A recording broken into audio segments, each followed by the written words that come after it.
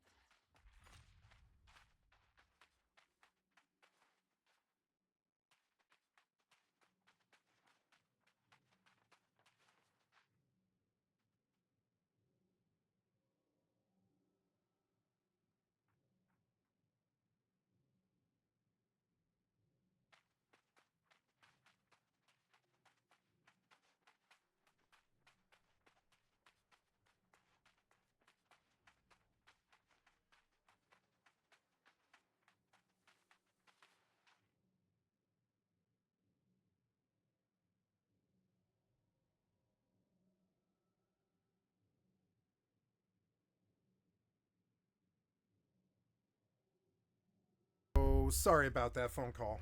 Right as the stream starts. 14 hours might go by. It doesn't matter. Right to the second. It doesn't matter. She has this thing. My mother, she's never legitimized anything I've ever done, so I, of course, have mommy issues, or whatever you would call it. I have mommy issues. She's never, ever legitimized anything I've ever done. Nobody ever has. Not my band. She never did come to any of the shows that my band did for 8 years. She's never sat down and watched me play a video game. She has never ever supported me in anything I've ever done, pretty much, except for like college, which she always told me she would pay for, but when I went, I had to pay for it. And while I'm not complaining or talking shit about her, she's just busy. She was a very, very busy woman. Very, very busy woman. She did not have the time to do these things, and that is all right.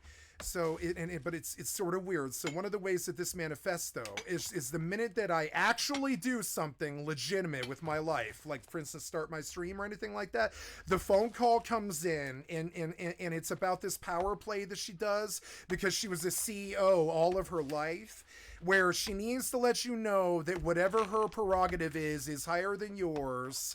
no matter what it is. And it's a part of neurolinguistics that she's hard-coded to her psychic power, so that she can literally tune in to the second when I'm becoming legitimate or doing anything real at all. And the phone call comes in and distracts me, and it's been going on since I was a child. Like, for instance, almost every time that we started the band practice, my cell phone would ring, and they used to clown me about it. The cell phone would ring pretty much to the second. So not only does she do this during the stream, and she doesn't do it every day because she's not an asshole, you know. I don't mind her, and none of it bothers me. It's just exasperating, you know. It's exasperating, I would say. It is. It's the other side of a motherly love or whatever. It's like, yeah, I know my mother loves me, and she uses her psychic power to sync up her CEO neurolinguistics to time a phone call right as I start doing anything at all, to let me know that nothing I've ever done in my ever in my entire fucking life is ever going to be as important as her. And I resent it, and I will call the behavior what it is, exactly what it is. I will show the world what I will describe in very good, almost psychiatric terms, exactly the action, the way that it manifests. I'm not a stupid man. I know exactly the way that this stuff manifests, and it's my family, so I can completely overlook it. And once in a while, I will say, like once a year or something like that, I will complain for about 2 minutes about it. Because I'm like, God damn it, man, it's so annoying how the phone call is almost impeccably timed. It's like when a director fires off the lights or something like that. The phone call, you saw it, it's always impeccably timed to essentially invalidate whatever the fuck it is I'm doing and put her fucking priority over mine. And so...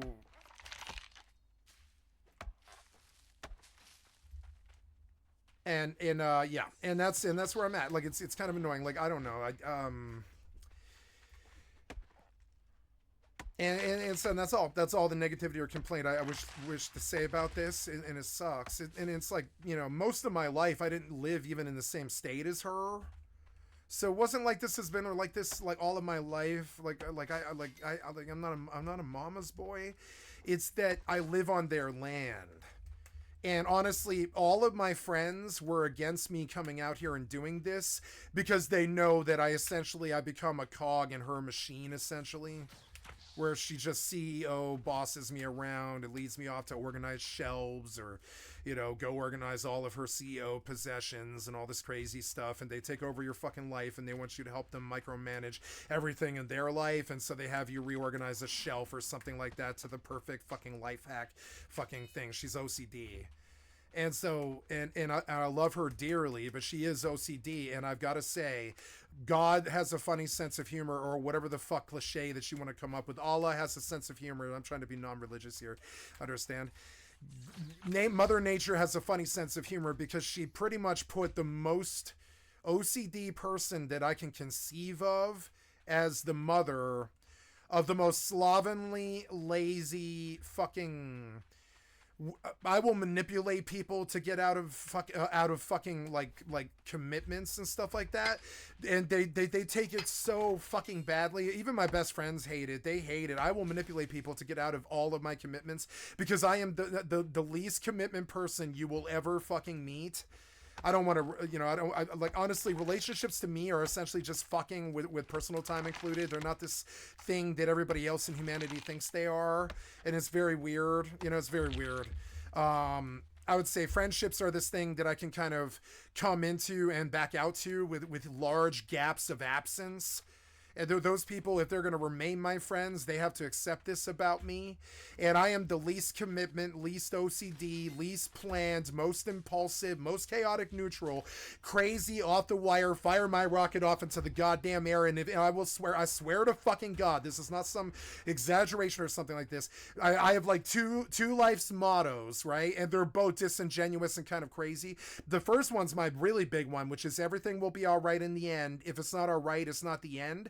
which is some kind of crazy excusive Peter Pan way to soar through life as a drug addict, never having any commitments or doing anything that had anything to do with being an adult or anything like that. It's some kind of Peter Pan syndrome thing, and and while it's good advice, everything will be all right in the end. If it's not all right, it's not the end. It's also a chaotic neutral's Bible, essentially. It's like the one commandment for a chaotic neutral, which is everything's going to be all right in the end because you just don't care about anything or anyone. You don't have any commitments. And this is hilarious to everybody else around you. It's actually hilarious. They live all of their lives trying to build these marriages and these friendships and these businesses and this money and all this shit that has to do with commitments that I'm literally allergic to. They can see that I'm allergic to it. I'm like, oh yeah, an alarm clock. No, I've never used an alarm clock in my entire life. And honestly, and I'll tell a boss or I'll tell my friends like this, I'll tell them right to their face. I'll say, anybody who wishes me to set an alarm beyond going to a hospital or something like that to go take care of some grievous problem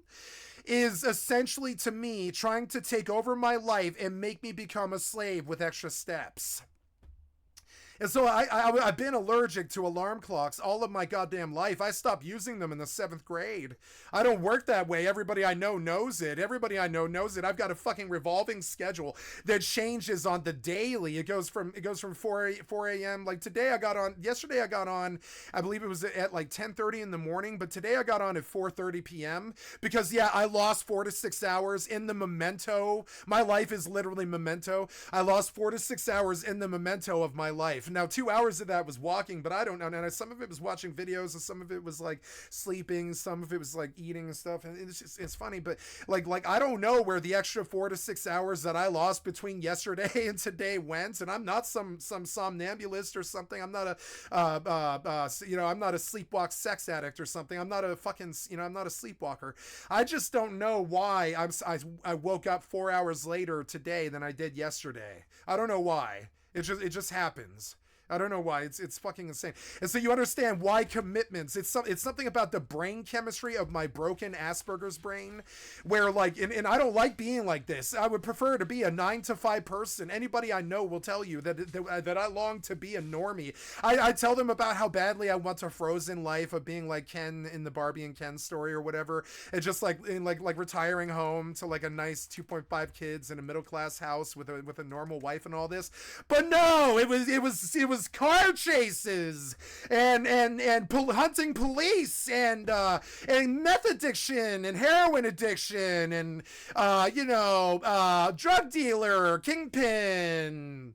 I don't know what other crazy things I've even been. I don't even want to make myself sound this bad, frankly. But I'm freaky Frankie. I'm a freak for the streets when it comes to it. I'm a freak for the streets. I pretty much am. I'm a fucking slut. I'm a fucking whore. I can be bought and sold. I don't care what happens as long as it's fun. And everybody that I've ever met has this like crazy sea change reaction when they meet me, which is why I like literally they either passionately hate. They don't passionately hate. Nobody passionately hates me.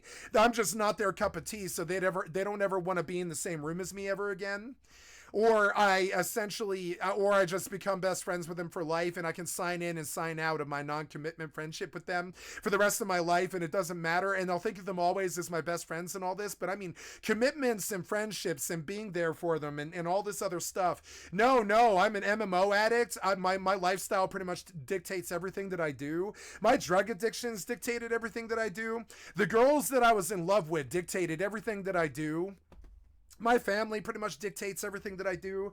It's kind of annoying. It's like stupid. Or my friends, they pretty much dictate everything that I do, because I am this Asperger's child that's been done crazy for like 50 years, and they know that and I didn't do bad things. I mean, I did bad things, but I didn't do bad things that harmed anybody. And so everybody loves me. Everybody I know either loves me or doesn't want to be in the same room as me, and I'm not their cup of tea. It's like that. They know that I'm not a bad person. They just know that I'm not their cup of tea. And that's okay.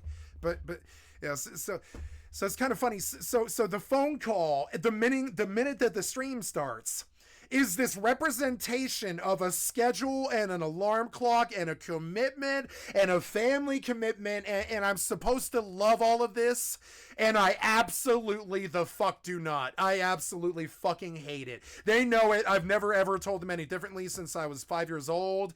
I cannot stand holidays, family shit, commitment, anybody telling me I have to be anywhere. I just don't have a life like that. I don't have I just don't have, I'm sorry. You could call it AAA or whatever the fuck you want to call it, or not AAA, but type A personality or whatever. You could call it a bunch of different things. Crazy. You could call it being absolutely certifiably fucking crazy. You could call it being a madman, and I have been to the fucking madhouse. I definitely have. Like, you know, in my lifetime, I just finished a stint in a non-outpatient, like, as in I was inside all day essentially, or at a job, one or the other, fucking mental health facility for 2 years for PTSD on an attempted murder and a bunch of bullshit with felony charges of heroin possession and methamphetamine possession of less than a gram of both of them, a trespassing charge and a fucked up theft charge over a stolen moped that I didn't know was stolen, that I bought from a drug dealer that I didn't know, and all this other stupid ass shit. That's all the God's honest truth too. And like, it is fucked up too. And like, I don't know. Like, that's fucked up. But I mean, like, understand, none of that had to do with phone calls at the start of the stream. None of it has to do with family, you know, requirements. None of it has to do with like family fucking commitments or a girlfriend commitment or anything like that. And they've been done. No, it's not like I try and hide it from them. I tell them on stream. I tell them in real life. I mean, I used to try and hide, like, for instance, my mother did not know I was a methamphetamine addict until I was 38 years old, but I had clocked 13 years by the time she finally found out. And that's how functional I was as a human being. That nobody ever knows I have any problems or anything. I don't ever tell them. I'm the guy that's just there. I've got the crazy revolving schedule that breaks. It's like this fucking program that just broke. I've got a crazy, like, could break anytime schedule like this. The crashes, they drive me crazy because to me they represent the chaos that is my life. They drive me fucking crazy. It's so stupid. Like, you know, the crash represents the craziness of my life. It does. It represents part of it. It's fucking stupid. Even the crashes of the goddamn programs and Technobane and the fucking software and the OBS bullshit and all that other stuff. It's just an example of how chaos follows me in everywhere I fucking go until I shut them all the fuck out. I shut them all the fuck out. And honestly, the phone comes in, and I love them, and I want to be there, and I would take a bullet for her, and I don't want her to not call. I tell her all the time. I tell her all the time, I don't want her to not call, but I try all the time to act like I want the commitment, and that I love the commitment, and that I like doing it. But no, I will not act like I like commitments. Like, it took, and honestly, I didn't know what it was. This was my epiphany in the last 10 years. I woke up one day and it was like, the government doesn't love me and I don't really love it. And I've got to make a choice about that now and sort of work towards a better tomorrow or whatever. And then the other thing that I realized was like that the commitments in my life were making me sick, like fucking mentally fucking sick, and I ended up in the madhouse. The commitments in my life were making me mentally fucking sick. The only commitment that I wanted was my girlfriend. That was it. It was the only one I was willing to make the commitment for. It was the only one that I was like dying to make and all that stuff. But no, I had to deal with abject poverty, a dude trying to fucking beat on me and shit all the time and kicking my door in and shit, crazy drug addicts fucking all hyped up on the fucking crazy powder, fucking trying to rip me off all the time, all this other shit. I was dealing drugs. I had the hottest woman in I had two of the hottest goddamn women in Denver, Colorado, and everybody knew it, so I had to fucking fight everybody who wanted my girlfriends. It was just like fucking stupid. It was like stupid. The whole thing was just chaos that I just didn't want. And so how did I get better? I cut them all the goddamn fuck out. All my best friends, my girlfriend, my ex-girlfriend, the woman that I would choose as wife. I cut them all out. I just recently, I sent a Facebook thing to my best friend, and I was like, yeah, I'm closing my Facebook, and here's my phone number. Just text me. I didn't even say anything to her. I was just like, yeah, I'm closing my Facebook, and I'm never using it again. And I love you, or not even say that. I don't think. I was just like, yeah, here's my phone number. Just text me. You know. And you know what? I bet she uses it as the modern way to let me go. And I hope she does, honestly, because I don't want the commitment. I don't want the best friend. It's shitty. They know it too. They know deep down inside, they know that I consider them all to have failed me and that I've left the human race and I don't really want them in my lives. Not even my mother. Isn't that shitty? Not anybody at all. I don't want anybody the fuck around me at all. At all, period. It's not being I just spent 2 hours in the motherfucking sun walking for something like 7 miles of shit. It's not being a shut-in or a reclusive or a fucking what is it? It's like the severe dislike of not the people themselves, the people I love them and die for them and I want to be with them, spend all of my time with them and all this crazy stuff. I really do want to be there, but I can't fucking stand the commitment and I can't let them take me away from my MMO lifestyle and my fucking craziness and my personal private fucking war in the mental against the government and all this stupid ass shit that I'm up to. I can't have them jading my fucking fight against Microsoft. I can't have them taking my time away. I can't have them doing this stupid shit. I can't have it. I can't have them taking me away from the stream. I can't have them taking me normal for commitments and all this. And some of these I can't get out of. Like my family is getting elderly and I cannot get out of the commitment of taking care of them. And I don't want to. I'll tell you right now, I don't want to. I don't want them to not call me. I don't want to get out of that commitment. I don't. I'm going to fight that motherfucker head on like it was the worst problem of my life, because it is. It is. That commitment is the worst problem in my goddamn life. I hate it like I hate Nazis and rapists. The idea of me being committed to taking care of two elderly folk while they dote into their old age is my idea of full-blown death. It's like full-blown death, and I'm going to do it. And I'm going to do it with aplomb and grace, and I'm never going to fucking bitch about it. I'm never going to say anything negative to them. I'm going to come to my stream and I'm gonna fucking primal scream and I'm gonna talk about it here, but never to shall them and a complaint meet, and I already found it coming out in my personality and the way I was treating them and the errors that I have and all this stuff, some kind of negativity, and I was like, nope, this is my fucking mother. She gave me my life. I cannot like fucking puss out on her when she finally does need me for something and all this, rather than her carrying me through jail and drug addictions and bad girlfriends and ex-girlfriends and all this and broken hearts and all this other crazy shit. Like, she's always carried me. She's never asked me for almost anything. So this is the thing that I've got to do in return. So I'm very, very happy to do it, but god damn it, man, it doesn't change the fact that I'm basically I think I'm literally physically fucking allergic to commitment. I think I could prove to a doctor that the idea of me doing something for anybody else than me, it's not narcissism or self-obsession. It's just this belief that I'm the only one left in humanity with any value. It's fucking insane. So what I do in all of my choices and everything, I believe my inner circle actually has value, and I believe their families have value. But that's it. And I'm not saying these people don't have value. I'm saying I believe I'm the only one who is proving their value right now. They're the only one looking at it totally subjectively at how badly this experiment went and all this other shit. I'm like the only one. It's like insane. I can't think of anybody else who totally sees it. It's fucking insane. Maybe Noam Chomsky or somebody. Maybe Noam Chomsky got it. Or I don't know. Somebody of that ilk, like maybe Gandhi or something like that. I view it as like this endless struggle. I don't even know what it is. Yeah, I think it's the civility of everybody and everything and everyone around me. But I'm the dirtiest, craziest, most fucked up, crazy person you will ever meet, fresh out of the fucking madhouse, nut.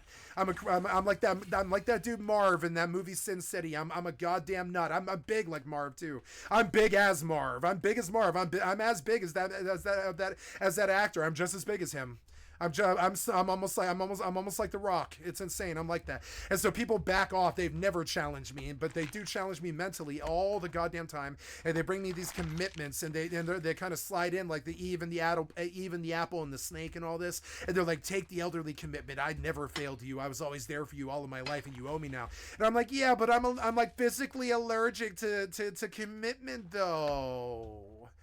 It's like asking a fucking person with asthma to. It's like this to me. I'm literally allergic to commitment though. It sucks, and it's like I'm whining. I know I am, but it literally kills me. I've lived with it enough to know I'm allergic to it. It's like full blown allergy. It kills my soul. I left the humanity because I knew it was the only way I could get away from the commitments long enough to survive, to support my mother or whatever through her elderly age. It was like insane. I was like, I have to get away from these people and their commitments. I can't do the girlfriend. I can't do the people. I can't do it. I don't have it. The PTSD or whatever it is. The PTSD, the brain damage from the goddamn moped crash, the physical and mental and spiritual collapse after my drug addiction in the rock bottom finally, the deep vein thrombosis and having to stick needles in my chest, the broken ribs and the paddy wagon, the 7 false assault charges, the fucking hunting the police who raped my friend, all this shit. My one of my best friends, I'm talking in my inner circle that I grew up with since I was 13 years old and shit, he shot his father and then himself a second later, and this is the shit that my best friend is dealing with. He's got a friend who shot his father in the face and then himself in the face a second later, and another friend who he's terrified is going to do the same. He's scared I'm going to do the same thing too. And I'm like, nah, motherfucker, you know me better than that. There's no way I would ever do something like that. I own guns, yeah, but I would never, ever fucking fire them at someone. No.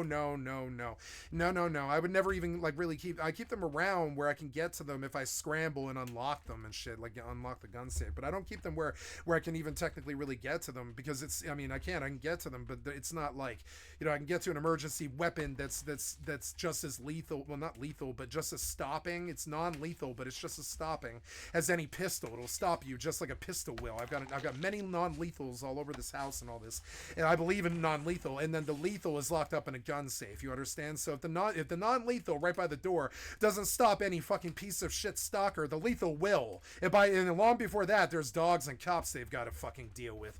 So understand, like, so in all this and security.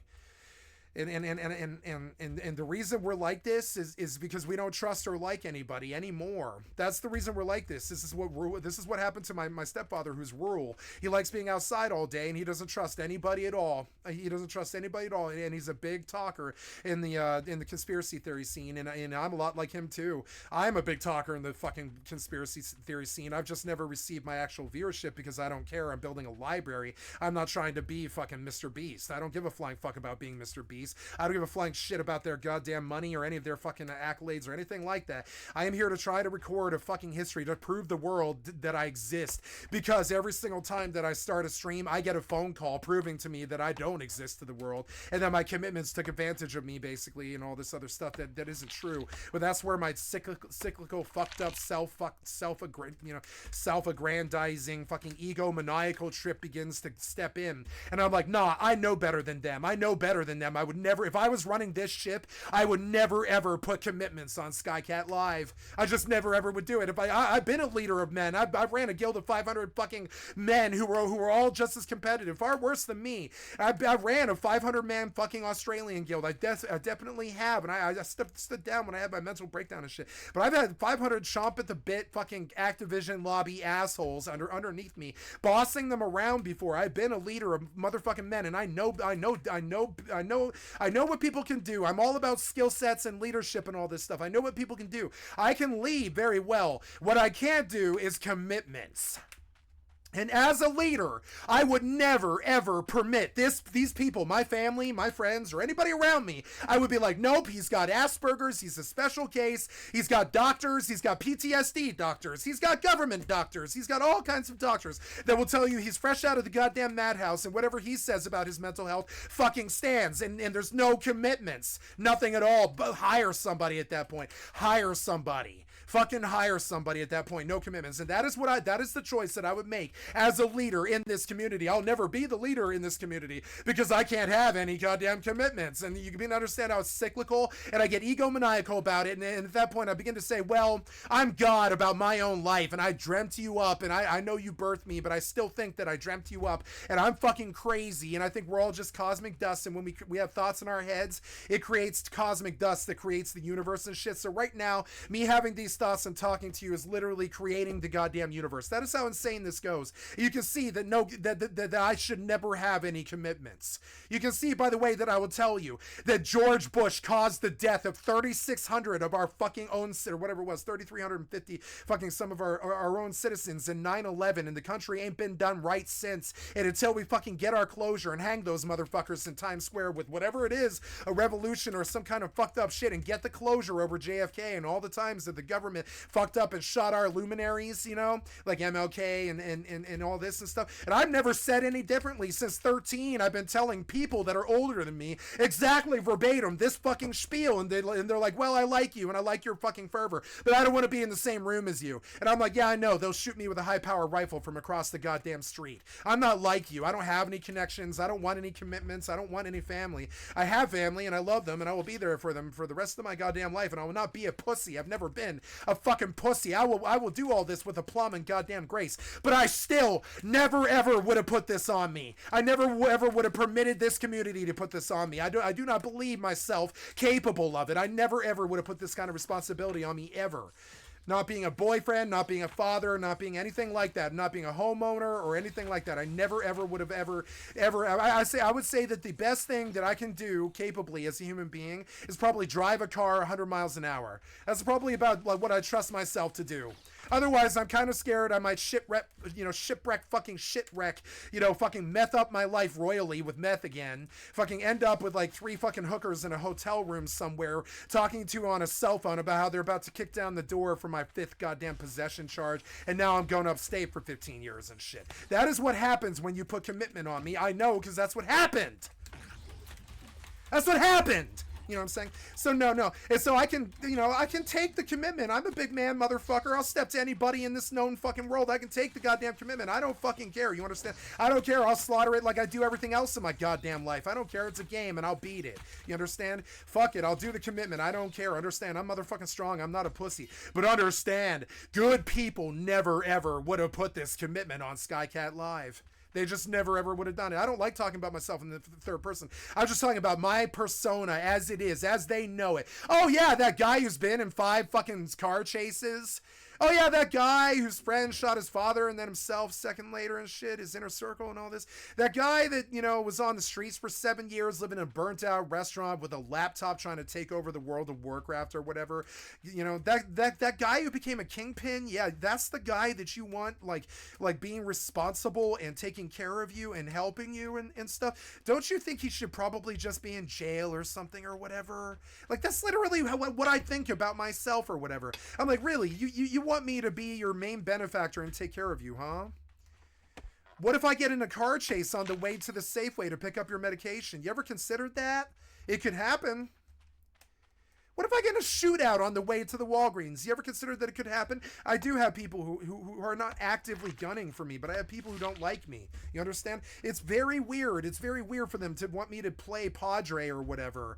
I am not the paterfamilias. I'm not my best friend. I don't want 1,000 people like fucking hanging off my every word. I don't want that. I don't want that. I mean, I didn't come here to, I want that as a streamer, but I don't want that in my personal life. No. I am not the paterfamilias. I'm not that guy. I'm not Tony Soprano. I don't have the big familia or whatever the fuck you like your little weird jack-off Americana Norman Rockwell jack-off fucking mental masturbation at like fucking accident mistake if it ever actually happens in the real wild or whatever outlier fucking reality and stuff that nobody ever lives up to. It's a life of broken divorce in America. It kind of is.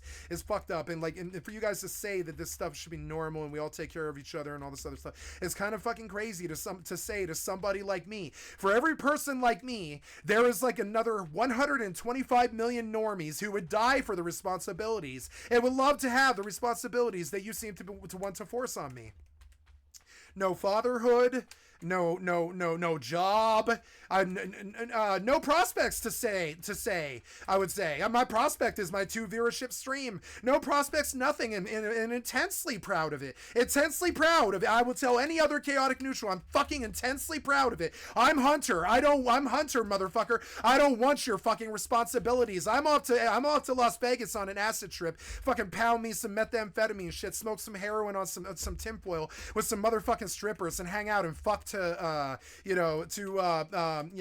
Starboy or whatever. That's far more likely than me living out the responsibilities well or some such and not imploding. How about a Hunter S. Thompson-esque journey to Las Vegas with a cell phone? I'll do it on stream, and I'll hang out with strippers and smoke meth and black tar heroin in the motherfucking hotel room and try to take over Vegas for a motherfucking day. Call it Skycat Live King for a day. Call it an event on my stream, right? I'm far more likely to succeed at that than taking care of my elderly parents. And so the madness, just the madness of thinking that me, fucking me, could do anything but be a cracked fucking talk show host or whatever is insane. It's just insane. It's I'm not that guy. There are billions of fucking normies on this planet. Find a normie, something. I mean, she did. She, you know, but still, like, I don't know, like I don't know. Find a normie though. It's not me, babe. It's not me. Beep beep hee hee. It's not me, babe. Beep beep beep beep or whatever. It's like Sonny and Cher, right? It's not me, babe. It's not me, babe. And I'm fucking, like, I'm really honest about it. I've been honest about it since I was 13. It's not me, babe. I'm not sure. Like, trust me, that I would really love to pretend that I'm not fucking crazy and move on out to the boondocks and live out some fucking cool little life with some woman who thinks I'm a goober. They all call me goober when they think they can tie me down. It's like this weird psychological thing that goody two-shoe women get. They're like, oh no, you're not some crazy ex, you know, fucking car chase, hunted police, you know, like black tar heroin, methamphetamine, 27 charge, like misdemeanor, Missy demeanor, Missy Elliott, and, you know, fucking crazy, like rap star, rock star, god, gun singer, or anything like that. You're just a goober. Deep inside, you're just a goober. Yeah, no. I'll probably go to the motel room to smoke black tar with the stripper now. I'm a star boy. I wish I wasn't. But even long before I was ever a streamer, I was a star boy. It was always been like that. Anybody I know will tell you. It's insane. It's always been like that. And so to try to say that I'm not Keith Moon on the way to the goddamn overdose is just insane. It's insane. It's the purview of insane people. And this endless loop that they put me through will put me in the madhouse because I keep doing the same thing with them over and over and over again, expecting a different result. But no, I always end up in a fucking, there's always some siren, you know, singing me to shipwreck, and it doesn't matter what you think's is gonna happen. You're gonna pray that I'm not gonna shipwreck on that fucking, on those rocks. But no, I promise you. I fucking promise you, this shipwreck is coming. It's always been coming. I'm constantly a crash on the shore. I just may not have told you, you know? And I picked myself up off the goddamn rocks, and I'm like, goddamn harpies. And no, I love them. And like, I really do. I love women. I got no issue with women. I'm talking about like how, like, it's me. I'm talking about my weakness of chasing women has led me to the rocks every single fucking time. It's not their fault. It's not their fault. It's not her fault. It's not Cloud Candy's fault. It's not anybody's fucking fault. It's not my last one. It's not anybody. Like, it's just, you know, it's my fault. And I don't go around, like I tried to tell Bagon this year, I don't go around normies trying to act normie anymore. It's a discredit to them. I am not a muggle. I can't do your muggle things like taking care of elderly old people like a good muggle. I'm off to try and win the world of Warcraft, slaughter the new world. I'm off like Christopher Columbus in this some digital fucking thing with my Kraken Club and my motherfucking, my 10 billion on EVE Online from gambling or whatever. My marijuana addiction and my desire to destroy the Republican Party, right, and bring progressivism to the fore and all this stuff. And you understand when I start just talking about all the crazy things I want to do, like I've got 4 songs on YouTube and I'm about to do another one. 5th song's coming, guys. I don't know the title yet, but it's coming. And you know, and I'm gonna try and finish a free album on YouTube and all this shit. And no, taking care of my elderly family doesn't really fall in line with my crazy Jim Morrison life. No. And I think there's enough normies on the fucking planet that I feel that we can maybe what's the word, delegate for this one. But no, it's gonna fall on me, and I'm gonna bang my head against it, and I'm gonna be miserable, and I'm gonna hit rock bottom again, and it's fucking annoying. And honestly, sometimes rock bottom is when you realize that you haven't been there in 7 years, and you weren't there, and you weren't helping them, and you were just completely gone on some Hunter S. Thompson thing. You know, on some, you know, Fear and Loathing trip. And so, you know, like, you know, and so, yeah, you know, like, My Life is Gods and Monsters by Lana Del Rey. It's not fucking Napoleon Dynamite. They want to say I'm Napoleon Dynamite. No. Yeah, I'm that guy who tries to convince you to get an abortion. That was what I tried to do. I'm that guy who I'm that guy who sold you that methamphetamine. I'm the before rehab friend. I'm that guy who definitely has stolen from you if he loves you. You know the skycat.live loves you if he's stolen something from you and then told you afterwards. God damn it. And so they love me because they know that I tell them afterwards. But they're like, "Why are you like this? Why did you steal from me? Why did you charge $1,300 on an Amazon account?" Oh, I don't know. It was my suicide day. And so I said goodbye to my girlfriend, and I stole $1,300, and I tried to send her Amazon goods to make her feel better after I was dead. Do I like telling stories like this? No, but they're the truth. they're like Art Alexakis stories, you know. They're kind of fucked up, you know. I don't like telling that story, and I'll repeat it because it's fun. I've never heard this story like so boldly told out of my own mouth before, but it is true. Yeah, on the day of my second attempted suicide, which was like, I don't know, 5.5 years ago now, somewhere around there, in the madhouse, I was going to attempt suicide because I was like, well, there's nothing left, is there? You know, I've hit rock bottom. There's nothing left. There's no friends. There's no family. There's nothing. So I just broke into my family's Amazon account on the day that I was going to do this. And I then set off flags and alarms when I sent $1,300 worth of random loot that I knew that my ex-girlfriend wanted, so I could do something nice for her the day that I died. And I didn't care that it fucked my family over, because I don't care. I'm a crazy person. I don't care about anything, really. All I care about is having fun. That's it. If you understand it, you can appreciate it and not go around me or give me any commitments or expect anything differently or make me crazy trying to expect something different. You know, like, and I did end up in the madhouse. I ended up crazy over it, trying to expect something different from myself. No. All I did was I understood that I had to stop doing drugs because they were just going to continue to throw me in jail until I blew up the courthouse, you know?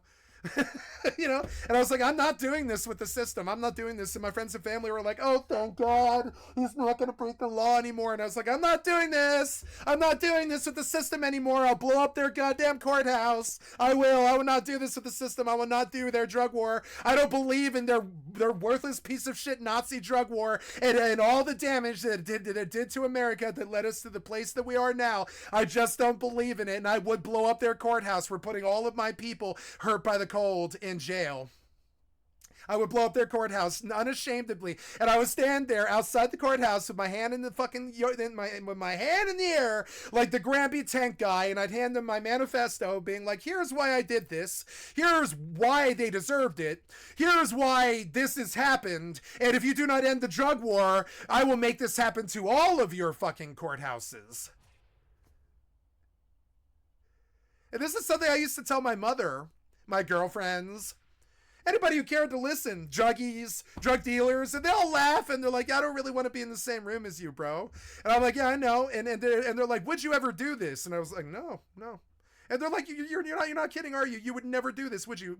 Right? And they're scared. They're like, you would never do this, would you? And I'm like, that's what I told my neuropsych evaluation doctor. I was like, yeah, I have this problem with authority, and I think you kind of should actually understand how much of a problem with authority it is. I believe that some police officers kind of raped and captured some of my best friends and stuff and subjected them to jail over possession and drug addictions. And essentially, a lot of my friends were treated like the Jews were treated in the Holocaust. And I would blow up their courthouses if I could. I would condemn judgment on them as an American son, as in my family came over on the fucking, you know, the Nina Santa Maria and shit. The Horton family came over. We've been here forever. I'm American fucking royalty and shit. And yeah, I believe in this motherfucker, and I would end their goddamn courthouses if it meant them stopping hurting my friends who have been hurt by the cold. They're already dying in the gutters, in the streets, in the motel rooms anyways on drugs. You don't need to fucking imprison them, you goddamn piece of shit, worthless fascists. I'll blow up your buildings. Fuck you.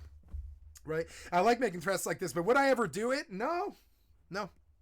Not even, I love talking about it because it was rock bottom for me when that's what I wanted to do. I was like, no. And when I realized that I didn't want to do that, I didn't want to harm anybody or scare anybody or make any of this worse for anybody. I was like, well, I'm just going to leave because there's nothing left. Right. And that's when I charged $1,300 to my family's Amazon account against their will, without their knowledge and shit. And I tried to send $1,300 worth of loot to my ex-girlfriend as a goodbye letter. I didn't even write a suicide note or anything. I just did this. And then I went to the bathroom and I put on Secret of Mana OST for like 7 hours, and I essentially had to have a battle with like whatever you believe God is or whatever, where I was like, yeah, I'm either gonna stay here and destroy everybody who destroyed me, or I gotta leave, and I don't want to leave. And that's when the phone call came in like 7 hours later. Why did you run $1,300 on our Amazon account? And I was like, well, you're not going to like this, but yeah, there's nothing left. There's no friends or family or people. I'm surprised you're even willing to call me, and you didn't just call the police on me. You know, I'm surprised you're willing even to talk to me and stuff. There's nothing left here, so I was just going to leave today. Goodbye. And she was like, no. And she was like, look, I got all of this reversed. You're not going to jail. There's nothing going on. Just chill out. Stay in the place. I promise you, if you relax, we're going to get you a home, and we're going to get you away from these people. We're going to get you out of the system, and you're never going to have to face them again. And I was like, really? Yeah? And she was like, yes. And she kept her promise. And I was like, okay, I'm sorry. I just, I didn't mean to run $1,300 on your Amazon account. I just really love the woman of my dreams, and I wanted to do something nice for her on the day that I died. And she was like, it's okay. Now, I don't like telling stories like this, but this is what the system did to me, and it's why I want to blow up their buildings. Understand? And so yeah, and I don't like this story, but I'll tell the motherfucking story. And so that's why, and that's the trip that I'm on. It's not taking care of my elderly parents. It's trying to recover from stuff like that. It's not that I've got to be a selfish motherfucker. I've got to be almost, what do they call it? Somebody of Dionysian magnitude of selfishness here. But I must heal after dealing with the human race as I did. I must heal. I can't take care of I cannot save you. I can't even save myself. It's one of my favorite fucking songs by Stabbing Westward. You know what I'm saying? And it's like, I cannot save you. I can't even save myself. You think your salvation lies in me getting to be a better person? No. No.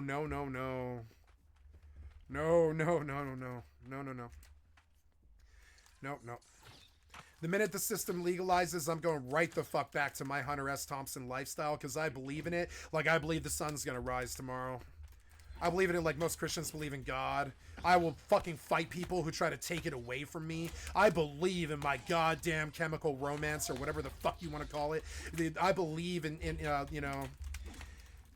I don't believe in letting the cables sleep, and I believe in My Chemical Romance, essentially, not the band, but the concept of it. I believe in My Chemical Lifestyle. I believe in it. And I would die for it. I don't believe in your control of it. I think it's the same thing that for me, it's the same kind of magnitude of thing as abortion is for the women. For me, the drug war is about, it's crazy, and I would sell the women out, and I would trade abortion to the fucking GOP for this crappy ass drug war that killed everybody that I love, except for my family. Hey, I'm level 19 Void Gauntlet. I'm getting up there. I won't have to use this weapon much longer. I just wanted to have a level 20 Void Gauntlet. I don't know what to buy. I don't think it's that. Oh, yeah, I mean, that's a good one. Yeah, we'll do that one. Yeah, that's my little horrific, fresh out of the madhouse, fuck you. You think I can do anything fucking question? You think I can do anything, like actually take care of you? I challenge that as a leader in this community. I challenge your assertion that skycat.live is capable of taking care of you. And and even in that, I end up being the leader in the community as usual. And I question my own family's choice in resting their faith in me. So I'm going to go against that. I'm going to fight that battle. And at the end of it, my mother, I guarantee it, my mother will be gone, but she thinks that I'm going to be smiling at the end of it. Nope, I resent it. I resent the commitment. I resent the family. I didn't want the tradition or the fucking holidays or any of this stuff. I don't want the connection. I don't need the safety net. I am a crazy fucking mad scientist in my own weird, like, you know, fucking, cat's cradle here, and I'm trying to invent Ice 9 out of nothing, and I've got my country on a whole new wave, like you know, and I don't know. I don't think your faith in me is justified, and I'm terribly sorry. I said it how I meant to say it. I think all the other sensible humans would say the same as well. But you know, it being family, we make amends. We do what we need to. We do it anyways. You know, I don't like it, and I resent it. I will just be honest about that. I fucking resent it. I've never liked it. When I left the house at the age of 16, I think she understood that I wasn't ready for any of it and never would be. I am weird, and she tried to tell them all of my life that I was special. I'm fucking special. It's weird. It's not normal. You could call it being an asshole. You could call it being Asperger's. You could call it, you know, autistic, whatever you want to call it. But I am a fucking asshole, and I do not have the bandwidth to be somebody's anything at all. Can't be your hero or your, you know, your idol or your the person that you rely on, your boyfriend or your son or anything like that shit, husband or any of that shit. I don't have it. I am terribly sorry. I'll be the first one to tell you. I've always told them, and I resent it. I fucking resent it. I've done my best to battle it. I've stayed away. My friends were against me coming back here because they were like, you know what's going to happen. You're just going to end up being the cog in her machine again. My best friend was like legitimately surprised I was willing to ever like do this. He was like, you know that you cannot handle like your mother. You know that you cannot handle her. And I was like, yes, I can if I don't live with her in the same house, which was true.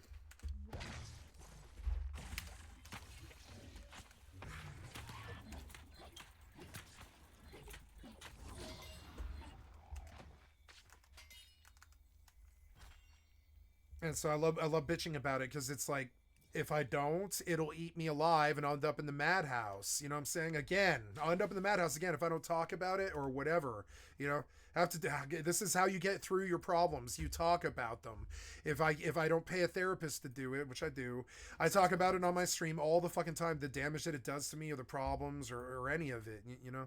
It just sucks, and that's just where I fall on this. I'm gonna watch a crappy like sensationalist YouTube video now to get my mind off this shit because it's always cyclical and never ends.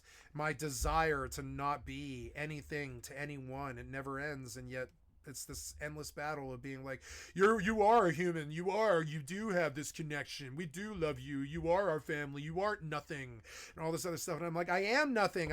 Nothing I have ever cared about has ever been listened to. I am nothing. I've got nothing. I've got no acknowledgement, nothing at all. You know, they never did come, they never did see. You know, it's fine. I am nothing. It is good. Beautiful bastards, welcome back to the Philip DeFranco Show, you daily dive into the news. We have a lot to talk about today, but first, I have to admit, I was wrong. Y'all were not bluffing. You guys made the Politics Will F With You shirt the bestseller of the year. But also, I will say, I saw some critiques for people that wanted to buy it, but not that specific one. Or people saying, I can't wear a shirt that says fuck, or right. You just didn't like the font. Which is why I made a new version. If you don't mess with politics, politics will mess with you. Oh God, please. Please. I can't see the mouse. You are so fucking for y'all as well. So right now, for a limited time, over at beautifulbastard.com, you can get the You May Not Mess With Politics, but Politics Will Mess With You premium hoodie and tee. So yeah, grab those while you can over at beautifulbastard.com. I also got a top link in the description, but we have a lot to talk about today, so let's just jump into it. This is a news show. Jack Doherty is our douchebag of the day. And if you're not familiar with this guy, as I think most of you are, I'm so sorry to do this to you. But this 20-year-old YouTuber, kick streamer, OnlyFans manager, and professional fuckboy was all over the news this weekend because of this clip. Oh, Bro! $350,000 He gone. crashed his $200,000 McLaren while live streaming on Kick, which also makes this video from a year ago seem prophetic. Today's the day I'm picking up my brand new McLaren. I'm super excited. I have no idea what anything does. I'm so confused right now, guys. Crash this car. You should have. But also, like, don't be mistaken. Right? This wasn't just some inevitable misfortune that befell him. No, rather, you've got people arguing that this was totally reckless on his part, largely due to three things that the stream appears to show. First of all, he's driving on a wet highway in the rain. Second, he's apparently speeding. And third, he's repeatedly glancing down at his phone, possibly to read chat. And so when the video picks back up, the sports car's crashed into the guardrail and Doherty's stuck inside. Help! Just another reason not to read the chat. Break the Chat will wreck your McLaren. Just another reason not to read the chat. Oh, I'm just kidding. I love you guys. The only reason I don't read the chat is because it immortalizes you on my stream. And this is a personal 50-year history. I don't want to immortalize anybody else on my stream except like for like co-op partners and stuff that play video games with me. I don't want to immortalize you on my stream. It's my stream. I can do what I want with it. So no chat while I'm recording, which is always, pretty much always. And if I'm not recording, I'm singing. And so if it's not recording, it's singing. And so, yeah, sorry about that. I got a sub yesterday, and I think I completely ignored the person. Understand, I don't do that stuff to hurt you. I mean, I guess I do. But, I mean, like, I don't do this to intentionally hurt you. I just have PTSD and can't handle people. It's simple. But then some people pulling him out of the wreck, seemingly okay, all things considered. I take people at their value, whatever they say say at face value. I'm a very literal person, and I try to read whatever they're saying in between the lines all the time, and I watch their eyes, and I'm a very, you know, I would say profiler type person, and I don't particularly like humans, so yeah. And this isn't the right job for that, but I mean, I came here to make a history, you know. The history doesn't involve other people. It sucks. You know, it's selfish, but it is what it is.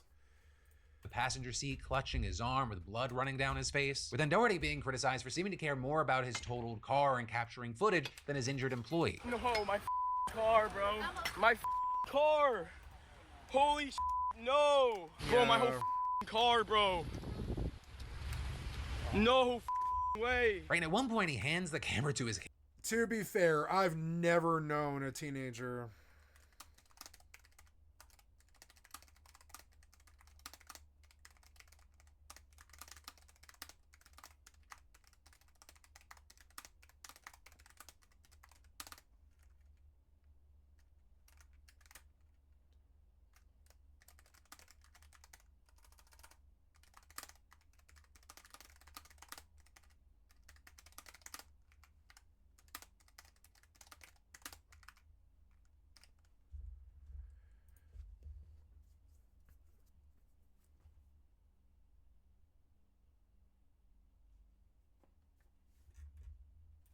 cameraman who's still bleeding and as we'd later discover would need stitches. Michael, here. Michael, do you have film on that phone too? Though to be fair, he did technically also ask Michael whether he was okay at least a couple of times. But regardless, this was apparently the last straw for Kick, which permanently banned Doherty's account, right? And this reportedly for violating its safety rules. And also, notably after multiple other incidents where he was also driving recklessly on camera. Like in March, for example, when he flipped a brand new off-road vehicle. What? Oh. Or in November when he crashed a golf cart with his girlfriend inside, toppling it on her side and then lifting it off of her. Oh. And right now, in addition to Doherty being roasted online for just all of this taking place, you also have a lot of people going after him for acting like he's this hurt little baby bird that bears no responsibility. Right, posting a video on X saying, "Crashed my McLaren, glad we're both okay." Him filming vlog style as he's pulled out of the vehicle, obviously not showing what led to this crash. With him also then plugging his website. And I'm just left looking at this wondering, will this motherfucker learn a lesson? Because everything I've seen from this guy over the past year, he just seems like the fucking worst. Or one of these live streaming dickheads who go out of their way to be dickheads and feel comfortable being dickheads because they have big security with them. I mean, do you know how much you have to suck for Kick to ban you? A lot. And unfortunately, I don't think that you're really gonna learn from this. Because unfortunately, and it's not a new thing, especially in like the creator ecosystem, there are certain kinds of people that do not care what kind of attention they are getting as long as they are getting attention. And if they are making money, they think, oh, that means I'm right. But then we gotta talk about this 10. Hey, look, I'm already halfway to my 26,000 gold goal. I made 7,000 gold last night or whatever it is while I was sleeping. People like cactus flesh, I guess. 10-year-old boy who took a stolen vehicle for a GTA-style joyride around a crowded playground in Minneapolis. Where you see him drive across a sidewalk right there, and then he keeps going back and forth in the background as kids are just feet away, with school staff frantically ushering children off the playground, and luckily, none were hurt. And with all this, we've now learned that the police have arrested the boy for second-degree assault and booked him in the juvenile detention center. And if you're wondering, what happened, right? Did he get bored of the monkey bars where the seesaw is just not doing it for him anymore? Well, it turns out the kid's actually a career criminal, with police saying this is at least his third arrest, and he's a suspect in a dozen cases ranging from auto theft. I mean, that's the age to do it, yeah. To robbery, to assault with a dangerous weapon. And his rap sheet reportedly counts around 30 priors. Shorty wanna be a thug. Said he gonna be. Shorty wanna be a thug. Dating as far back as May of 2023. Though also, to be fair, most of those are runaway incidents. As comical or wacky as all this may seem on the surface, there's actually a deeper issue here that does need to be solved, which is also why you get the county attorney's office saying in a statement, "We are facing an urgent crisis in our community related to a small group of children who are not competent to stand trial in the juvenile justice system, but who cannot safely be at home." With them adding, "We are actively engaged with law enforcement as well as county and state partners about the critical need for safe and appropriate out-of-home placements for children with these complex needs who require specialized care." In closing, we cannot charge or prosecute our way out of this crisis. But then these Alex Cooper allegations and backlash, they're wild. Because you have some of her fans and others online alleging she is spreading propaganda after the normally not so political Call Her Daddy host had Kamala Harris on her show. With a number of people slamming Cooper on X, as well as in the comments of a teaser for the episode posted on the Call Her Daddy Instagram account, writing things like "Call Her propaganda." Others claiming they're gonna stop listening to Call Her Daddy, condemning Cooper for veering into politics, and implying that the Harris campaign paid her off. Right in this is you have people saying that Cooper was biased because why wasn't she interviewing Trump as well? In this is you also had some critics taking aim at Harris, or saying why is she doing this rather than traditional media? But with all that said, Cooper for her part actually addressed much of the criticism against her first thing in the introduction to the full episode, explaining why she had Harris on the show. As you guys know, I do not usually discuss politics or have politicians on this show because I want Call Her Daddy to be a place that everyone feels comfortable tuning in. Overall, my focus is women and the day-to-day issues that we face. So, I will be honest. I had been going back and forth with this decision for a while. To get involved or to not get involved. But at the end of the day, I couldn't see a world in which one of the main conversations in this election is women, and I'm not a part of it. I want to be so clear, since this isn't a one-sided conversation, we reached out to former President Donald Trump to come on the show.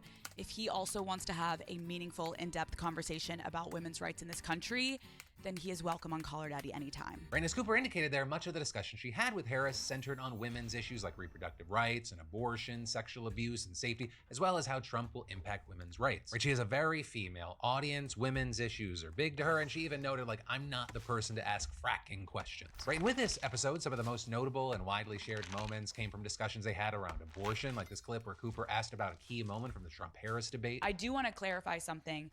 In the debate, former President Trump claimed that some states are executing babies after birth.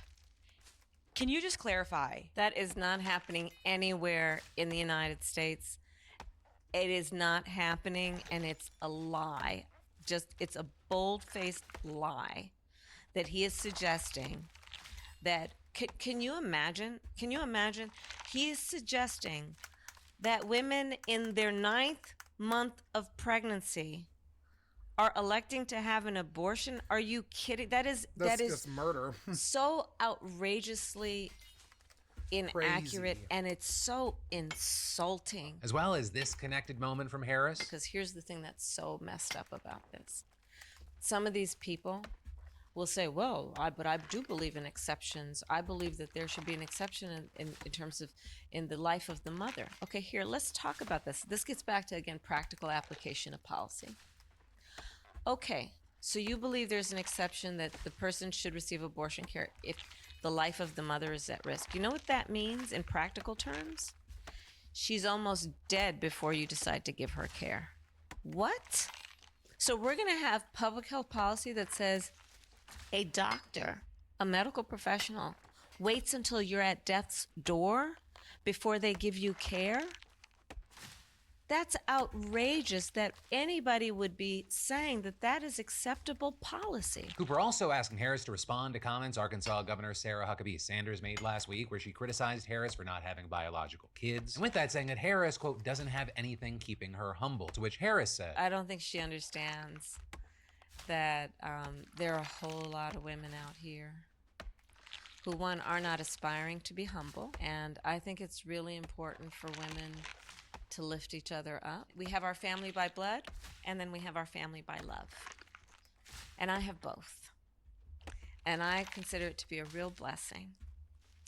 And I have two beautiful children, Cole and Ella, who call me Mama Love. Aw, Mama Love. We have a very modern family. Right, but with all that, while there was backlash against Cooper and Harris, there was also a ton of support, right? Many cheering Cooper on for using her platform to talk about important issues, especially for women. Some also saying that the interview itself was really meaningful and impactful. And others also hitting back at those who criticize Harris for going on Call Her Daddy by noting just how massive of a reach the podcast has, right? And not just when compared to more mainstream media outlets, but especially with key voter bases that Harris absolutely needs to win, particularly young women who aren't necessarily politically active, right? I mean, according to Spotify last year, Call Her Daddy was the platform's second most listened to podcast, not just in the US, but globally as well, with it trailing only the Joe Rogan Experience in both categories. And it's also been reported that Call Her Daddy was the most listened to podcast among women last year as well, with Cooper herself previously saying after she first signed her big Spotify deal that she thinks around 90% of her fans now are women, and other outlets finding that her primary audience is 18 to 29 years old. Also, I just gotta throw this in here. If you had no problem with Donald Trump going on Logan Paul's podcast, chopping it up with the Nelk boys,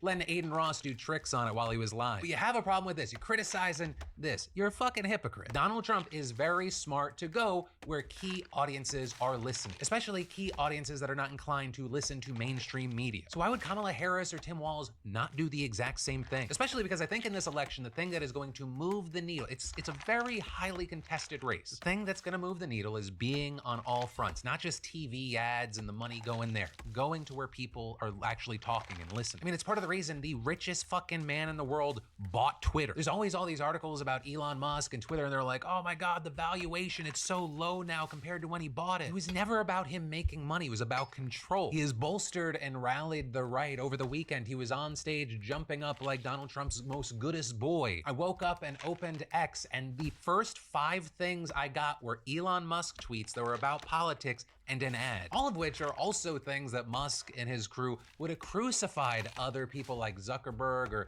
Jack for doing in the past. But all of that is to say there are a number of reasons all this faux outrage, it's fucking silly. But also, going back to Kamala, right, she's not stopping with Call Her Daddy now. And she also appeared on 60 Minutes last night. Later this week, she's set to sit down with Stephen Colbert, Howard Stern, and The View. Meanwhile, Tim Walz is set to appear on Jimmy Kimmel, as well as going on the Smartless podcast. And all of this is to be expected, right? Both campaigns right now are on a full media blitz. We are just 29 days away from the election. And so in addition to once again telling you to go to vote.org, vote.gov, make sure you're register to vote if you're not, that is especially true today if you live in any of these states, starting with the swing states Arizona and Georgia, and continuing with Florida, Texas, Arkansas, Mississippi, Tennessee, Kentucky, Indiana, and Ohio. Today is the last day to register to vote, so make sure you're registered. People get removed from the rolls all the time. And if you're not already or you got removed somehow, register to vote. Because the 2 things we always say on this: 1, disregard all the polls. The only polling that matters is on election day. And 2, I get wanting to check out. It's fucking exhausting. But while you may not fuck with politics, politics will fuck with you. So be a part of it and vote. But then just take a quick breather from the news. You know, y'all know I'm a huge fan of football, which for me goes hand in hand with fantasy football. And today's sponsor, PrizePicks, is making this even more exciting for me this season. Right, PrizePicks puts its members first, so withdrawals are fast, safe, and secure, and when my picks hit, I can get my money in about 15 minutes. And you can sign up today and get $50 instantly when you play $5. You don't even need to win to receive the $50 bonus. It's guaranteed. Cook up hot takes with your friends and win real money when you and your crew run your game on PrizePicks. It's easy, just pick, submit, done in less than 60 seconds. Tonight, for example, I picked Alvin Kamara and Travis Kelce to get more than half a touchdown. I think Kamara's phenomenal. Kelsey's been really quiet this season. But yeah, just click the link in the description, download the app today, and use code DeFranco to get $50 instantly after you play your first $5 lineup. That's $50 instantly after you play your first $5 lineup when using code DeFranco. PrizePicks, run your game. Then, we gotta talk about how mysterious white vans have snatched up thousands of people across the country and taken them to Phoenix for one of the biggest Medicaid fraud schemes ever uncovered. And actually, to put this madness that we're about to dive into context, ever since Europeans brought alcohol to the Americas, indigenous people have struggled with higher rates of severe substance abuse. Right? I mean, to this day, they suffer more alcohol-related health issues and deaths than any other racial or ethnic group. Yet, at the same time, they have some of the lowest access to addiction treatment and healthcare in general. So in Arizona, the government offers health coverage specifically to indigenous people through the American Indian Health Program, which very crucially is different than your typical Medicaid coverage. You see, because instead of reimbursing providers with a fixed rate, the program allows the providers themselves to set their own rates and bill the government without any oversight. And so I know this is going to shock you. You're going to think, not in my America. Shady providers looked at poor indigenous populations and they saw dollar signs. And that's why all of a sudden a few years ago, white vans started prowling around tribal reservations all over the United States, with them picking out anyone who looked homeless or intoxicated and then promising them shelter, food, and a chance to get sober. And once the person got in, these vans carried them dozens or even hundreds of miles away to Phoenix, where a network of sober living homes awaited them. Now, to be fair, some homes did actually make an effort to provide treatment, but those were few and far between, right? Most people who talked to reporters, they described empty, unmanaged facilities with no furniture, little food, no counseling or enforcement of sobriety, with people routinely drinking, doing drugs, and fighting inside the homes, and some even overdosing and dying right there in their bedroom. In fact, according to NPR, one place locked residents in their room while another gave them a daily allowance, which many just spent on alcohol. With one person saying about the classes they had to attend, quote, "It's the same curriculum over and over again. Most of us just ended up passing out in class." And I mean, even the white vans, they sometimes reportedly stopped at liquor stores on the way to Phoenix to ply people with alcohol, with one Navajo citizen and state senator telling the New York Times, "The idea seems like, let's keep them drunk, keep them using. The longer they stay, the more money." And while in reality, these were basically glorified crack houses, on paper, they looked like legit treatment centers housing thousands of patients. And thanks to the lax oversight, especially during the pandemic, nobody looked any deeper. So I always wondered what this was. Now, and I swear to God, they did this in Denver too, because there was a lot of Section 8 is kind of like that. It's like they're paying for crack houses, essentially. It's insane. And I worked across the street from Section 8, and there was stuff like we had stuff at I worked at a 7-Eleven, and we had stuff like groups of kids coming in there smash and grabbing and stuff. It was insane. It was like a really raunchy 7-Eleven with all kinds of drug deals going on and all this stuff and robberies and stuff. And I began to realize that for some reason the government was just sort of paying the rent of a bunch of crackheads while I had to work, and that sucks because that's kind of a right-wing view, but I mean, the only reason it's like that is because of the war on drugs, though. Program into a giant slush fund, with them billing the state exorbitant amounts for treatment services they didn't actually provide, as well as for patients who had left, gone to jail, or died. Between 2019 and 2022, payouts for outpatient behavioral health claims exploded from $53 million to $668 million, with one woman who's since been arrested raking in $22 million through 2 treatment companies that she owned, with her then reportedly spending that on cars, homes in Las Vegas and Arizona, diamond necklaces, and a showroom's worth of Gucci, Versace, and Louis Vuitton bags. And of course, all the while, Native American patients just lived in squalor. But over time, state officials then noticed the ballooning Medicaid costs, and slowly word started to get out about what was happening. And so the FBI, state, and tribal authorities investigated. And in May of 2023, Arizona's new governor, Katie Hobbs, revealed the extent of the crisis, with the details really only getting worse and worse since then. Right, reportedly, since 2019, the fake providers have defrauded Arizona as much as $2.5 billion, with the state's Medicaid agency suspending reimbursements all of these to people are going to go to providers jail. And capping payouts to everyone under the American Indian Health Program. And with that, you might think, okay, that's it, right? The bad guys go to jail, the victims get the treatment they need, everybody goes home, roll credits, happy ending. But no, as it turns out, a lot of legitimate healthcare providers, they got caught in the crackdown on all these fraudsters. In fact, you have ProPublica reporting that 30 formerly suspended behavioral health providers have been cleared to start getting reimbursed again. But during those suspensions and ensuing legal battles, I mean, they lost a lot of blood, financially speaking. In fact, in a survey of providers this spring, half said they were close to shutting down, and another 20% said they had either already closed or were filing for bankruptcy, with many others going into debt, laying off staff, and regrettably turning away Native American patients. And so as a result, people who at least had some housing, whether a legit sober living home or one of the fraudulent places, they found themselves suddenly homeless. And since many of them had been driven across the country in white vans, they were left stranded hundreds of miles from their families and reservations with no money and no cell phone. But also, they weren't just stranded anywhere. They were in fucking Arizona in the middle of the summer, which if you've ever been, does not feel like an actually habitable place on the planet. Now with all this, thankfully, the state did create a hotline to help them get treatment, housing, or transportation back home. But here's the catch. That service only connected people to 3 hotels in the Phoenix metro area. Plus, if you didn't have a phone or you just never heard about the hotline or you were far from the city, that didn't matter much. So according to ProPublica, the state kept no record of what happened to most of the hotline's 11,400 callers. Though it did say of the over 4,000 people who received temporary lodging, only about 150 requested referrals to behavioral health centers. And more than 575 ended up unsheltered, increasing their chances of relapse or death. And so now, in the wake of this crackdown, spending on American Indian Health Program services plummeted by 2/3 as of July. Meaning for Arizona's taxpayers, the problem is as good as done. The crisis is over. But for the Native Americans actually suffering from substance abuse, things are worse now than before they climbed into those white vans. And really, if like the last 400 years of history on this continent give any clue, that's exactly how it's likely going to remain. A cycle of letting people be exploited, then trying to help them, then making the problem worse, and then just forgetting and moving on. And then, in really interesting medical news, there are real concerns that the FDA's latest plans to combat racial bias in the medical world, that it's not actually going to be nearly enough to help minority patients, right? And actually at the center of this are pulse oximeters, which are those little clamps that hospitals put on your fingertip to see how much oxygen's in your blood. Because as it turns out, they're not very effective for patients with darker. Gotta go check to see if I have to defrost something for dinner. I'll be right back. Get a glass of ice too.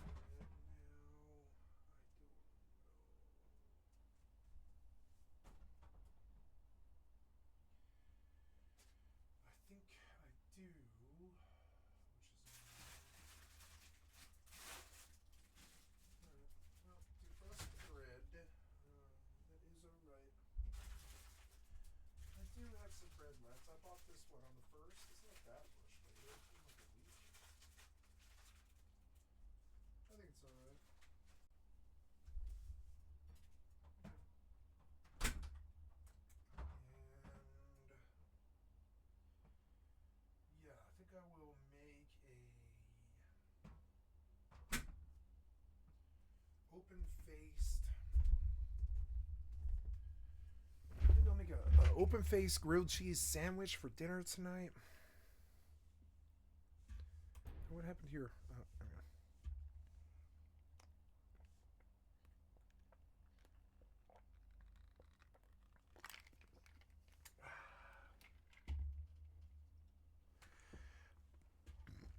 Excuse me.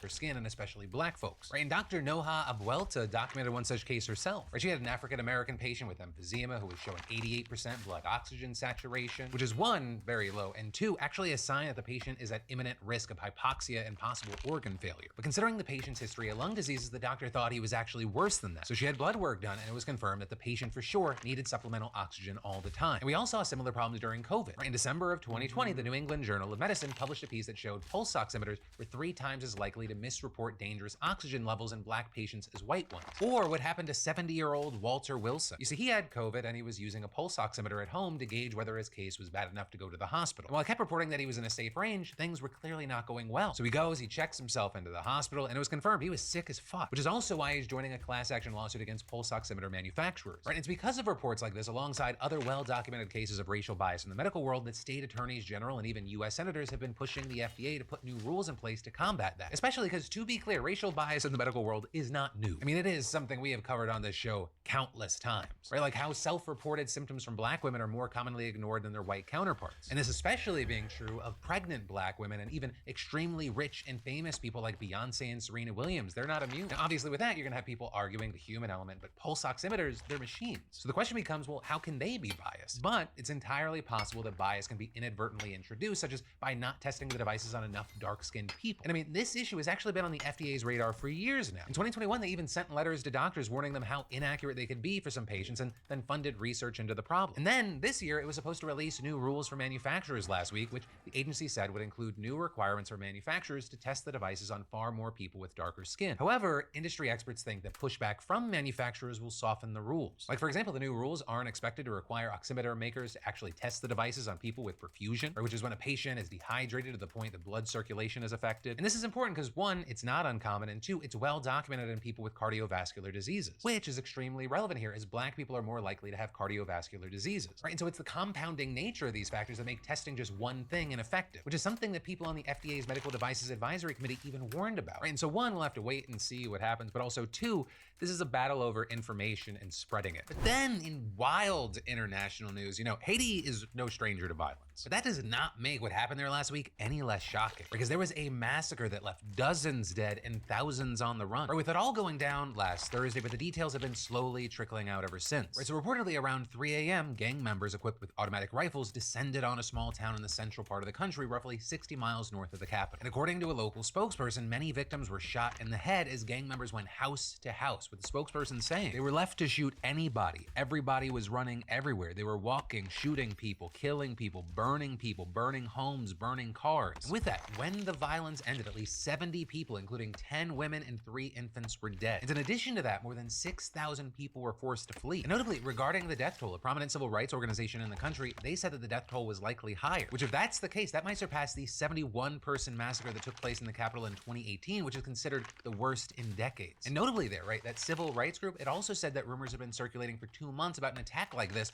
with them saying in a statement, if funds allocated to the intelligence service of various state institutions had been used effectively, the massacre could have been avoided. And with all this, you now have a monster by the name of Luxan Elan taking responsibility, with him saying that it was in retaliation for the townspeople remaining passive while police and vigilante groups killed his soldiers. And as far as who he and his soldiers are, well, he's the leader of a gang in the area that's been accused of everything from mass kidnappings to rape and murder, as well as forcing farmers off their lands and recruiting children. And actually with that, the US sanctioned him along with a former Haitian politician just last month. Though there, it's not clear exactly what effect that's really having. And that's just one way the efforts of the international community seem to just not be enough. Like, for example, Haiti has received a fraction of the resources it's been promised, and efforts to bring in a formal UN peacekeeping mission, well, they've been underwhelming to say the least. Right, 3 months into its deployment, the force is just over 400 of the planned 2,500 officers. And notably, the force has no presence in the area near where the massacre happened, which is a key agricultural region where at least 20 gangs are known to operate. So with all that, the situation has just been getting worse and worse. Right, armed gangs control most of the capital, and they're expanding to nearby regions. There's now more than 3,600 people being killed this year alone. Plus, the number of people internally displaced by the conflict has grown to more than 700,000, nearly doubling in 6 months. And this, of course, as others have fled abroad. And there, nearby nations have actually sometimes sent them back, with the US, for example, even deporting a few dozen Haitians back in April. Also, to that point, we've obviously had a lot of discussion about the Haitian community in the US recently. And with that, just last week, Trump said he would revoke the immigration status for thousands of Haitian migrants living legally in the country. And this, of course, is he's also promised to deport millions of immigrants from the country. And of course, a lot of it is driven by rhetoric framing immigration as a threat to security. But there, it's important to say with Haiti, for example, we've done more to threaten their security than any Haitians are threatening our own. I mean, there's a lot of history there that's worth learning about. But even besides that, it's believed the country's gangs are armed largely by guns trafficked from the US. And actually, as a similar example, it's estimated that 70% of the weapons trafficked into Mexico come from the US, which is why the Supreme Court is now considering a $10 billion lawsuit brought by Mexico against American gun makers. And then, I mean, as far as crime in general, I mean, there's no evidence that documented or undocumented immigrants commit crimes at higher rates than citizens. In fact, some studies say they commit less. And again, I mean, when we're talking about Haitians, some of them have left the kind of violence many of us can't even fathom. And it's also violence that the US has played at least some role in creating. But that, my friends, is the end of your Monday evening, Tuesday morning dive into the news. For more news that you need to know that you might have missed, you can click or tap right there. Also, remember, if you haven't already, go to beautifulbastard.com to get those limited tees and hoodies. But no matter what, my name's Philip DeFranco. You've just been filled in. I love yo faces, and I'll see you right back here tomorrow. Kamala wined and dined in San Francisco, and all of the people in North Carolina, no helicopters, no rescue. It's just what's happened there is very bad. They're offering them $750 to people whose homes have been washed away.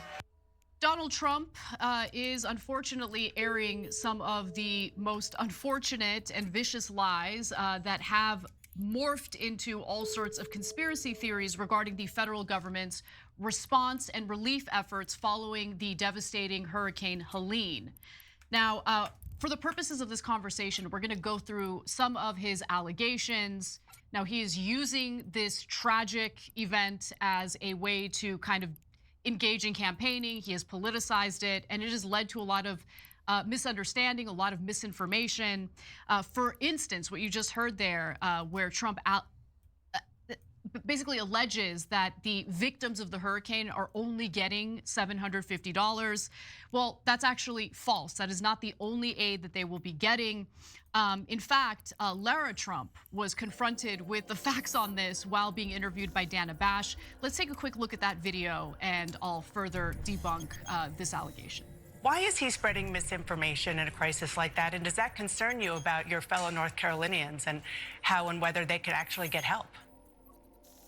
I'm incredibly concerned in North Carolina. I hear every day from people on the ground there, and they are desperate for help. Kamala Harris did come out and say it's $750 per family right now. The idea that we've spent $650 million in fiscal year 24 on the migrant crisis that Kamala Harris was responsible for stopping, and by all accounts she created by having an open door policy at our southern border, but is Laura, infuriating. Let me just stop you right there. Of this country. Let me just stop you right there, because I just want to not let this get out there. You are right that FEMA is giving $750, but that is a first step. It's for immediate needs. It's called the serious needs assistance. So what Dana Bash was saying there is 100% true. The $750 is a first-time, immediate lump sum of aid that the victims of the hurricane were given just to hold them over until they get more aid. And look, I actually know someone who lives in the area that's been devastated by North Carolina, and so I want to kind of relay the message that she's been trying to spread in regard to what's happening on the ground there. There are small rural communities that are in a mountainous region. Thank you, the Young Turks, for the excellent content for my stream. I've liked and subbed to your channel. Of North Carolina, they were hit the hardest. And because there's usually like one road leading to their town, what happened is the hurricane destroyed those roads, and it's really difficult for the first responders to get to them and give them help. And these people are devastated. They have lost everything. And while I get that we're in an election cycle right now, Cenk, like politicizing it like this is pretty gross. It really is. Yeah, so let me break that down, because there's two things. One is politicizing and the other is the lies. So politicizing it, well, you say, well, everything's politicized, right? And we often make fun of that, politicians talking about don't politicize things. But in the case of natural disasters like this before an election, pre-Trump, they would try really hard not to politicize these things. And so Biden and Harris are from the old world, so they're doing the best they can in getting them aid and help. Although if you said to me, hey, I bet they prepared ahead of time for this hurricane season a little more than average, because they know hurricane season happens right during an election. It's a very important election. They want to be able to respond as quickly and as efficiently as they can. I wouldn't be surprised by that, but that's not such a bad thing to be well prepared. I wish they'd be well prepared for all the hurricanes. But right now, they don't normally politicize this. They didn't politicize it when it came to Trump on this type of stuff, right? They would ask for the help when there was the forest fires and the hurricanes under Trump. So Trump has no bounds. So he politicizes everything and lies about everything. So I'm not at all surprised he is making up all sorts of things about this, even though it might actually hurt people. So, for example, when he says in that clip, and he said it many times now, they're not going to help you at all. They're not coming. They're never going to come. They didn't come. All that stuff's not true. And if you're in one of the areas that Anna was talking about that's hard to reach, you might give up hope. Yeah, exactly. And you might be in tremendous despair, and that might cause you an incredible grief, and it might lead you to make the wrong decisions. Because remember, guys, we don't believe a word Trump's saying because we're on this planet. But on Planet MAGA, they believe every word he says. So if he says they're not coming, they're going to really believe that the federal government has already abandoned them and is in the middle of helping someone in Mexico, right? So they might make all the wrong decisions based on that. Then the $750 lie. See, that's the thing. I talked to you guys before. You only need one video to confirm your bias. You need dozens and dozens of videos and evidence to overturn a bias. So the minute you see Kamala Harris on video saying we're going to get everybody $750 and they cut the video there, they go, aha! It's only $750. No, that's what they normally give under all circumstances like this, immediately for food, water, immediate relief. Then they assess the damage that you had and then react accordingly to the damage that you had. They don't know if you lived in a $100,000 house, $1 million house, etc., right? So these things are obvious once you break it down, but right-wing media and Trump lie to you on purpose and get you to, they're trying to get their viewers and trying to get his, not just his voters, all voters to believe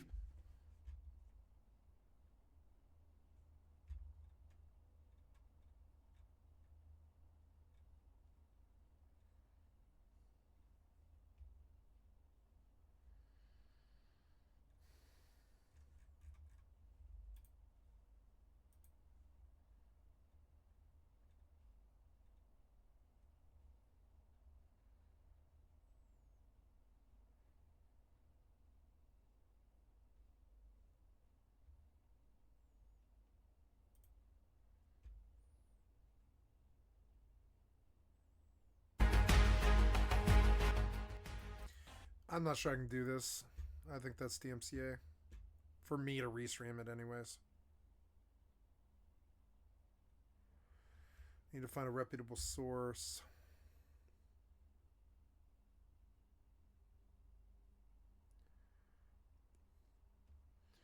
Yeah, this is probably fine. No way. His car's completely under. Oh my gosh. Oh my, you've got, look at all this damage here. These are all, it's like a storage facility. We were literally just there at that sheet. That is nuts.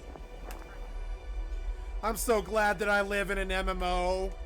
I'm so glad I don't live in some place like this. Hey, it's Nathaniel. And Jillian.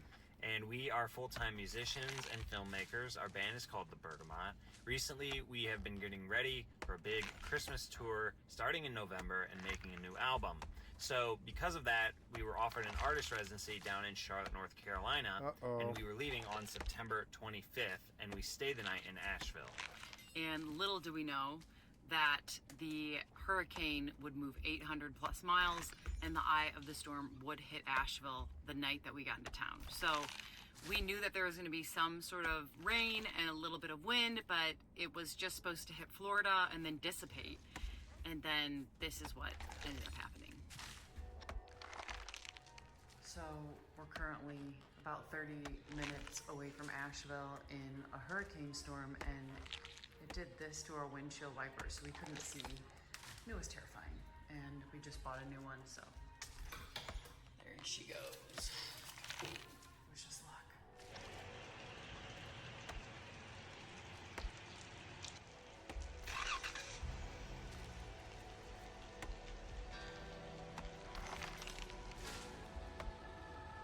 Hurricane weather. About 33 minutes from Asheville. Okay. How you doing? Good.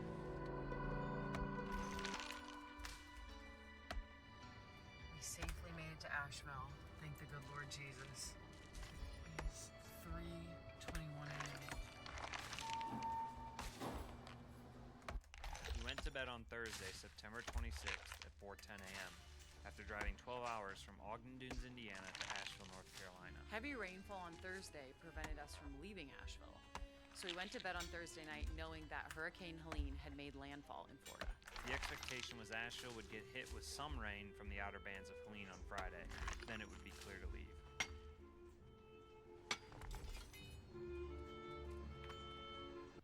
So we just woke up here in Asheville, North Carolina, and woke up to this. hurricane wall, which came up through the night, lost power into its Hotel is a good place to be. I mean, it's not if the storm kills the hotel, but like as long as you're like, you know, trapped, I would prefer to be in a hotel. It's more centralized. You're less likely to have like houses have like kind of a triangular build, you know, usually they go like box triangle, right? The triangle will come crashing in on you and kill you. The hotel is a box. Probably do a lot better if you're like on the 3rd floor and you're sandwiched between 4th, 5th, and 1st and 2nd and stuff. And 3rd floor on a hotel, in a hotel, I would feel fairly safe actually. And they build those things out of really good concrete so the sound doesn't come through and stuff. And yeah, I would check into a hotel if I was scared of a hurricane but didn't want to leave town. I don't think I would stay at my own house because, you know, well, I don't know. If I had my own house, I would defend my house. Never mind. I mean, I have my own house. I would defend my own house if a storm came here. We've had some bad nor'westers out here. I call them nor'westers. They're not as bad as nor'easters, but they're definitely like notable. Occasionally, we'll get some crazy like ocean rain and stuff like that. I don't want to say where I live, but you know, it's the West Coast. And this is on the upper level, so you need to get a check in the car. Call it Oregon. Which is on the ground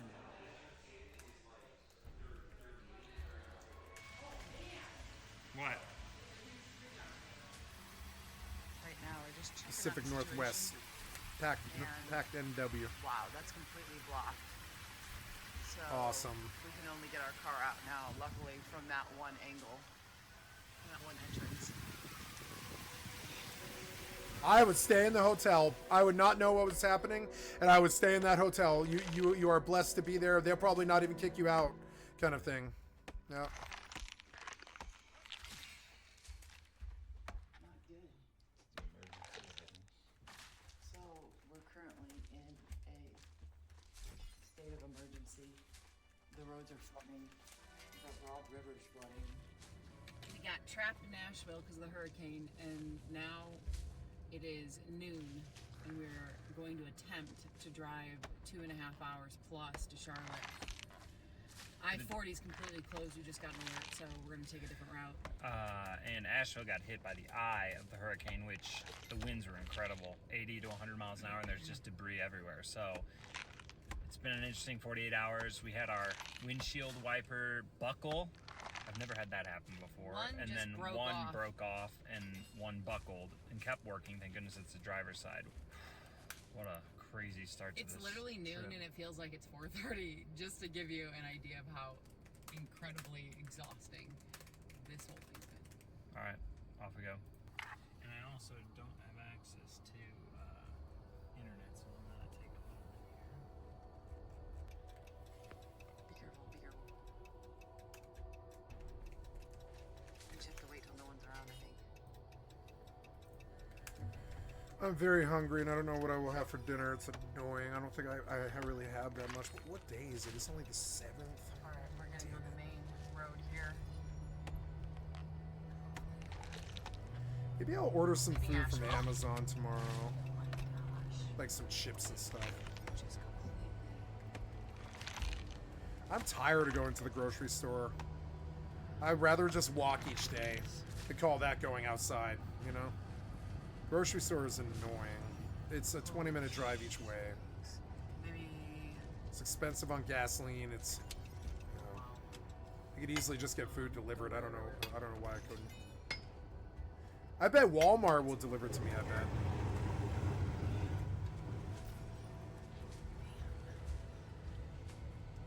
that's not good. No, it's not good. It is.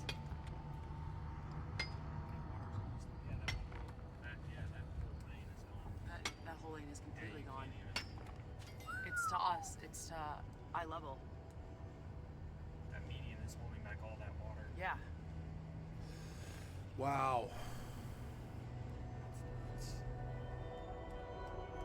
Tons of roads are closed and stuck, and just everything's He said 1-5. I need your help with. I think there may be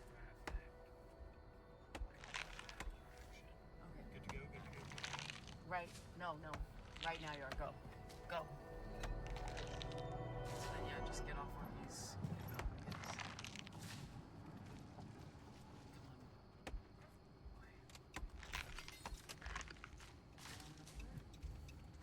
These poor people.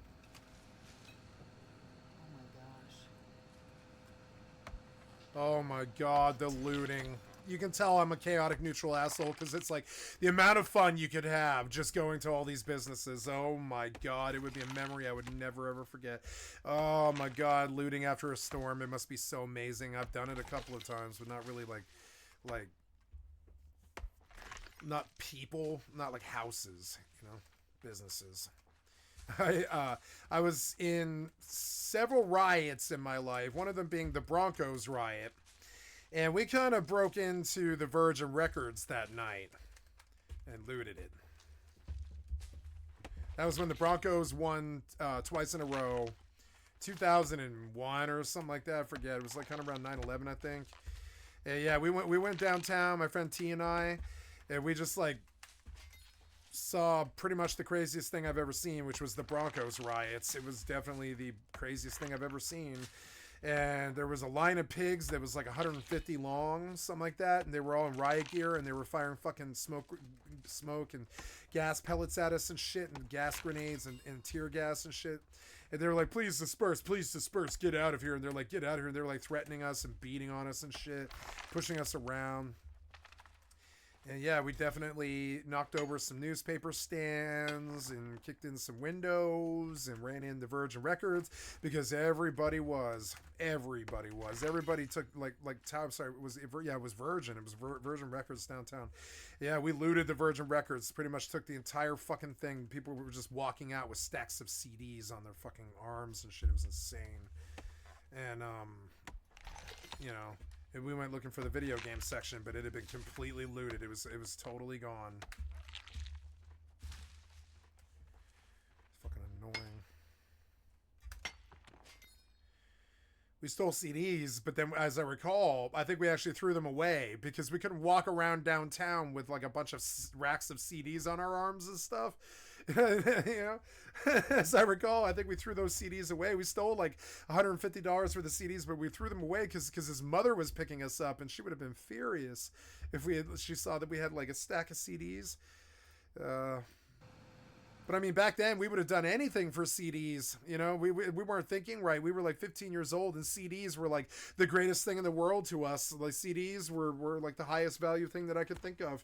You know, now it would be like, you know, money, but like back then it was CDs, and having an armful of CDs, even if the CDs sucked, is worth it because you can just take them to the fucking store, trade them in for good CDs. You know, and so yeah, CDs were a big fucking deal back then. People's CDs collections spoke a lot about their personality and shit, and they would carry it around, and I would carry my CD collection was my biggest pride point, and I would let people look through it all the time. They're like, "Can I look at your CDs?" And I'm like, "Yeah, here." And you would open up, and you would see that you had really good fucking taste, and it was like you could open up like a whole shelf worth of records in a small little case with like, you know. Some of those cases would fit like 360 or 720 and stuff. We'd buy those, and we'd stuff them with CDs and stuff that we would get for like $1 at the fucking cheapo discs on South Colorado Boulevard. And yeah, and my best friend still has all his CDs, but I sold mine and stuff because I knew that they wouldn't last. And when MP3s came in, I just started like letting people steal my CDs and giving them out and stuff because I was like, nah, MP3s that made CDs fucking worthless. But yeah. Holy crap. There's trucks that are lost.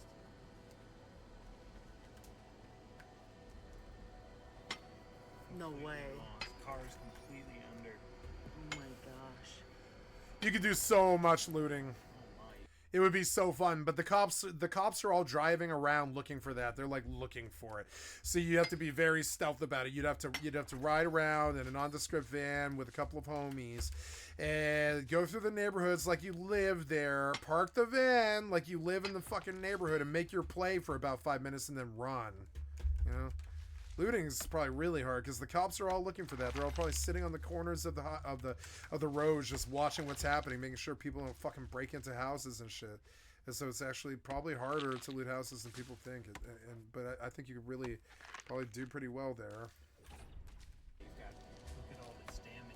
The criminal, chaotic neutral in me is like, oh my god, look at the opportunities. You could just steal a tractor kind of thing and just fill it. You could steal a tractor and fill, not a tractor, but you could steal a semi and just fill it with loot from people's houses. And that's what I would do. That's what I would do. I would get my friends together. I would go steal a semi. I'd be like, who can drive a stick, right? Or whatever, not stick, but like, who can drive a semi, right? And I'd find somebody who can drive a semi and shit. I'd be like, come with me. And I'd be like, all right, drive us around this neighborhood and shit. And you're going to park right on the street. And we're just going to take, like, 4 houses worth of people's, like, televisions and, all that shit. You can make so much money. Pull, like, $1 million right fast. Right quick. End your poverty, like this, that kind of thing. Go invest it. Keep 500 grand, invest the other 500 grand, in a video or whatever, and just live off that. Yeah, and that sucks. That's what's so scary about all of this is humans know it. Humans know all of that. I'm not the only one who knows all that. All the other humans know that too, so they're terrified. Damn, she was beautiful. Are you gonna try and go up the hill this way again? Yeah. Okay. Then go as fast as you can. Yeah, go faster. Yeah. You want force. Yeah. You don't want to stop. It'll soak the engine. Worst case scenario, our car shuts down. Go. Yeah, we need to get to higher ground and then just figure it out. But we need to get the hell out of this area. As fast as possible. Right here for now? No, just keep going. This is good. This is high enough, and if we need to, we have access to the highway. This might be our perfect spot. That's... Alright, park right in between these guys then. This place is completely closed. This place is completely You see a Burger closed. King. Everybody's just piling up on top of each other. We're all watching the water rise, and it's terrifying. So... And we got a lot of shit in this car. No, I know. You can't go anywhere. You can't get back to Asheville. You can't get south here. You can't go that way. You can't go that way. This is so good. This was so good. Watching you guys plan through this was one of the most amazing experiences of my life. This was so good. Thank you guys. Like, this was so good. Watching you guys plan this is so dope. It was actually dope. We're currently at the highest This is the thing that I live for. This is the chaos that I live for. It's insane. I love it when it's like this. I live for it, and it's boring to me all the time because it's not like this. that we can get to right now. New friend. And now, I mean, that's way more underwater than it was 20 minutes. It's amazing when there's an emergency. It doesn't matter if you're a Republican or a Democrat or if you're an independent. We're American, motherfucker. We remember that we're American. All around us right now, they're all going to other cars being like, are you okay? We're not left or right. We're American, motherfucker, and remember my words. We're not left or right. We're fucking all Americans. If you need anything, hey, I've got carrots, I've got water. I have beer in the car if you need a beer, Yep. We just have talked to a bunch of the cars all around us. There's a mother with a child, single mother with a child. I said, hey, are you okay? She asked me if we're okay. I said, you know why they asked that? Because half of them are alcoholics and they're sick. If you've never been there, you wouldn't know. But when the person with the dope and the alcohol, when the crisis hits, is the king shit, because, people get sick. People get sick without alcohol and dope and stuff. And if you have it, sometimes you're a lifesaver. Hey, I want a mammoth. Nice. What's it worth? Oh, it's only $3 million, huh? I think it's still. I still got it cheaper than. Oh, hey, how much money do I have? 1.8. 1.8. I made something like, I think, 250 million while I was sleeping. Hells yeah.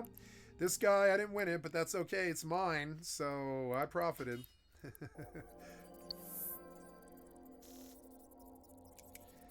Even if I lose the bet, I still make 14 mil per. It's a good little area that I'm in. See, because I lose a 12 million bet on a 96 purchase. So I dropped down to 84, which is still a 10 million profit every single time I sling one of these. And they like the price. Now I see that 96 wasn't good enough. However, I will need to go higher. Probably, probably about another 6 higher. 102, something like 102, but they'll probably like that. 102 is not bad.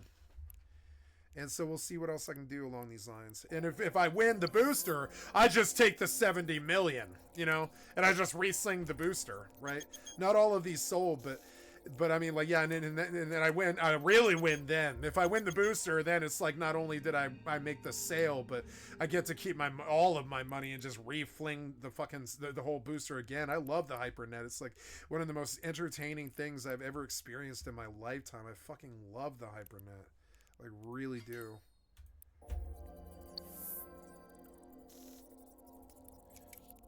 Yeah, I've got this long booster now. Am I in my clone right now? I'm not. I need to change clones. I'm stupid. Yeah, those +4s, yeah. Maybe I should just buy a fancy set of clones again, because I destroyed the last ones. It just never ever take them out of Jita, ever. Never ever leave the bit, never ever leave the thing with them. That's maybe what I spend this 1.8 billion on. I don't know. Level 4s are fine. You must be docked. How am I not docked? Oh, because I'm going out. Yeah, I'm going out. Never mind. I don't want this clone on me. No. Yeah, we're going out. Yeah, going out right now. Oops, I gotta join fleet.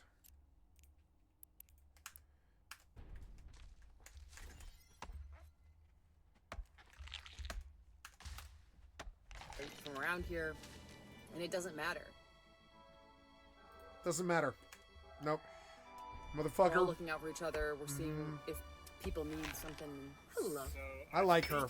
She's awesome. Try getting home because my map seems like it's updating, and now it's saying, and there is like a back path that it looks. I don't trust though. I don't trust it. This is a unprecedented flood, 100-year flood. We're probably gonna have to spend the night here a little bit.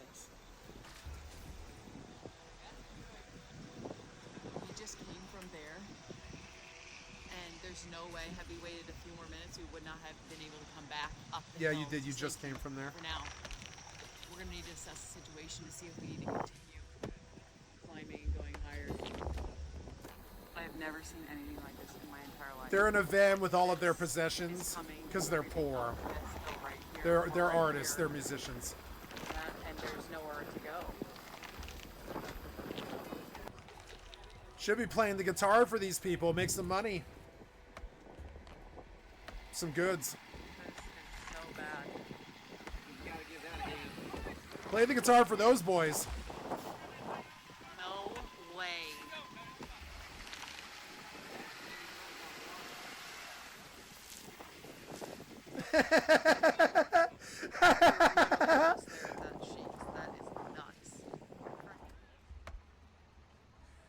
Ooh, McDonald's has money. In my life, seen anything like this. Well, no, probably not during the storm. No. They're like, okay, lock up in the safe and leave. But yeah, the safe is probably in there. You could probably go get that safe if you wanted. We were parked right over there. I did this amazing criminal list about a dude who liked to live in places that were public places, like Toys R Us and stuff. And his MO, he was a really bad criminal. He robbed about 65 McDonald's or something like that, and he would go in on like a Saturday night at like 3 in the morning or something like that when they were shutting down the McDonald's. Or he would go in later, like 9 p.m. something like that, and he would hide in the the ceiling boards in the bathroom. And then he would wait until 4:05 in the morning when he knew that the managers weren't, the teenagers weren't having sex and the managers weren't fucking getting high or any of that stuff, and everybody left for the night and the safe was in there. And then he had like 45 minutes to just fucking crack the safe, which he always did somehow. He was also a safe cracker, and he left the safe in the McDonald's, but he would open the safe because he had like an hour to be in there, like until about 5:05 in the morning. And he did this so many times, and I believe he had like an addiction or something, but they never really really proved it. And like he was living in the Toys R Us off his stolen McDonald's money. And this is a chaotic neutral guy like me. This is somebody like me. This is somebody who should not be taking care of their elderly parents. They should be in a Toys R Us robbing McDonald's. You know? And I really like the story of this guy. It was so good. I don't remember the name of it. I wish I did, but I don't know. It doesn't matter who he is. And so, because he went to jail, and then he ended up being a fucking FBI profiler or something too, I think. It's one of those stories. But yeah, and it was so funny, the shit that he was doing. And occasionally the staff was still there when he would come down from the bathroom and go to the store. The bathroom was still there, and he carried a gun with him every time he robbed one of these McDonald's. And one of the things that stood out about that Casual Criminalist episode, it was hilarious. It was like, I was far, far, far more terrified of the teenagers who worked at McDonald's than I was of the cops. Because he was like, they'll probably try and fight me. They'll probably try and stop it. You know, they're young, they're dumb, they're kids, and so he was like, yeah, he regretted bringing a gun because he was this peaceful guy who deplored violence. He was very intelligent, but he brought a gun anyways because he did have to use it a couple of times. He had to like threaten people and like hurt people and shove them in the bathroom and stuff because they were like gonna fight him over robbing the McDonald's safe. And it's not their money. It's not like McDonald's is gonna give them anything or like this. But he was far more scared of that than the cops, and he definitely did have to suppress like 4 or 5 McDonald's employees in his time. It was kind of crazy because he was like, the McDonald's employees keep trying to stop me, and he explains to them very calmly that this money is gonna be, you know, replaced by insurance in the morning, and the bank's gonna bring over the 25 grand that he's stealing or whatever, and that they shouldn't try and fight him or resist him or anything like this. And he had to tell like 4 or 5 different times, he had to inform them that he was going to shoot them in the fucking face if they tried to fight him over the safe, because that's what they were going to do. They were going to try and fucking fight him over the safe. They'd stand up and they would begin to come at him like, and he'd be like, nah, motherfucker, I will shoot you in the face over this. I've robbed a lot of McDonald's. I'm not going to stop here. You know, I'm not going to stop robbing McDonald's because you fucking capture me here, and I'm going to shoot you in the face. And they stop, you know. And that happened to him like 4 or 5 times, and he's like, trust me, I deplore violence. You guys shouldn't fucking resist me because the insurance will bring new money in the morning. What do you care about McDonald's getting ripped off? And they're like, you hate McDonald's, you work for them. And they're like, yeah, I guess you're right. Most of them are like that. But he did encounter like 5 or 6 people that tried to resist him. And this is a lesson to criminals out there. Even when it's not their money, people will resist you. People don't like crime. They will resist you. They will fight you. They'll also, a bunch of them, I think, see an opportunity to be a hero, and they take it because their lives are doldrum, and they want to be that guy on the 9 News that you know, that tackles you, that, you know, that gets the bed and shooter caught or whatever.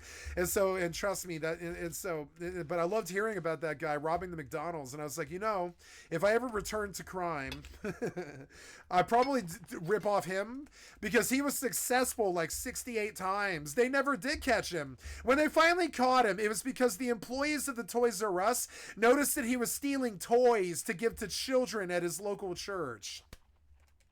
That's how they caught him. He was living in the Toys R Us in the back as a master criminal safecracker guy. It was such a good episode. I should re-listen to it. It was so fucking good. And that's how he got caught. The fucking Toys R Us people noticed that he was living in the Toys R Us and he was stealing expensive toys to give to the children at the church nearby, because he was this master criminal that could just steal whatever he wanted. He was like Ocean's 11. It was insane. And he could just take whatever he wanted at will. He could live in the Toys R Us and they couldn't stop him, and they never figured out that he was there for like 10 years either. He was there for like 10 years living in the back of a Toys R Us in a burnt out fucking roasted like Circuit City that had been gone to the shit, you know. And he was like living in the back there, and he had like a Stradivarius like violin and shit, and he was like this like super like weird criminal that was super successful, who had made off with like $20 million of McDonald's money, and they were like hunting him, you know.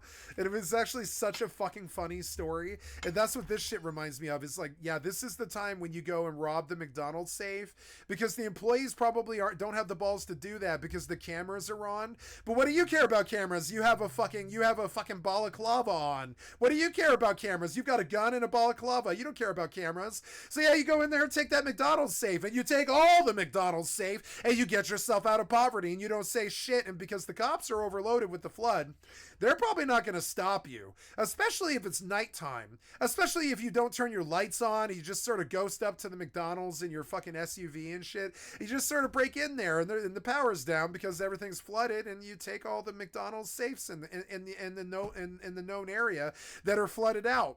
You go out in the morning, you mark all the safes. I'm sorry, but I mean, I'm such an asshole criminal like this, and I never really did ever get caught unless I wanted to be. And this is the problem. It's like, well, I did. I got caught one time because I stayed up too much. I stayed up one time for 6 days straight, and I got clocked speeding in front of a cop. And then I let him search me because I didn't know that my ex-girlfriend's drugs were there, and that's how I lost that. And that's how I ended up on rock bottom. It kind of sucked. That's when I lost my last rental, and it was just over. It was just over at that point. It was shitty, and at that point, I was only about 12 months from the madhouse. It was insane. But yep. Right before all of this water. And so, yeah, and, I look at this, and I'm like, oh my God, that Denny's or whatever that is, right?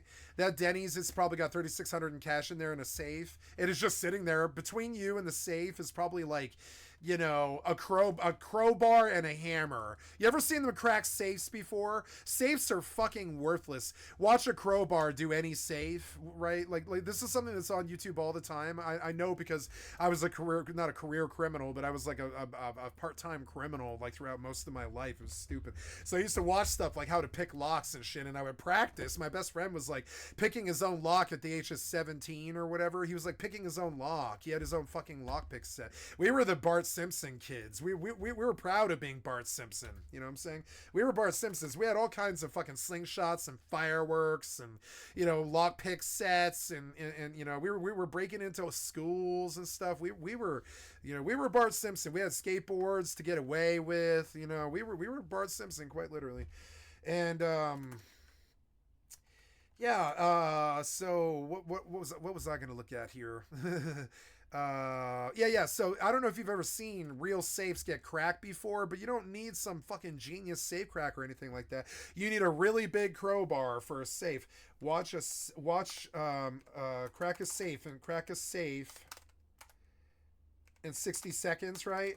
And you would think it's gonna be like, oh, is he a cool safe cracker with like headphone or sorry with like a stethoscope, and he's like listening for the click on the lock and all this stuff. No. It turns out that every fucking safe on the planet, even the fucking $5,000, $10,000 ones pretty much, unless they're magnetically sealed, can be cracked by pretty much any large crowbar.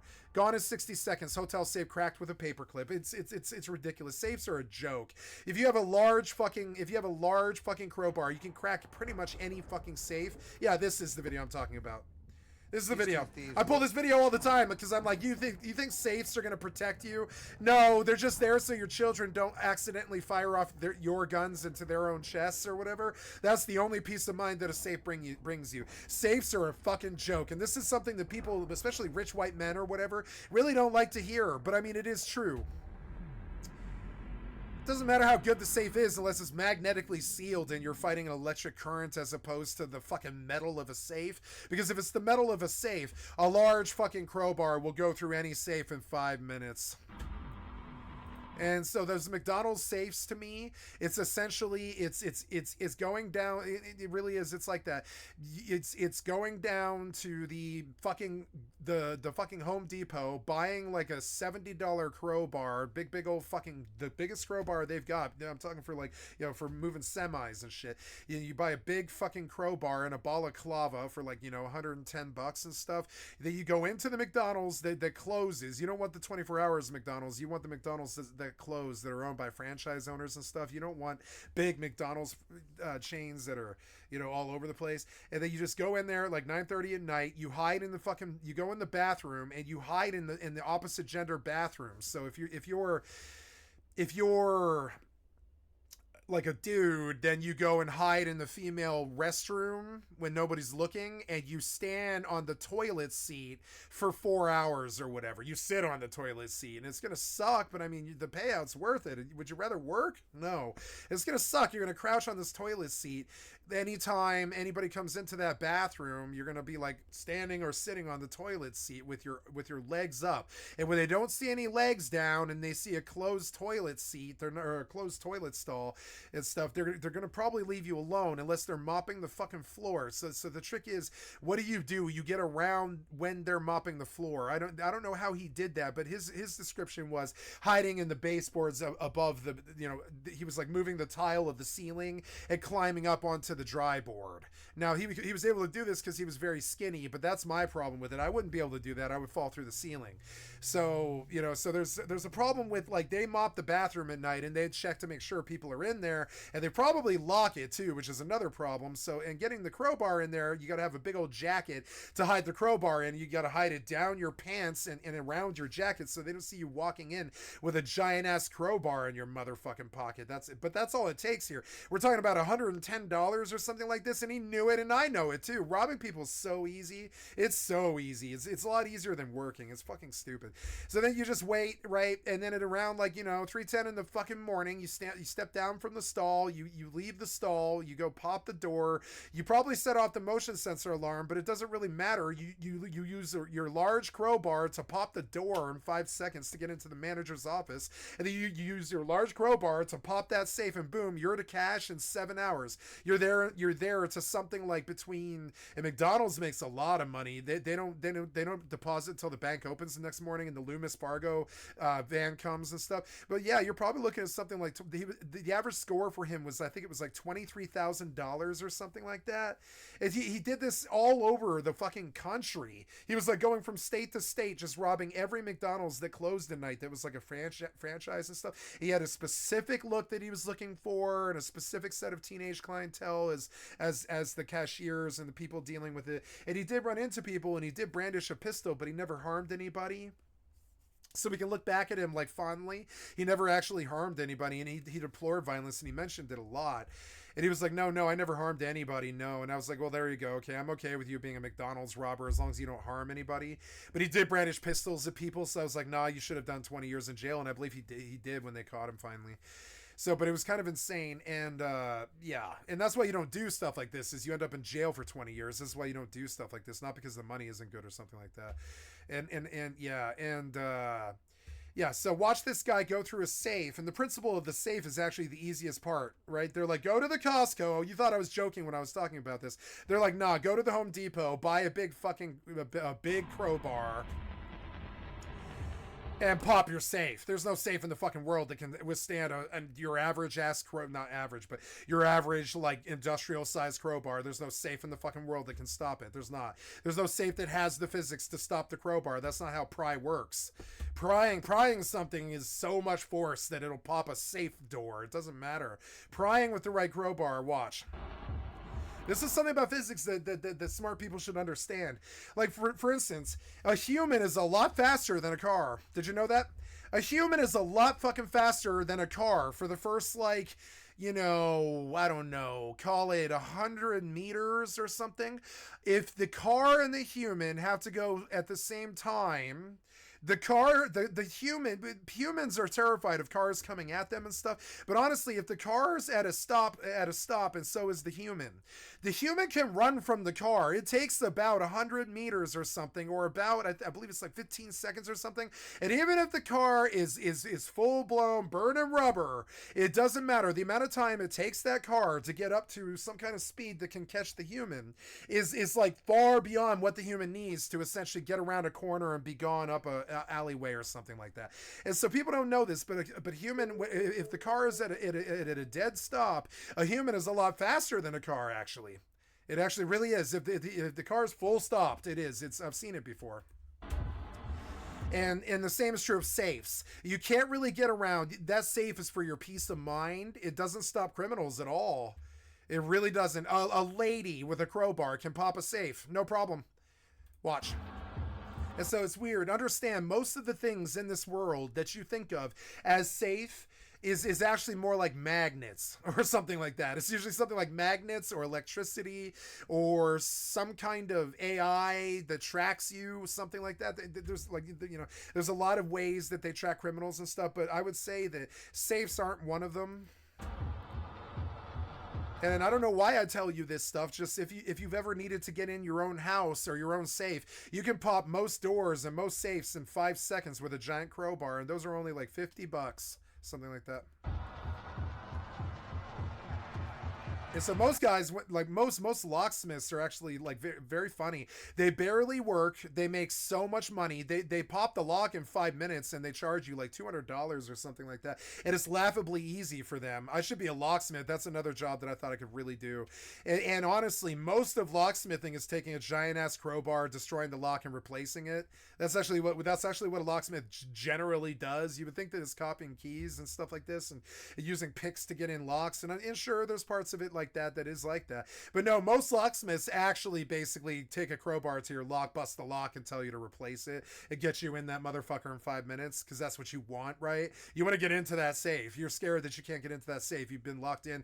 The key to the safe is inside the safe or something like that, right? You're scared you can't get in the safe, so you're like, okay, pop the safe, and the locksmith is going to pop the safe because he's an accredited dude that, you know, that can be tracked and stuff. And so he pops the safe for you, and he's like, all right, that'll be $1,400. And they're like, man, that took you what, 90 seconds? And he's like, yeah, but did you know to take a crowbar to it? And they're like, no, I didn't. And that's why I want to tell you this. Don't pay the locksmith. Just go buy a crowbar. And if you got muscles at all, even a woman can do it. If you got muscles at all, crowbars don't really require that much muscle. You can just put your weight on it, basically. If you're like a 100-pound woman, you might have a little bit of trouble popping an industrial safe. But I mean, like, really, if you were to jump up and down on the fucking crowbar enough, you're going to pop the safe, even if you're like a 140-pound girl. It's actually like that. It doesn't matter. And once you understand this, you begin to understand that most of the things that we consider to be safe in human society is actually a complete illusion that is shattered in 5 seconds. And so safe is this relative word to me. Nothing's safe. You know.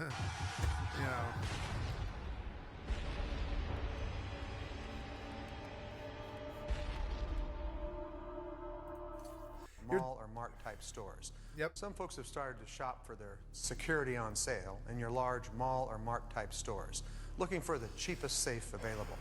The problem with this is you're not buying from a safe professional. Nope. That'd be like buying jewelry at a hardware store. It is. It just doesn't make sense. It doesn't. This has created what we like to call racing to the bottom. That is, mass merchants are demanding from safe manufacturers that they continually build less expensive safes. Fuck no. In order to do this, they use lighter metals, thinner metals, and less insulation. All lower quality products, which in turn develop lower quality safes. Yep. While this may be good for the big stores in terms of sales, for the consumer, it's bad. Who simply wants to provide security for his I think about this all the time. They want to do this to everything. They want to Kirkland brand everything. And that is actually dangerous. Most items that you would ever buy need to have some standard of quality that needs to be there. If they lower everything to Kirkland brand, you will have a lower quality everything. In his family, it creates a false security or security on sale.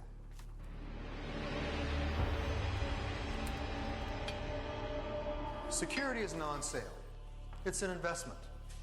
Thousands of people are creating a false sense of security by purchasing safes that will not only not protect their valuables, but will in fact become an easy liability for professional thieves who will have no Who, problem. like, they see it and they're like, haha, this idiot has no idea that I can pop that safe in 5 seconds. So I'm gonna work for him a year to case the joint so they trust me or whatever, and then I'm gonna use some kind of excuse like, oh, my cousin died or something like that, and now I've got to go handle the estate, and I am so sorry. I thought I was gonna work here the rest of my life, but my cousin Vinny died, and I've got to go work on this estate now, right? And then you wait for like 9 months, something, maybe a year and a half, maybe even 2 years, because you're a smart criminal who doesn't jump up and do things for a while. Criminality is about the waiting game, sitting around on the money that you make being a criminal and waiting for some other score. That's what it actually is. I've done it a lot.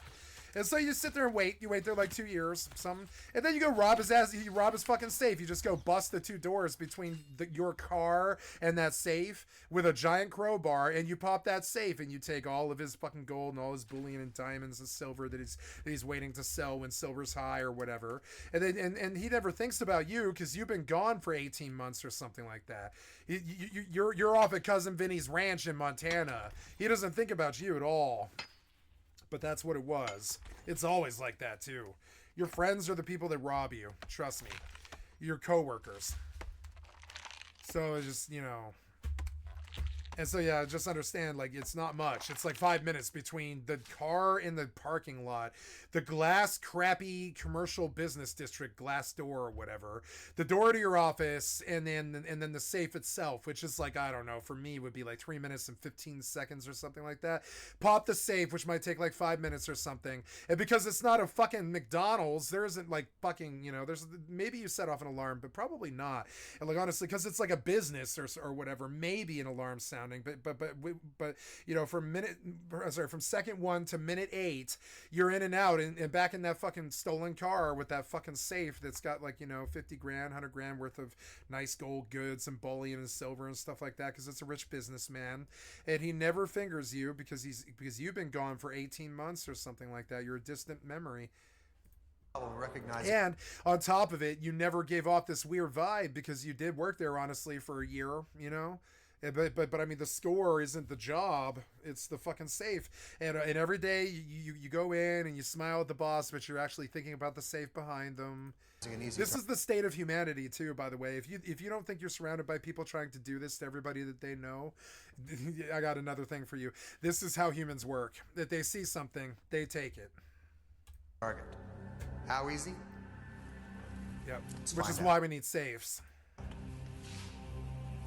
And the worst feeling in the world is you're like, where did it go? Where did it go? Right? That's the worst feeling in the world. With a safe, you at least know that you made an effort to try to prevent them from getting to the goods. The where did it go thing is what they're really trying to buy like peace from when they buy a safe, right? They don't want this moment where they're like, where did all my shit go? Right? They don't want that moment. So they invest in a safe. But the problem is there isn't any safe in the world that I can't crack inside of 5 minutes. And I don't need stethoscopes or fucking lockpicks or any shit like that. I need a crowbar. That's it. And you begin to understand how much we basically lie to ourselves about safety and how really safe it is in this world. It's not. How long do you think it'll take for someone to breach your security? 4 minutes and 40 seconds. While you're out of the home. Or how long would it take for someone to break your safety level while you're asleep? 4 minutes and 40 seconds. Here is a UL listed safe that would typically sell in your mass merchant or mart type store for about $1,000. In fact, this would be listed as a premium model safe. Yeah. If these were real thieves, it would take a little time for them to get into your home or office and a little time for them to locate your safe. So let's start our timers a little. Not if they worked there for a year. Early.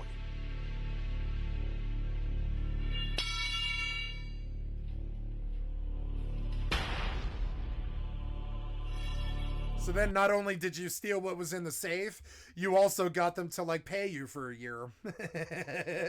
What's that? That's probably like 30 to 50 grand. And you just got them on all fronts. Now you see that the small one sucks. Small one's not going to cut it. And they want you to see that. What you bought with the safe is the assumption that some idiot with a crowbar can't just go get in it, right? No, crowbar isn't going to do it. But a giant crowbar will. Giant crowbar, maybe a couple of guys, yeah. Yeah, how long? How long? I said 4 minutes and 40 seconds, right? But that's actually how long this video took to produce. In terms of the safe, I'm going to say 40 seconds.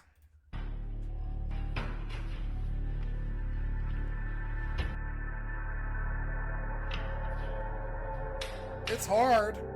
But I mean, look at the reward. It's hard, but it's worth it.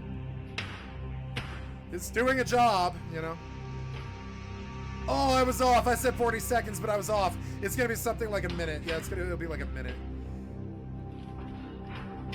And this is the best safe on the market, motherfucker. You understand? It's not the best safe on the market, but it's considered to be. It's the best non-magnet sealed safe on the market. I love watching this.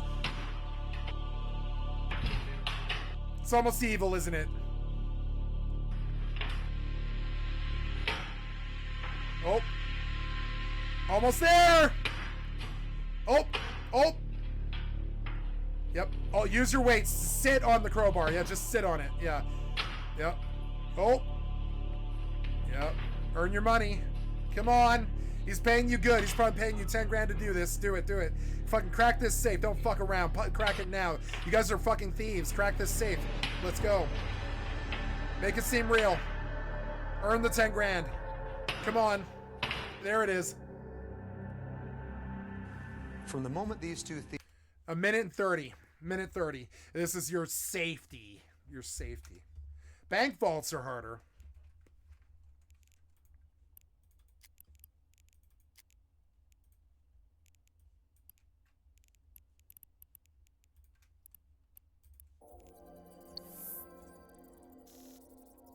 Ooh. Yeah, I did. I made 200 mil while I was sleeping. 250. Fucking sweet.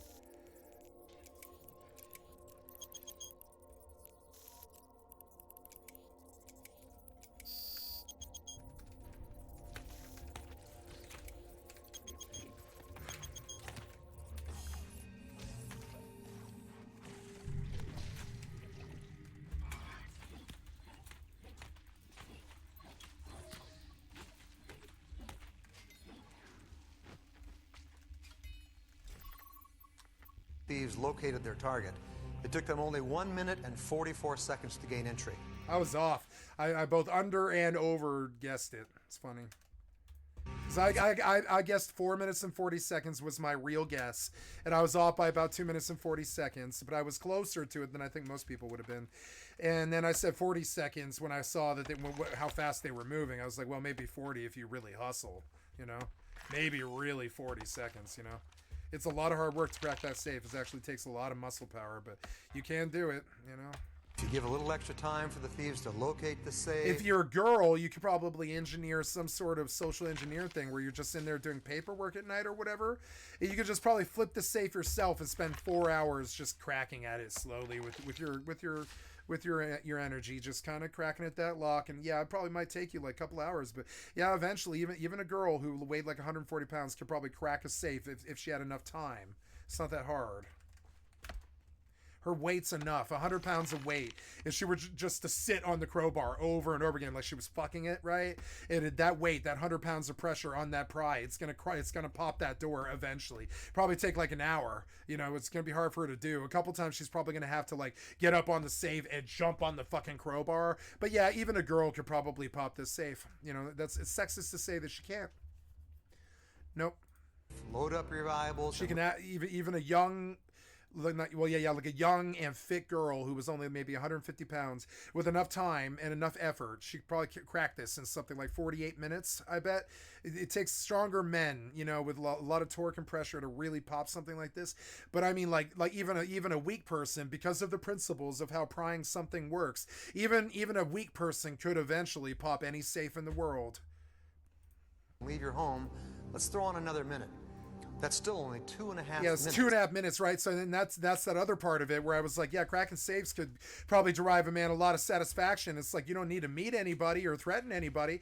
You just drive your car up to their commercial business parking lot. You crack the front door with a hammer. You go walking up the fucking stairs. You pop the crappy office door with the fucking giant crowbar that you've got. You've got a balaclava, some gloves, and a crowbar. It costs you about $120 and shit. And then you just walk in there and fucking loot your boss's safe and shit. Take you about 4.5 minutes, something like that.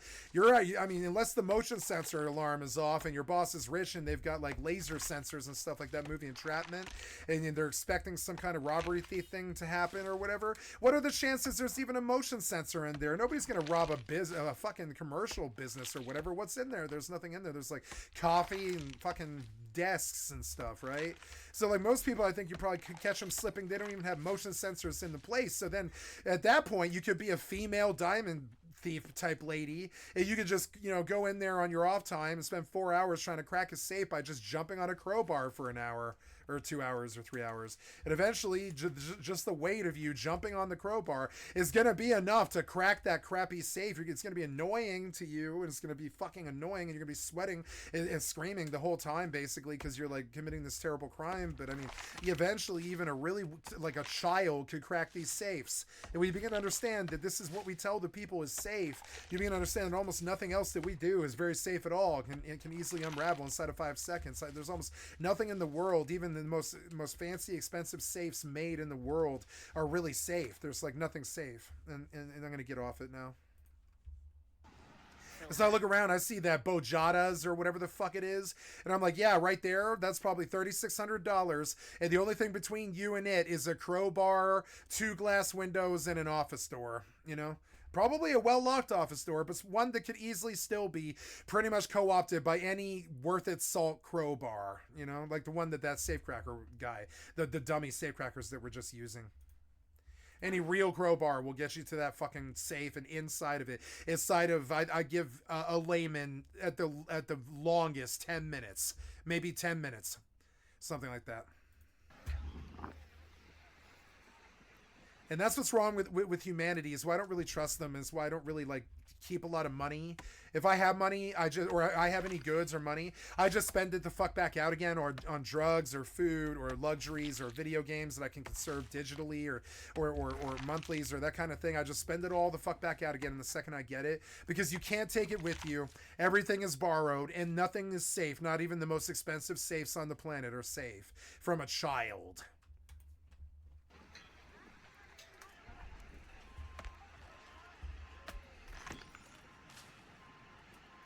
Now, if the safe is magnet sealed, it might take the entire firehouse with crowbars, prying at the device that's causing the magnet seal.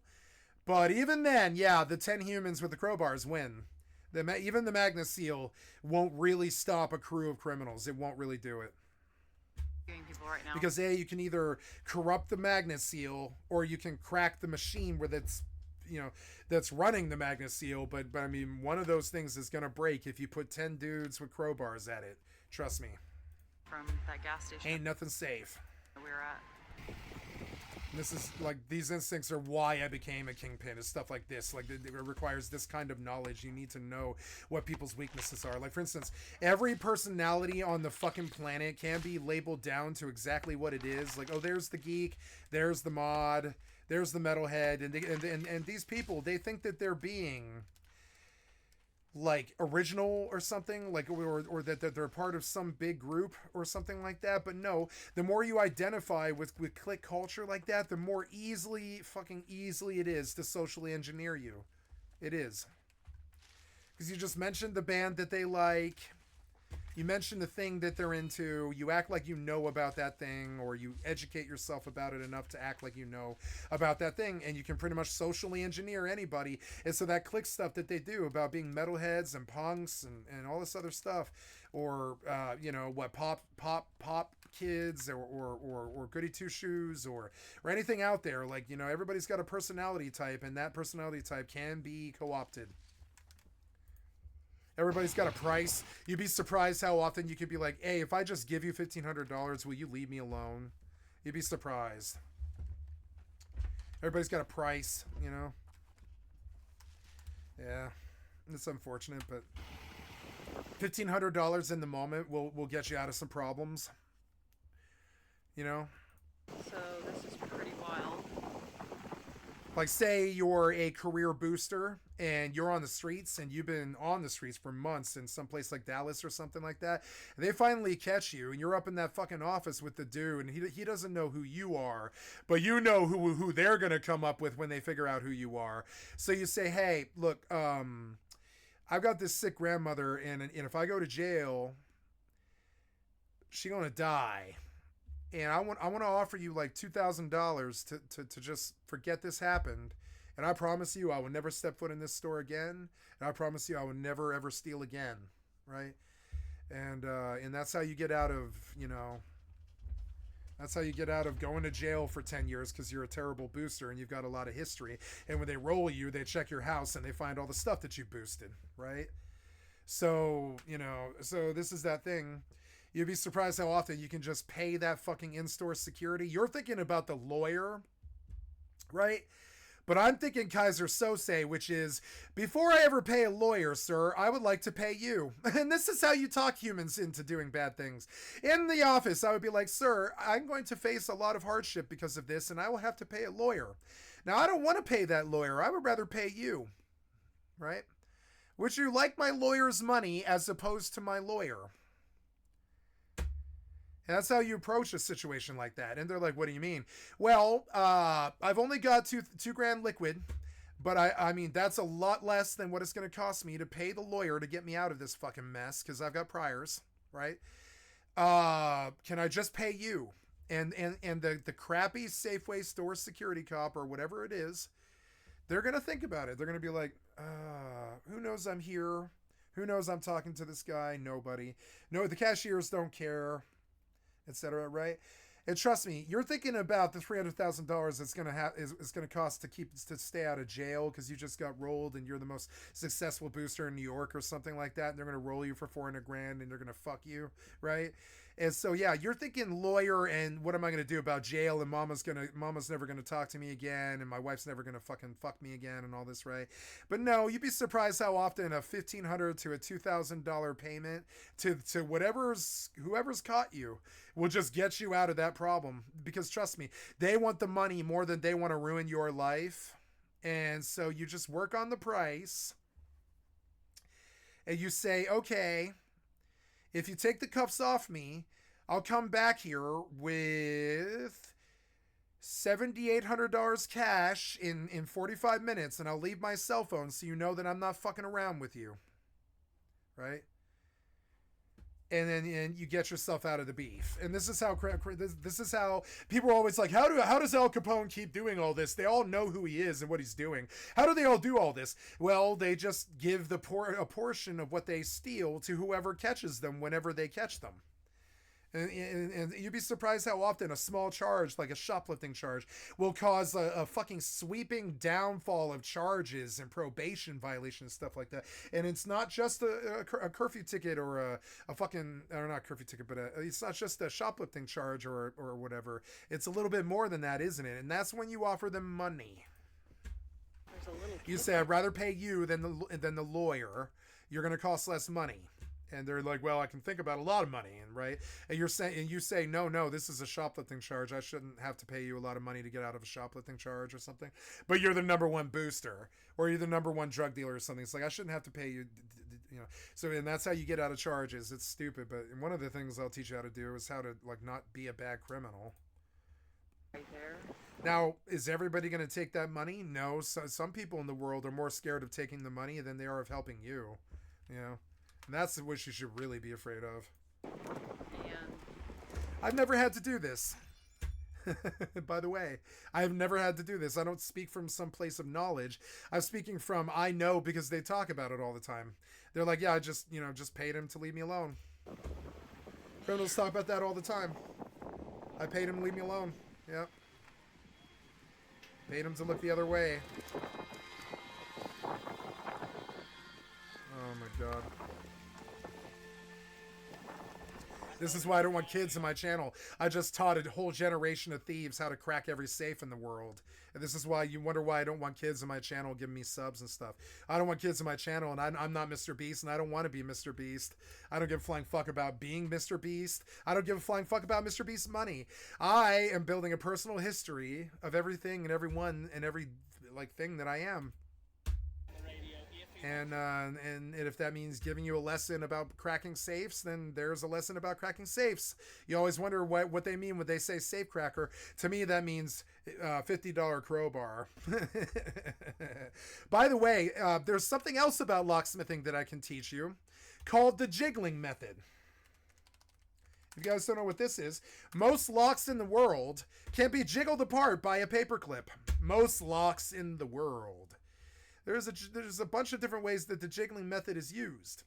But we're talking about locksmithing, and it's called the jiggling method. So you own a crappy piece of crap Subaru, and you've locked yourself out of your car, and you can see the key sitting in the cup holder, and you're like, oh my god, I'm a fucking idiot, my wife's gonna divorce me, what's going on, right? You're thinking, okay, we're at that moment where I gotta either break the window to get in the car and incur like a $300 loss, or call a locksmith and pay him $300, right? You're having that sinking feeling in your fucking heart and soul.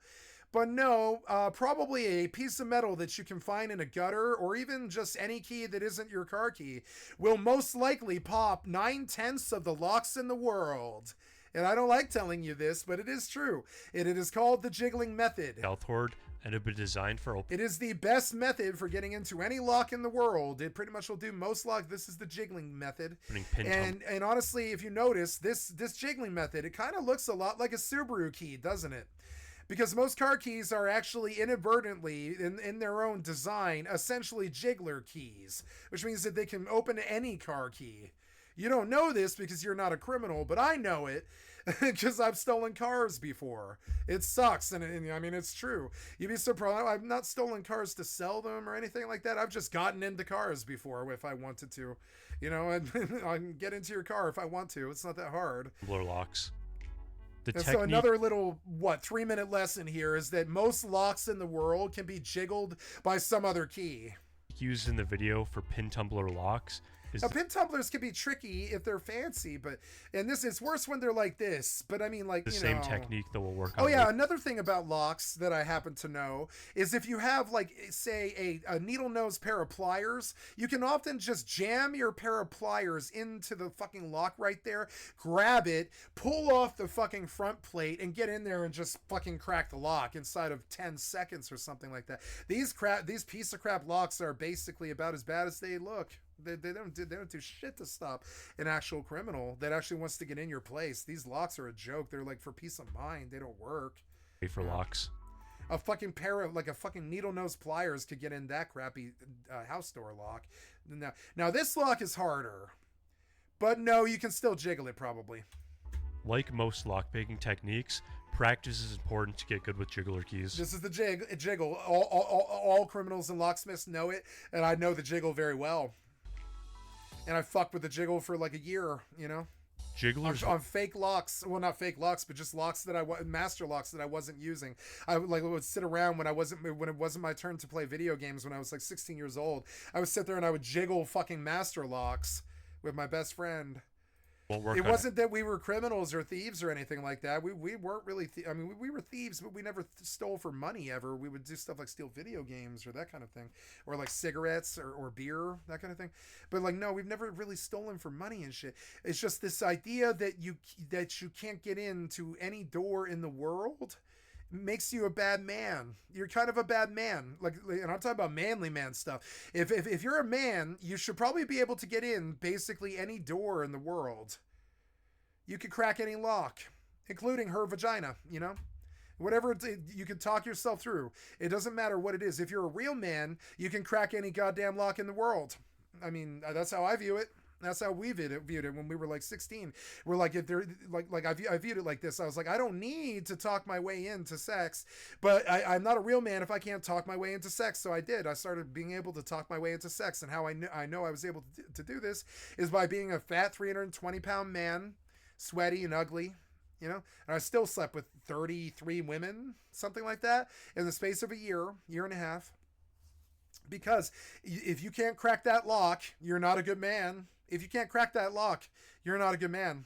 If you can't get them to do it, if you can't open that lock, if you can't pop that door, if you can't figure out from point A to point B, you know, I'll talk like crappy toxic masculinity shit, like fucking stupid ass Tate Brothers and all that, right? But I don't like those people, and I don't like their message. I'm saying about what my own personal fucking code about being a man is if you can't crack a lock, what good are you?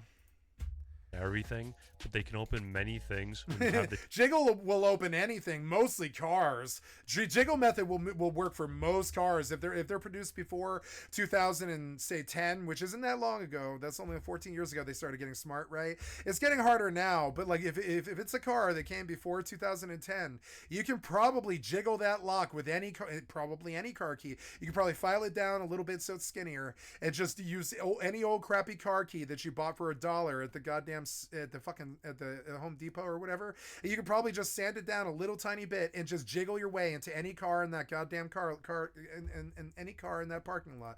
Technique. Why do I tell you this? It's because you think that car is safe. Now I tell you, no. Nothing is safe. Nothing is untouchable. Nothing in the world ever has safety. And if you spend any money on it, you're goddamn stupid. There's no such thing as privacy on the internet. There's no such thing as safe. There's no such thing. It's all relative. And understand. There's no such thing as value. The dollar is not worth $1. The dollar is worth whatever you say it's worth. That's it. You know, even money only has value if you give it value. the internal workings of the And this is how I live off $9,000 a year, and I'm the happiest person you'll ever fucking meet. I'm the happiest poor person you will ever fucking meet. And yeah, I've got a 100-inch television screen in front of me. Not because I have any money, I'm lying about it or anything like that. It's because money is a construct that you make in your fucking mind. And if you trick yourself into believing that it has value, you can become a slave to it your whole fucking life if you want. But I mean, no. Money has no value unless you place some value into it. I'm not stupid. I'm not stupid like the rest of humanity. And this is one of those things I said earlier. I was like, I'm convinced I'm the only one in the world that actually understands anything. And I'm fairly certain, maybe there's a few, maybe there's a few guys. I would say Noam Chomsky kind of figured it out. There's a few. Maybe Carl Sagan, something. but like, but overall, I don't think most of humanity has figured out anything, and I think they hide behind their locked doors that don't work, and they sleep well at night off this idea that they've got gun safes and stuff like this. But really, no, all of that stuff is an illusion, from your government to your money to your possessions to that car that you've got to that fucking, like, look at that idiot streamer that just fucking crashed, Jack Doherty, who just crashed that $350,000 McLaren and shit.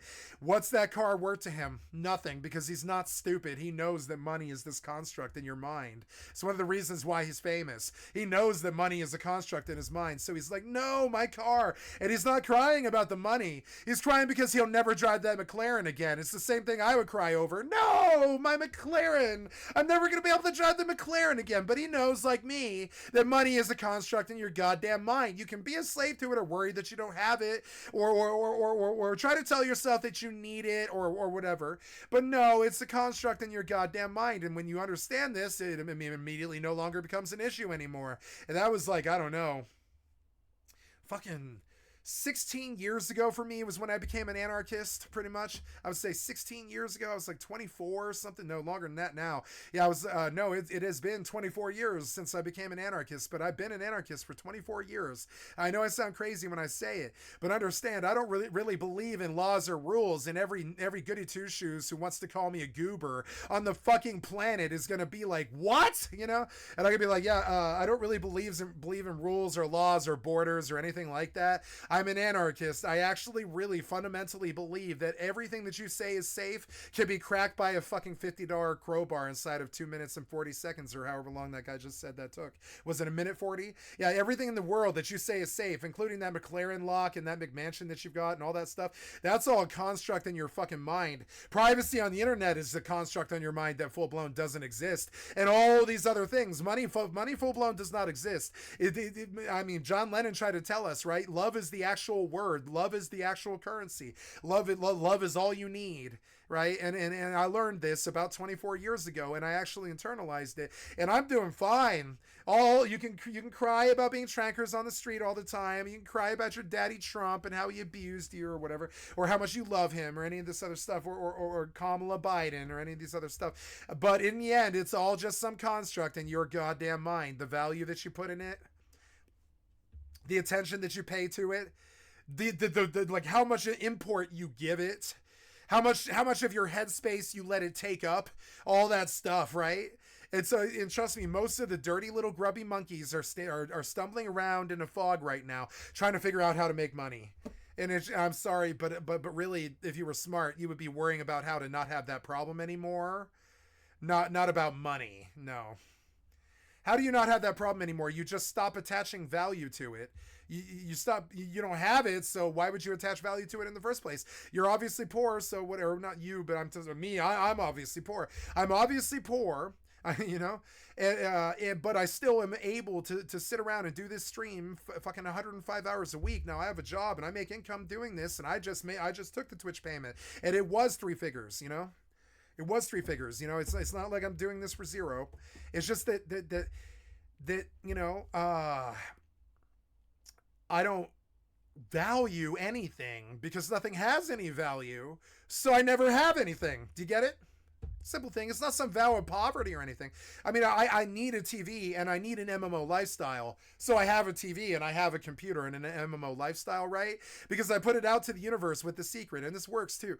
That, hey, universe, I don't really like humanity and I don't really want to be a part of them and I don't want to lead them, definitely. And I definitely don't want to be some hero to them. I've been a horrible, horrible person. So, hey, if you just sort of throw me what I need to get through the rest of my life, I'll never do anything bad ever again. And the universe was like, okay, sure, yeah, here you go. And I got it. I got my home. I got my TV. I got my life. I stopped doing bad things. I stopped being a bad person. And I lived out with the agreement that I made. I've done nothing but good. I've not even jaywalked in 7.5 years or something like that. And that's the God's honest, toasted toes truth, you know? And so now we're in this place where I'm like, but so you can talk all the time about your little McLaren, but I don't care about your McLaren. I want to put that on the Philip DeFranco.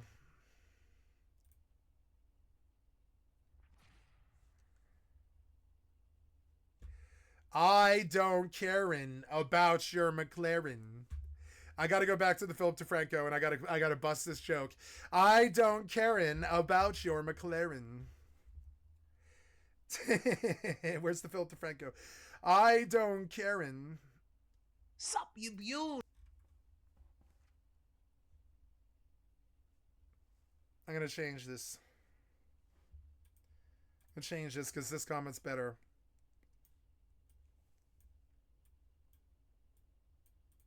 Why won't you let me chase this? Change this. What are we doing here? Yes, there you go. Change it or whatever. Change the channel, Marge. I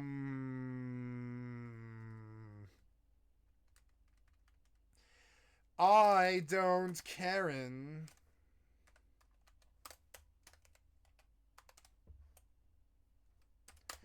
About your McLaren.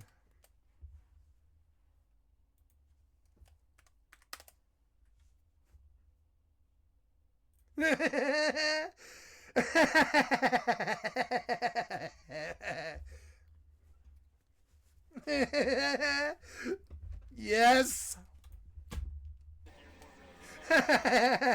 I don't care about your McLaren.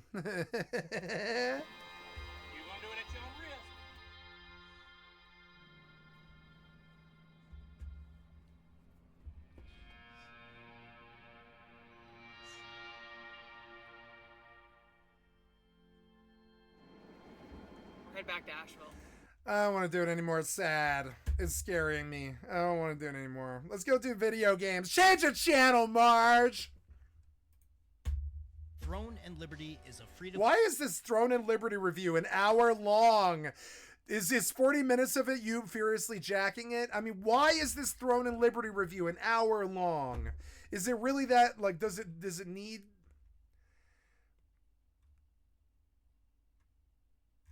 The combat does not feel great. It does not feel great. Cross-platform tab target ability. No, I'm sorry, brother. I don't care about this worthless game. I'm terribly sorry. I'm not going to attack like I do. Oh, no. They're all playing Throne and Liberty. Oh, no. I'm terribly sorry. I'm so sorry. Oh, the Rise and Fall of Warhammer Online. I don't want you to recommend Mad Season Show anymore.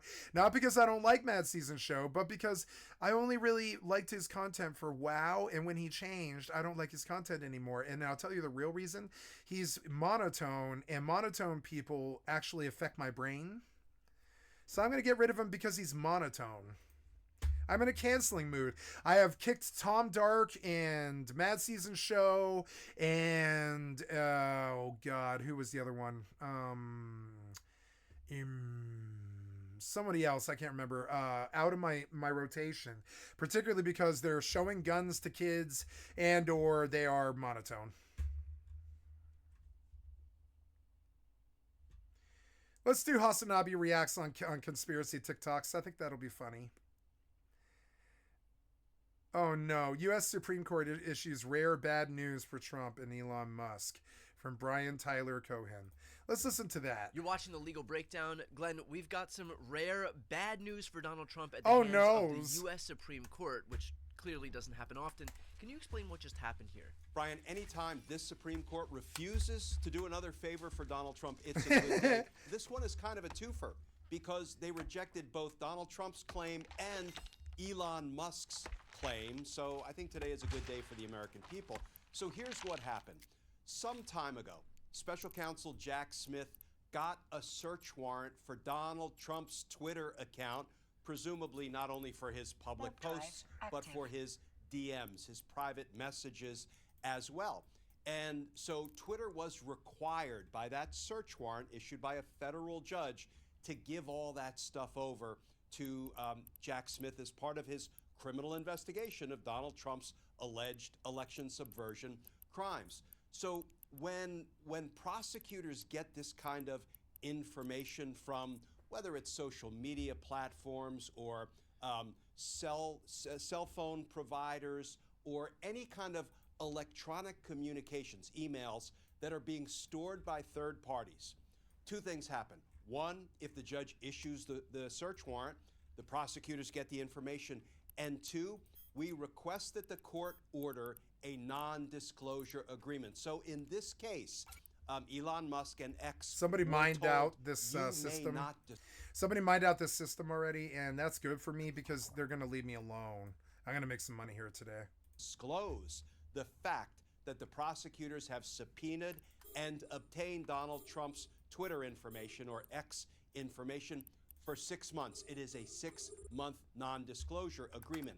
Why is that important? Also, they most likely have probably bubbled up the intro and outro to this system. I've seen them do it before, and that's good for me if I can jump in randomly. You know, that's good for me. That means that like the gankers don't reach me. You know, it's actually kind of cool. Like literally the other big kingfish, I guess I consider myself kingfish fucking miner now or whatever, even though that's ridiculous. But I mean, I do pull in billions from mining like they do. But anyways, yeah, like the other kingfish miner here is like full blown. He's cut off the entrance and exits so he can just like full blown like dwarf fortress this place and get all of the ore. You can see it. He's got the entire fucking this is like this whole system of ore, just this pocket, is probably 30 billion ISK or something like that. And I'm not kidding. It's like 30 billion ISK. And you can see they wiped it out. It's completely gone. It's totally gone. And they don't like Reykjavik for some reason, but I mean, why not? Reykjavik's great. It's fine. It's one of the best ores. It's ridiculous. So yeah, and it's funny. So now I'm gonna hide behind the protection of other people, and even those idiot gankers that came in that I blocked, they can't even do anything here probably. Important, Brian. I mean, they might, but I mean, like I don't think they can do anything here. They're like literally, I'm protected by somebody else who's big, and so I'm coming in behind them. They've in their wake, they've left like a fracked out mine with no resources left, and I'm in there trying to tap for the last few little crystals of gold, right? And they're ignoring the mine, and I'm in their gold mine right now, getting the last few scraps of gold that I can see right away. It's not like I have to hunt for them like a third person or first person game or something like that. I can see right away that there's like 5 mining nodes here left, and it's basically like they left gold in the street. And so now I'm mining the gold in the last mine that they were in, and they have set up in the mountain pass. There's 2 mountain passes leading to the top of the mines that we're at, and the 2 mountain passes have been completely blocked, and there's dudes sitting there waiting to gank anybody who comes in. And so I'm using their fucking roadblock to my advantage. And I love this shit. I love EVE Online. I love EVE Online for stuff like this. I love it. It's so faceted. It's awesome. It's because when you subpoena this kind of information or you get a search warrant for this kind of information, I knew immediately when I saw that the asteroids were gone that I was lucky on which belt that I jumped into, because if I jump to the wrong belt right now, I'm gonna stumble on those boys if they're still here. They might still be here. Let's see. I don't know if they're here, but I'm gonna run a scan, and if they are, they'll be here. Yeah, they're still here. There's a Sleipnir and a Vulture, and that's it. It's only no. They're done. They're done with what they did here. The miners are not here. I'm sorry. It's only a Sleipnir and a Vulture. So yeah, I don't have bubbles, and these guys are probably maybe coming for me right now. Actually, they might be coming for me right now. I don't know. I don't know. But anyway, and I don't care either. I've already made more money than I've lost. I mean, I haven't made the money yet. I'll have to dock up. But the minute that I dock up here in about 3 minutes, you know, if they don't get me first, I'll have already made the money that I lost if they gank me. And that's the whole point of this, you know. There's a lot of power. My friend Dog Giraffe, he was like, "Why are you guys kitted up?" He all the time he was like, "Why are you guys kitted up? We are going to a door gank." And he was like, "Why are you guys kitted up? You're just wasting materials." And I'd be like, "Why? What do you mean? Like we're gonna fight?" And he's like, "Yeah, you might have a fight here, but I mean, if you lose the fight, you just gave we're gonna give them 3 whole kits, you know." And so he's like, no, you're gonna take a double barrel naked like me, and if you kill him with the double barrel, you're a badass, and if you don't, you die, you don't get the gank. And I was like, okay. And so that's how I'm approaching this venture shit. This venture is, you know, like a naked miner. It's a naked with a metal pickaxe, like in Rust terms. It's a naked with a metal pickaxe, and it's worth 3.5 million, which is like, you know, I have 1.8 billion. I can easily afford this. I can easily afford 600 losses of this ship. And that's how you make money in non-consensual games. If you don't know it, then you haven't been here, you know. Ongoing investigation. Make $1 out of 15 cents. And so I got mercilessly mocked all 3 years of my large clan engagement for walking around with a bow kit, with a crossbow kit and a revolver. They mercilessly mocked me for this. They're like, "Look at this prim-locked kid. Everybody else here has MP5s and goddamn fucking hazies and shit with, like, you know, flashlight lasers and attachments, and bro rolls up with a fucking crossy, a compound bow, HV arrows, and a revolver with HV pistol bullets." And they're like, "Every time we loot you have 128 fucking pistol bullets, and we only ever take like 46. And I'm like, "I intend to leave the engagement. And if I lose the engagement, what did I lose? A revolver and a crossbow, right?" That's the premise behind this venture. I don't even have guns on this thing. Who cares if I lose this crappy 3.5 million venture? If I make it back to the base with my ore... Oh, I didn't make it back. I didn't. Stations. Duck. So this guy is bubbling me. We turn on the micro warp drive and we try to leave. He's going to DPS me very slow, and they did find me pretty much immediately, but it's not hard to find me out here, you know. Who is it? It's Prometheus Austin. That's fine by me.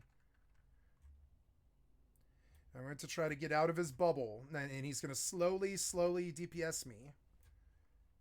And when I get out of this bubble, I'm going to jump. It's going to be difficult to live. Now he's throwing another bubble down, which was a smart play. Ah, smart.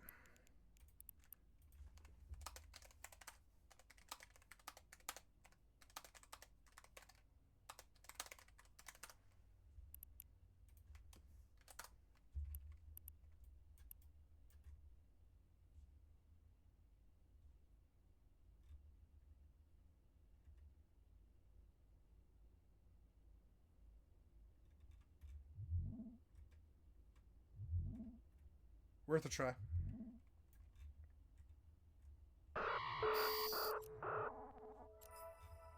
Good fight. The last thing prosecutors and FBI agents, investigators want is for Elon Musk.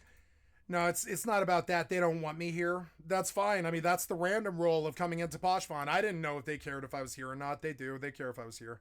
That's fine by me, you know, whatever. What? Okay. To run to Donald Trump and say, hey, they just took all of your Twitter stuff and your DMs. You might want to get on top of that.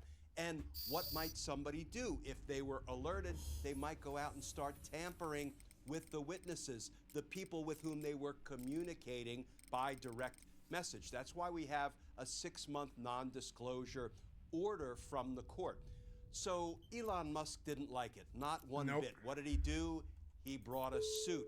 And he said, get this, Brian, it interferes with my First Amendment free speech rights to just talk about the fact that the federal prosecutors got a search warrant for this information for Donald Trump's Twitter account. That is a very weak argument, but that's... So we lost $3 million there, but if I find a safe place, we won't lose any more. You know, it's kind of funny. It's like it's all a gamble. It's never this thing about like, oh, I'm the last one who's gonna win the Fortnite. You know, the Fortnite win or whatever. It's not like that. It's like you will die. It is a matter of how long and what you do while you're alive. You know, it's annoying. That's why I kind of struggle with people who do harassment and stuff like that, because I'm like, yeah, you've only got one lifetime and this is how you spend it. You're worthless. It's obvious that you're worthless. You're not worth anything more than the block, you know? It sucks. The argument he made, it was one of the legal arguments, and the lower courts rejected it. Well, what did Elon Musk try to do? Try to run up to the Supreme Court, because, you know, the Supreme Court is forever looking out for Donald Trump's best interest. And today, Brian, on the first day of the new Supreme Court session, the Supreme Court said, bye-bye, Elon. Bye. We are not taking this case for review. So part of this, not to get too technical with the nature of this litigation, part of this was forward-looking. Elon Musk wanted the Supreme Court to say, you know what? Anytime prosecutors come for the information that I have about the people using Twitter, we don't ever want them to order non-disclosure. We want to be able to talk about it right away.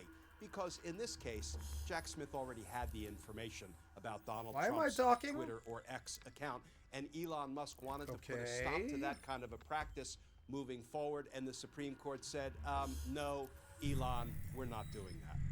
Glenn, I know it's moot because Jack Smith already has what he needs from Donald Trump, but by virtue of Elon bringing this lawsuit forward, doesn't he basically do the thing that the NDA precludes him from doing anyway? Like, just by virtue of bringing this lawsuit, doesn't it alert Donald Trump to the fact that Jack Smith was looking for his DMs, and so that would enable him to start deleting them anyway?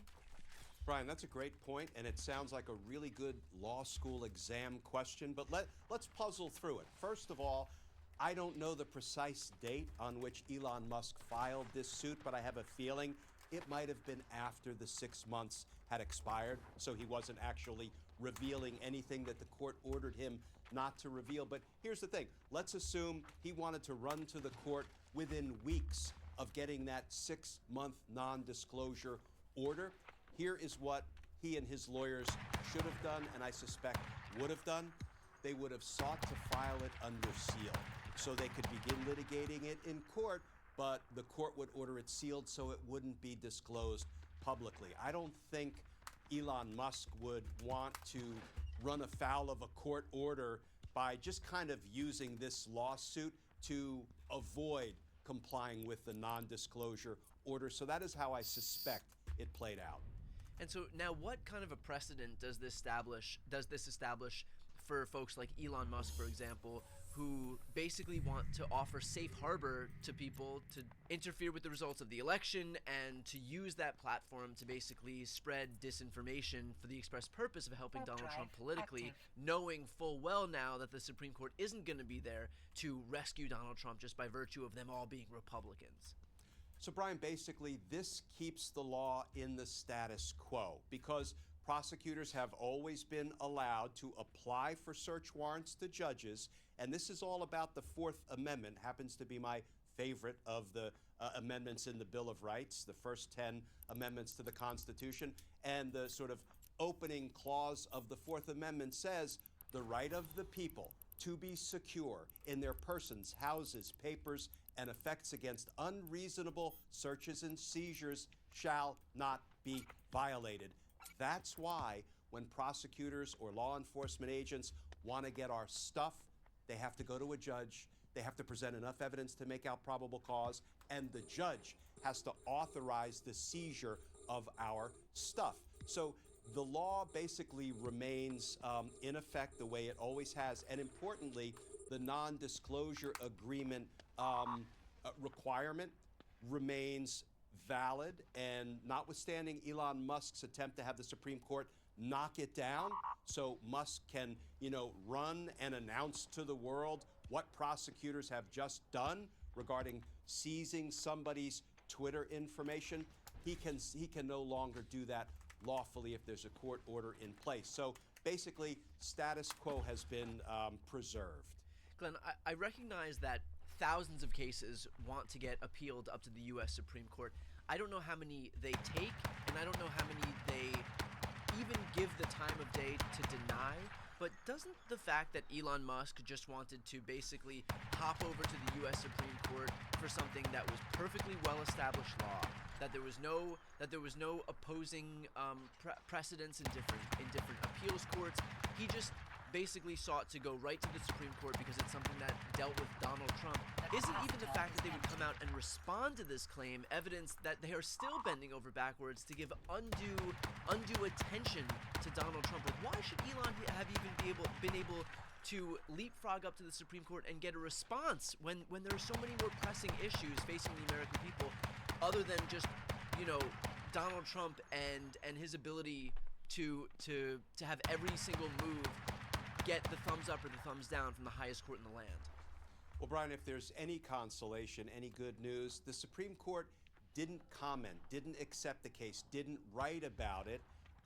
They basically just said, the way they say with respect to thousands of petitions for review each year, we're not touching it. Okay. So they really didn't give it any oxygen. Now, it's not a surprise that Elon Musk would try to bubble this up and try to, you know, get the Supreme Court to grab hold of it, given the politicized nature of the Supreme Court these days. But, you know, here's something that I hope our viewers will keep in mind as we head toward the November election, because there is a lot of anxiety out there about, one, will Donald Trump lose? Will Kamala Harris win? I believe the numbers are looking good for the Harris-Walz campaign. But two, even if Kamala Harris wins, will the Supreme Court intervene to try to find a way to nefariously hand the presidency to Donald Trump, even if he loses?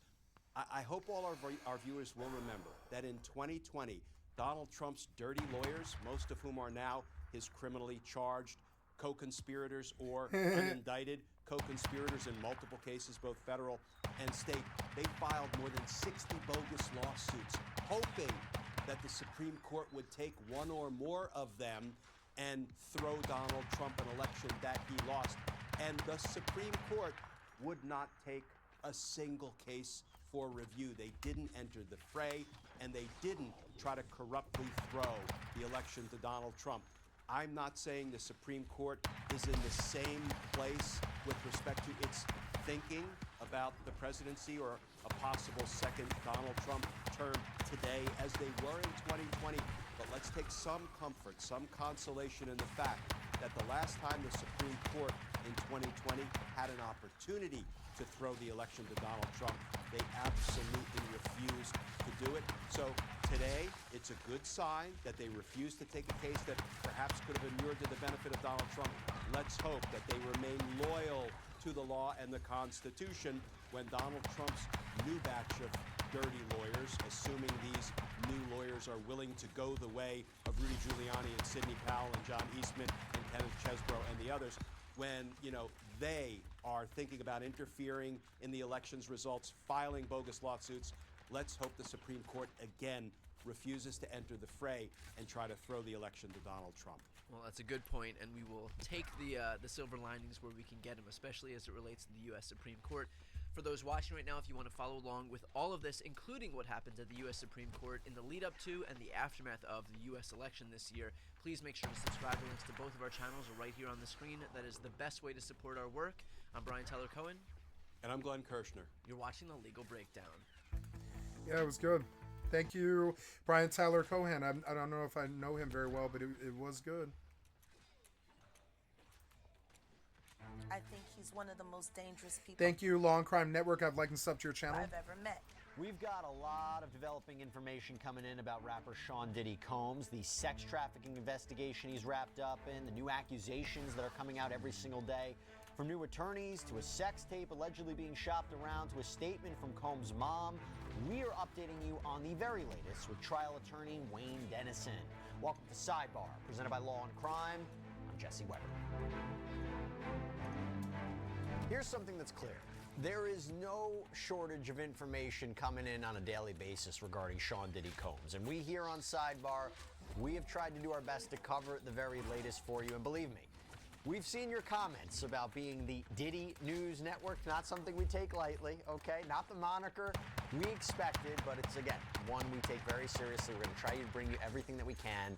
And to talk about the latest developments, and there are a lot, I want to bring in trial attorney Wayne Dennison, who famously represented Johnny Depp in his high-profile trial against Amber Heard, so he knows a thing or two about high-profile cases. Wayne, good to see you. Thanks for coming here on Sidebar. So we haven't had a chance yet to talk about the latest and talk about even the indictment against Sean Combs. To everybody back home, he faces charges of racketeering conspiracy, sex trafficking, transportation to engage in prostitution, and who knows, there could be more charges on the horizon. But for now, what is your reaction to the case against him? Well, they've charged, there are 3 counts, but there are 8 chargeable crimes that are reflected in those indictments. And you're talking about very serious charges, each of which carries very serious jail time if he were to be convicted. Yeah, I mean, he's looking at 15 years to life in prison. So, which, by the way, a little side note, I still am not of the belief that he would be offered a deal that wouldn't include prison time. So, you know, there's been a lot of talk. He's going to come out, he's going to name names, he's going to mention everybody. He may do that, but he's still going to face, I think, like 10 years in prison. If they're saying he's the head of this criminal organization and he's been engaging in a repeated pattern of abusing women and drugging people, I just don't believe that he'd be offered anything attractive to him to want to take a deal. Am I wrong? Yeah, he's at the top of the pyramid here. Generally, you give deals to the people who are lower in the pyramid in order to get them to testify against the top. There's no reason to give him a deal. So I want to go to these developments. And first up, we have this brand new information about an alleged secret video of an A-list celebrity participating in one of Combs' freak-offs. So these are those prolonged sex parties where commercial sex workers and other victims would be reportedly drugged and forced to have sex. So 2 anonymous sources have told the New York Post that the video is being shopped around to media outlets, and the unnamed celebrity knows about this. So this comes as sources are saying that a male A-list celebrity is, quote, horrified that this footage is being shopped around. And that's what 2 people in this star's inner circle reportedly told the New York Post. Sources say both Combs and the other male's faces are visible in this sex tape. The Post says it's not revealing who the celebrity is because it's not clear if he was a minor when the footage was filmed. And of course, just last week, a Texas attorney announced that his firm would be filing separate lawsuits on behalf of more than 100 alleged victims. Of that group, Tony Busby says that 25 say they were underage when Combs allegedly assaulted them. One man told Busby he was just 9 years old. And to couple that, the New York Post also says that an officer with the Department of Homeland Security, who was apparently part of the raid on Combs' house in Miami back in March, said that there are, quote, recognizable names on some of the footage that they seized, but wouldn't confirm who those people are. And also, we talked about this too, that there is this attorney for a woman who says that she has that secret tape, or has a secret tape, and spoke to News Nation. This was Ashley Banfield's show. Ariel Mitchell-Kidd has some advice for that celebrity. The person who has the tape really doesn't want to shop it around. They really want to help and give it to wanted to directly sell it to that person, but it seems as if they are going elsewhere. If I was them, I would do something about this, and the only way to do anything is to do the catch and kill. That's the only way to ensure that it doesn't come out. You know, we're taught that God helps those who help themselves. So if we have a situation where that person does have the opportunity to purchase the video, if I were them, I would absolutely purchase the video. Wow. So wait, here's the problem I have with this.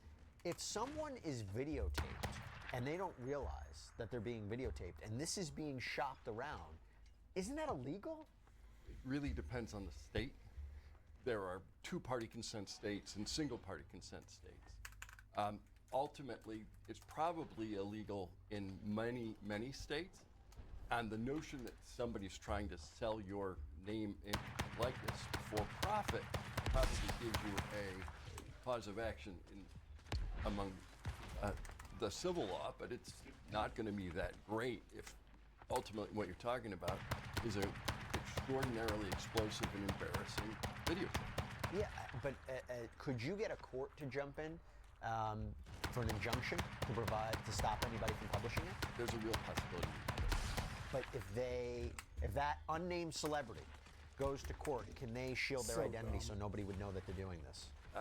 It again depends state by state. Because Garth Brooks tried to do something similar.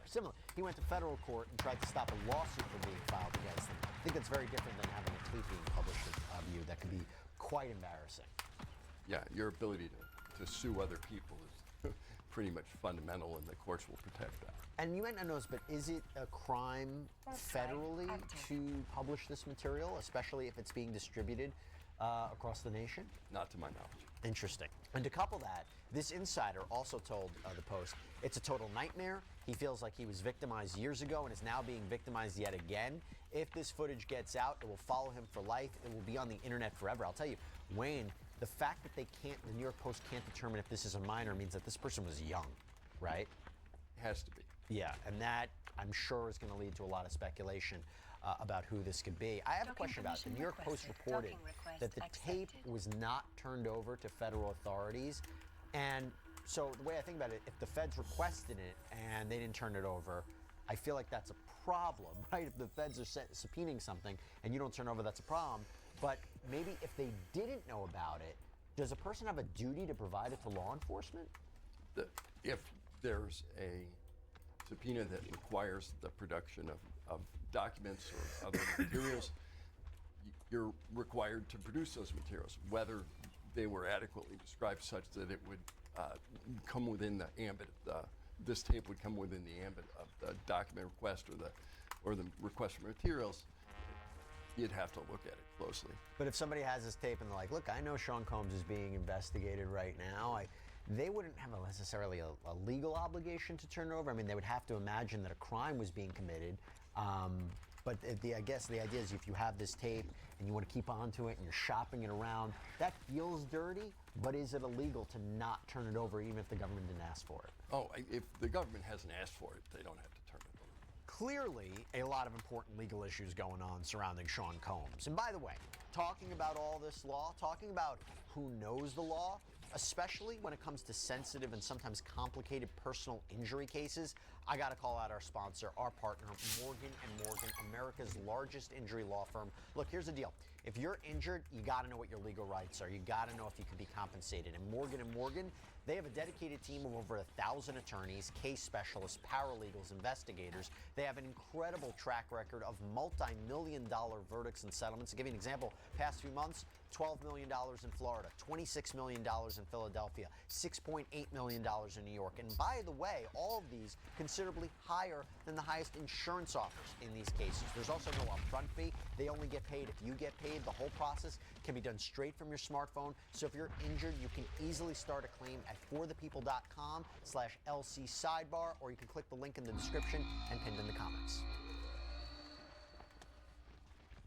Combs' team responded to Mitchell Kidd saying all she wants is publicity and attention, and we'll see. I mean, if this tape gets leaked, this is a developing story, so we'll see what happens in the next few days, next few weeks. I want to go to another development, and this is a very long statement, but we're going to do another episode with a full breakdown and analysis of this, but I want to take a look at what Sean Combs' mom has just said.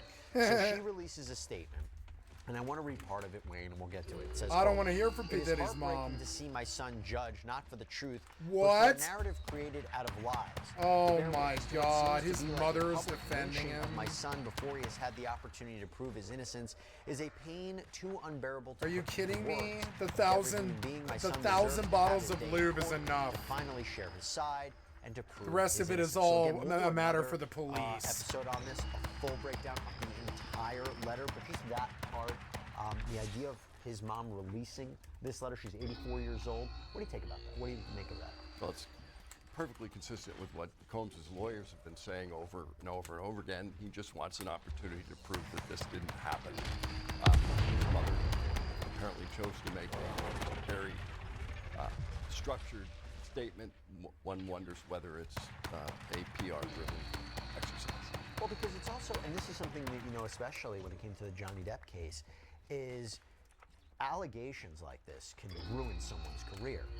But what happened with Johnny Depp is he actually used the court system to his benefit, because going to trial and having the world see the evidence and seeing what was really going on, or what the jury interpreted as what was going on, can also benefit someone's career. So this is, when you have a high-profile celebrity, even if he's found not guilty of all the charges, let's say the charges are dropped, let's say all the lawsuits are dropped, just, I'm not saying that's going to happen, but how does he recover from a PR point of view? How does he recover any of his businesses, his reputation? Is there anything that he would be able to do? I mean, obviously his mom is saying, you know, wait for the evidence to be presented, allow him to present his defense, don't judge immediately. When you have a high-profile client like this, what do you do? Well, there's certainly no effort you can make against the government, the federal government, to recover for that kind of thing. But you're talking about individuals who are now coming out and saying things that, if they are not true, he has the ability to pursue that as defamation. They're literally claiming he committed multiple crimes. That's usually a defamation per se. And he can have his day in court against specific individuals who are raising these allegations. Yeah. By the way, I have to say one more thing about the tape that you just reminded me. I think it's so dirty in the sense that, let's say, for example, that this tape, first of all, if it shows a crime and you're shopping it around, okay, I think we know what, okay.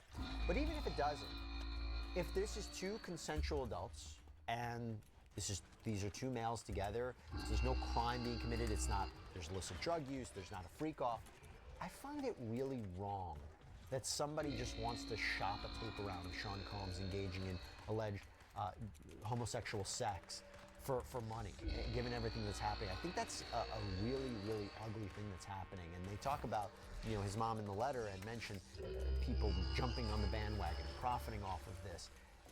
Putting aside the allegations against Combs, I find that part to be really disturbing, that people might be profiting off of, again, there's nothing wrong with having homosexual sex, but you're saying you're using this opportunity to distribute it is really problematic.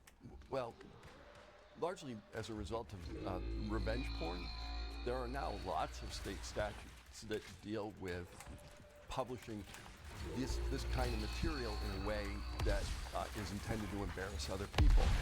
And that's going to fall under a lot of the revenge porn statutes.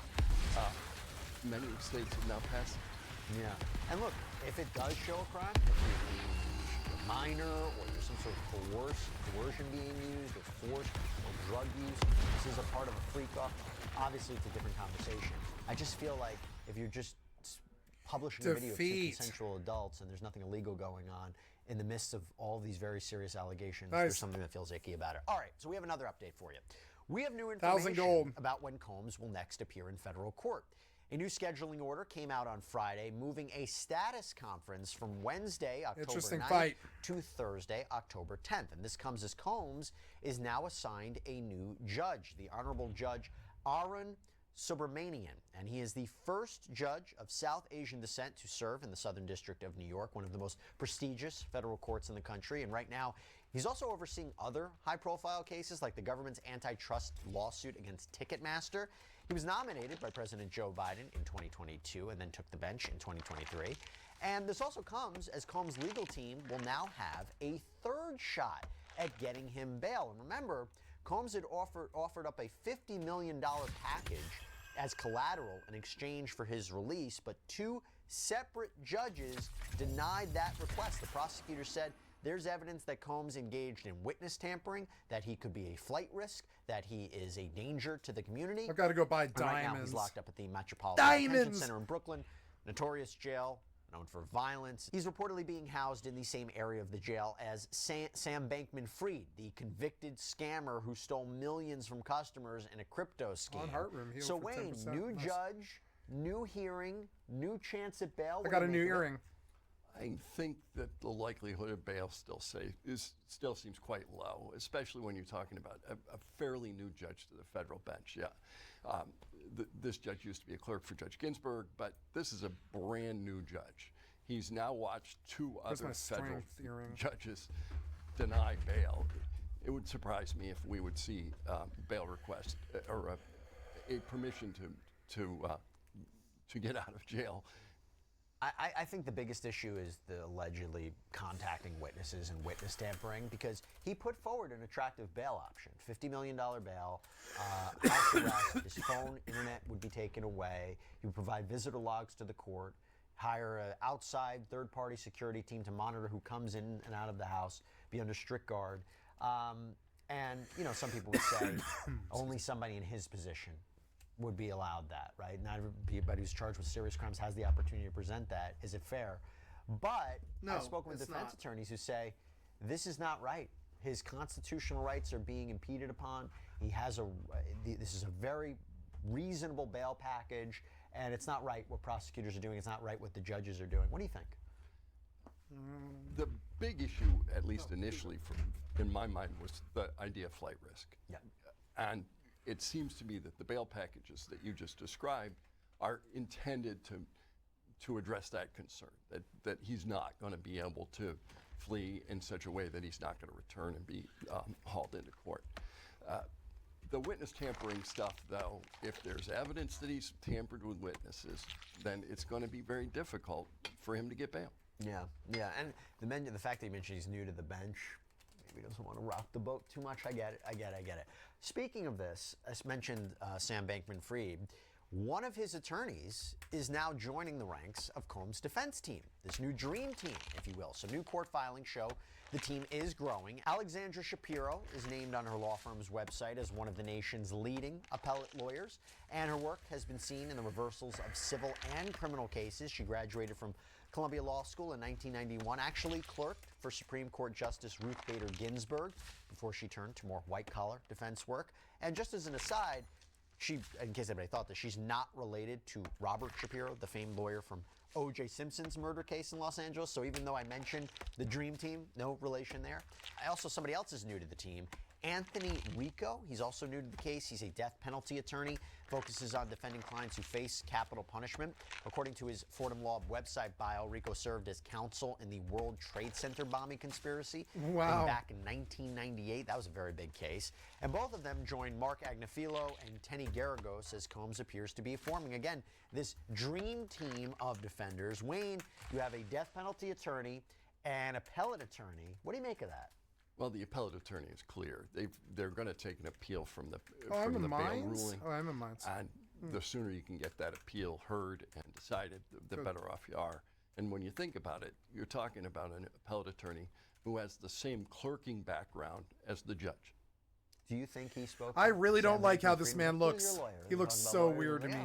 You know, but it's probably because he's got some kind of disease. I don't It's all right. see that as highly likely. But he's got a good mind for the law. Hires the same lawyer? Yeah, well, his lawyers are out there and they know who the other lawyers are. Right. By the way, is this something attractive to a lawyer to want to take on Sean Combs as a client? I've seen a number of different cases. Yes. Murder cases, Yeah. particularly. What does the lawyer it's care tough whether he's guilty or to not? defend those, and everybody's entitled to of defense. They have a constitutional right to a defense. Yes, defense lawyers, they line up. They line up, like 5 or 10 defense lawyers line up to P. Diddy, and they like come to his jail cell and they're like, we'll make sure you get out of this, and we'll stake our reputation on it. And he's like, oh yeah, how much would that be? And all that, and he pays out.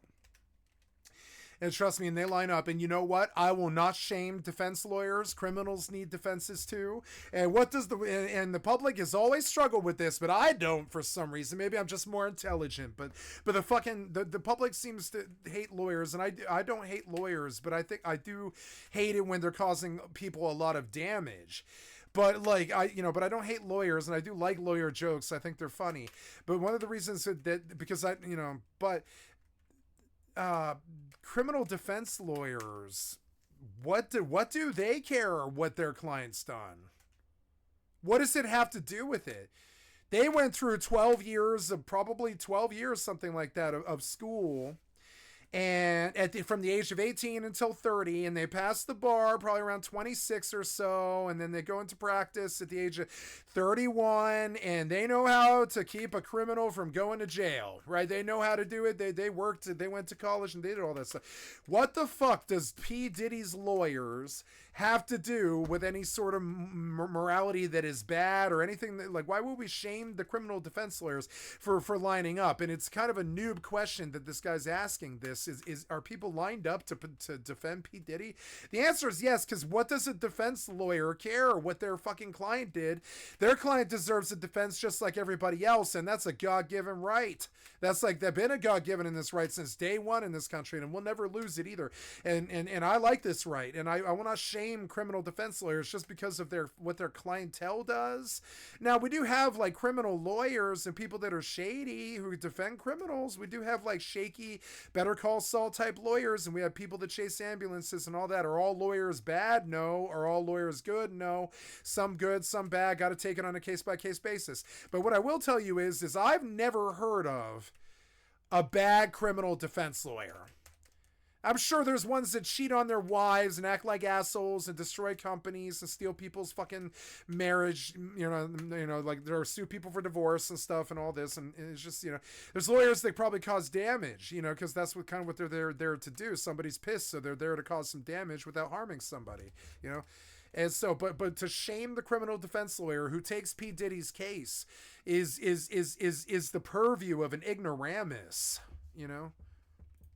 Way on an attorney to represent notorious defendants like this, particularly ones who are accused of really egregious, heinous crimes. There people kill for them, not kill, but I mean, like they you know, they show up in a $50,000 fucking suit, and they're like, hey, you want me to smuggle in some dope into this prison and shit? They're big time. They want to help you. They're criminal defense lawyers with a lot of money, and they fly around. They deal with like tort lawsuits and criminal defense and stuff, and they make good money.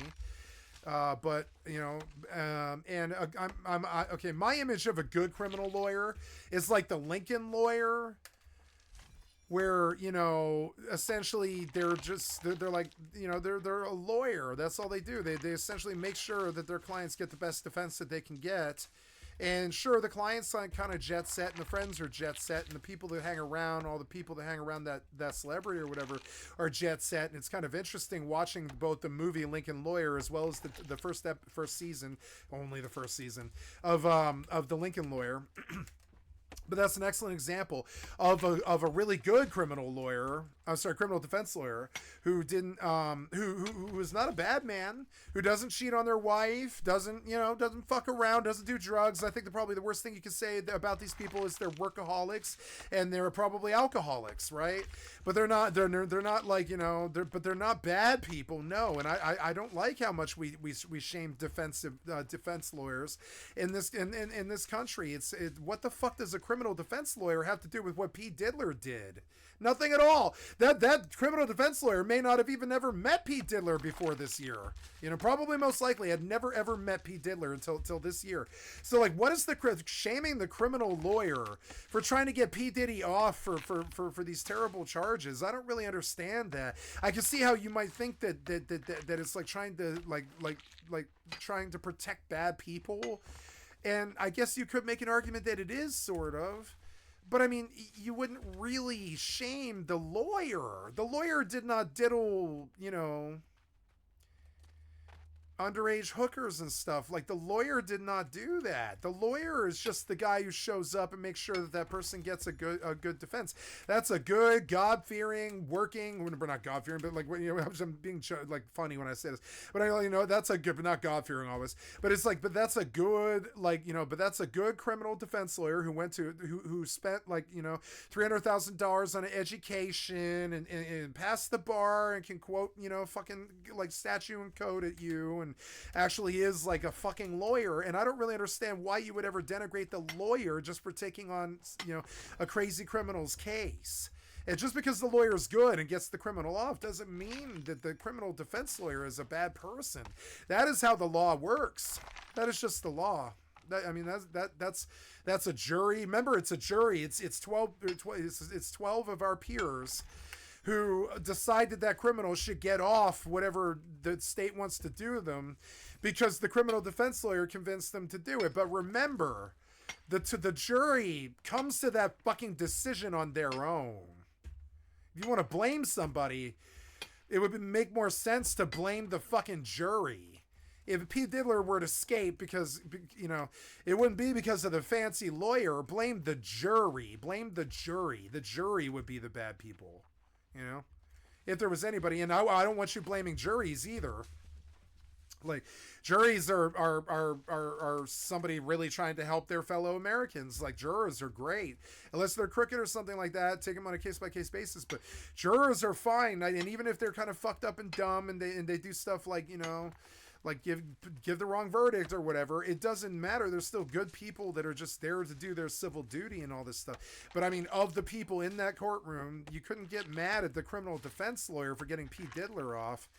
Or even the judge or anything like that. It's the jury. It's the jury. You know? And maybe, sure, the criminal defense lawyer is fancy at delivering a good argument to the jury. But I mean, if the jury swallows the goddamn argument, that has nothing to do with the criminal defense lawyer. I am very happy the criminal defense lawyer is there, or the state would just send you up creek and kill you, you know? The criminal defense lawyer is the only thing between you and a cell, essentially. And I will not stand by why they are denigrated. And I don't care if criminal defense lawyers get criminals off. That happens all the time, and that's because of juries. That's never because of the criminal defense lawyer. In some instances, it's not like the criminal defense lawyer goes, ha ha ha, I'm here to defend this bad man. I wave my magic wand, and he walks out of prison. No, it's like 12 of his peers are like, well, we've listened to this, and we don't believe he should go to jail, you know? And that has nothing to do with fucking the criminal defense lawyer. It never comes into the reality of the entire situation. Blame somebody. Blame a fucking jury.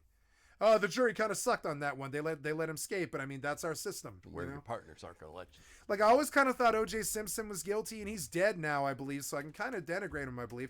But I always thought that O.J. Simpson was guilty just based off the fact that was so much smoke, there must be fire or whatever. And then he ended up selling crack in a Las Vegas hotel room and ended up being like a burglar and stuff. And I think I was right. I think he was kind of guilty, and I think he slayed his wife. And that sucks, you know, but I don't know. I wasn't there. So there's a criminal defense lawyer there that's there to make sure that my public opinion was there way back then in, you know, 2004, to make sure that my public opinion does not crucify O.J. Simpson in a court of law. And it ended up being a jury. The jury listened for years. They listened for 3.5 years or something like that. And they finally came back and they were like, yeah, we've heard everything under the sun that there is to know about O.J. Simpson. And we come back and we felt that he didn't do this. It must have been the one-armed man. And I was like, oh really, you're gonna one-armed man this guy? And they let him off, and the whole country was like this, right? And but really, I think the jury was terrified of turning LA into a fucking racial fucking like war, essentially. Because it kind of would have been if they went after OJ like that, you know, and I feel like the jury was kind of fucked up on that one a little bit. But I think they went with the public safety and let him go. If they had crucified him or Rodney King or any of that, the LA would have burned like it did with Rodney King. And so so the jury's not dumb. Not only is the jury's family at risk if LA burns, you know. Probably because they're LA jurors, right? So they probably live in LA and their families are probably at risk if LA burns. That jury is not stupid. They probably let him off, honestly. And that sucks, you know, but that jury's not stupid. If LA burns because they crucify O.J. Simpson for killing his wife, it was just another celebrity who killed his wife or whatever. It happens all the time. People kill their spouses. It fucking sucks. But it happens in this country and everywhere else in the world. People kill their fucking spouses in fucking passionate rages or whatever. It just fucking happens, right? Not to say that it's okay to let them off or whatever. It's not. They need to prosecute them for murder and all this stuff. But it's not like this shit doesn't happen. But they went after him for 3.5 years and turned this thing into a terrible debacle, and he was free like OJ all day at the end. And I get it, but I mean, also sort of don't. And so do I blame Johnny Cochran for that, or whatever his criminal defense lawyer was? Fuck no, I don't blame Johnny Cochran for that. I blame the fucking jury.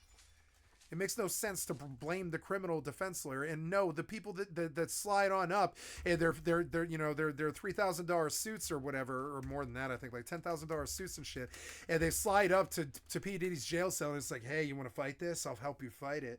They're not bad people. They're just people that are trying to make money off of providing a service. And they know that they can make a lot of money off this idiot.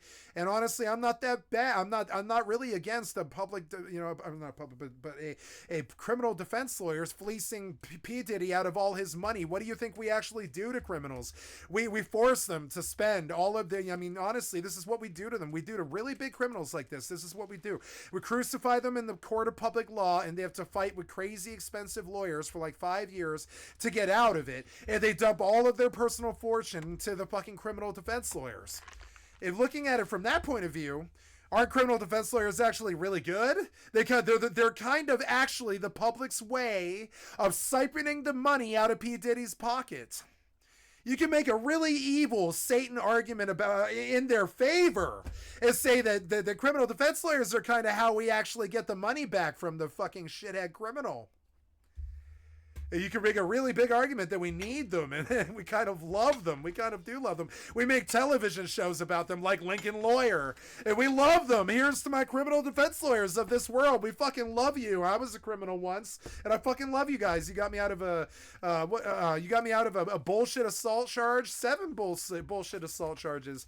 You got me out of a probation violation that was going to be 10 years of my life. What the fuck is that? Everybody violates probation. Why should you take away my 10 years of my life over some mandatory minimum sentencing on a fucking possession charge, less than a gram of heroin and less than a gram of methamphetamine that weren't even my drugs? It's fucking stupid. So I let the cops search my car because I didn't even know they were there. They weren't my drugs, or I would have smoked them. I never kept drugs around because I smoked it so fast. I would buy a sack, smoke that motherfucker right then and there. Poof, gone. You know how I am. I wolf my meals down. I don't keep drugs around in my fucking rear view mirror for fucking 7 months or whatever until some cop finds them after I grant search of my car for a speeding ticket or whatever. It's just like kind of insane. Like, and I really paid for that one. And thank God for the criminal defense lawyer because it would have been 10 years in jail. You wouldn't have me on this stream or whatever, You wouldn't have me entertaining you with my joke of a life, So yeah, so yeah, thank heavens for our criminal defense lawyers. Thank God. I mean, they're just lawyers. Lawyers are good people. Lawyers do bad things to people, but that's what we want them to do. That's what we ask them to do. We have all these bad lawyer jokes and all this stuff. What do you call 10,000 lawyers at the bottom of the sea? Oh, a good start, right? And that's a good fucking lawyer joke. I love that lawyer joke. It's hilarious. It's funny. But the reason that people have these jokes is because they themselves are criminals often, and they make crack jokes like this, and they're like, oh my God, the lawyers fuck me every time I do something wrong. Yeah, that's because we asked them to do that. We don't, they come looking and sliding up with their hands out, being like, we'll save you. But I mean, and we can't stop them from doing that. Lawyers are incredibly predatorial. But I mean, there's nothing really blocking them from doing so. I do not fault them for being predatorial kind of and being an ambulance chasing and stuff because honestly, usually they're trying to go right or wrong, and I view them as kind of crusaders and stuff. I fall very pro lawyer kind of. It's insane. I would pass the bar myself, And so, yeah, I'll stand there and I'll fucking lecture you for half an hour about being like, oh, does somebody who defends Pete Diddler or, Mr. Beast or whatever, are they evil? No, the answer is fuck no. That's a good God, good fucking, good God-blessed American that worked their whole lives, that never broke a law probably, that never, maybe the worst thing they do is cheat on their spouse or something like that. They're good, hardworking individuals that are the grease that make this world possible to continue flowing. Because if we just killed each other every time there was a fucking, a dispute, and we didn't have criminal defense lawyers to defend us when somebody's wrongfully accusing us, this world would essentially be the gulag. It would be the gulag. It would be like that with the second Batman movie when he like gets thrown down in the gulag and he's got to jump out, but he can't jump high enough. He's got to figure out how to get up that fucking crazy gulag that Bane throws him into or whatever.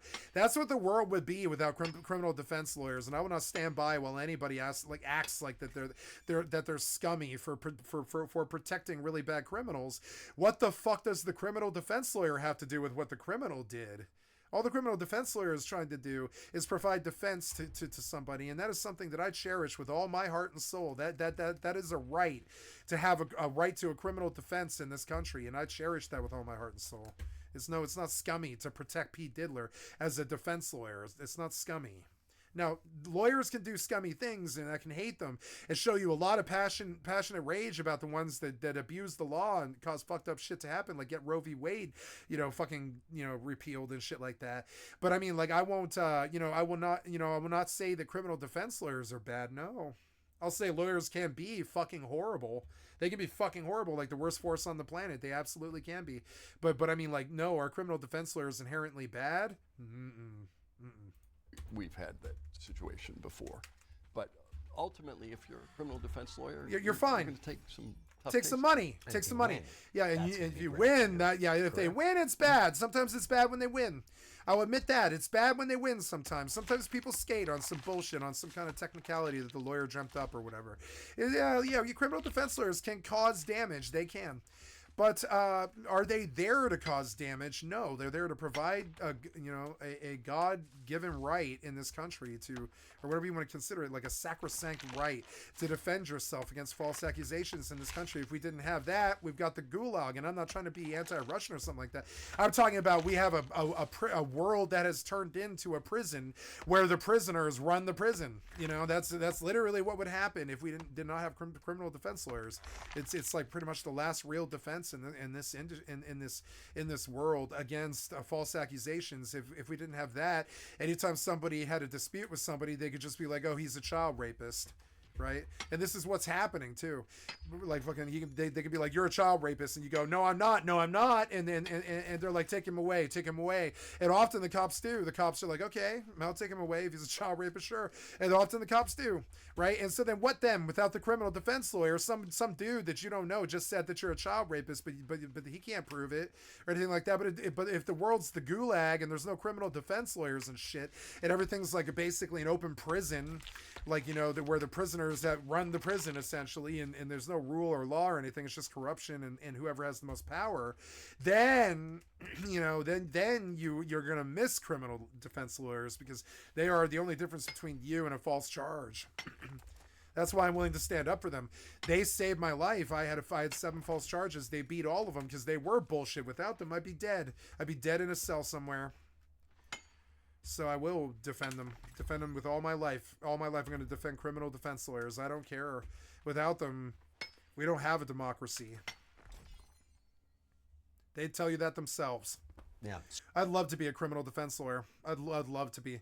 I thought about passing the bar all of my goddamn life. Pretty much the money, the time, and the MMO lifestyle is the only thing that really prevented me. I really wanted to pass the bar. I would have been a lawyer and I would have fought for criminals, because I don't give a fuck what a person does. I'm not God. It's not my place to judge. All I'm trying to do is make sure that their protection is observed under the law. And I would love to go be a criminal defense lawyer. Should I go do it on stream? Just go to a free law school somewhere, maybe a Samoa online like law school and shit, and then just go try and pass the bar after like 10 years of slow studying and playing video games on the side or whatever. I could just go pass the bar, become a criminal defense lawyer, and go to court and stuff and all that. But I'm not really sure I'm capable of keeping a job. Never been able to before. So you're not surprised that people are jumping to represent Sean Combs right now? No. Do you see viable defenses? Not as we sit here today. You don't believe the consent defense? No, they have this guy dead to rights. All of this it's only a matter of checking what all of it was, finding out what all of it was. That's all that's left. This guy's up the creek. He's gone. Commercial sex act. There's no defense they'll stand for. That this can all be the jury won't stand for it. The jury will be like, no, we believe this guy to be guilty. Trust me. They're going to say that day one. Well, there's also a lot of allegations. As they interview the jurors, they're going to be like, no, I believe Pete Diddler to be fucking guilty. It's going to be a problem for them. They're going to have savvy jurors who aren't dumb, who are like, yeah, I full blown believe that Pete Diddler is goddamn guilty, right? And they're going to have a huge problem with that when they do his trial, because it is a problem, right? All these people are not dumb and blind. They're just people that live in the community and stuff, and they know what all that motherfucker's been doing. They know what he's been doing. They're not dumb. And so when they go to pick the jury, they're going to have to try and find like some old lady who lives in the elderly home who has no idea what a Pete Diddler is, and they're going to have to find 12 people like that, and it's going to be fucking hard. It's going to be hard to do. It's going to be hard to do. Everybody knows, everybody knows Pete Diddler. It's so stupid. He's been on the fucking airwaves for 20 years. It's stupid. It's like, come on, man. Like he's always at the Grammys and stupid ass shit, and they're always talking about him all the time.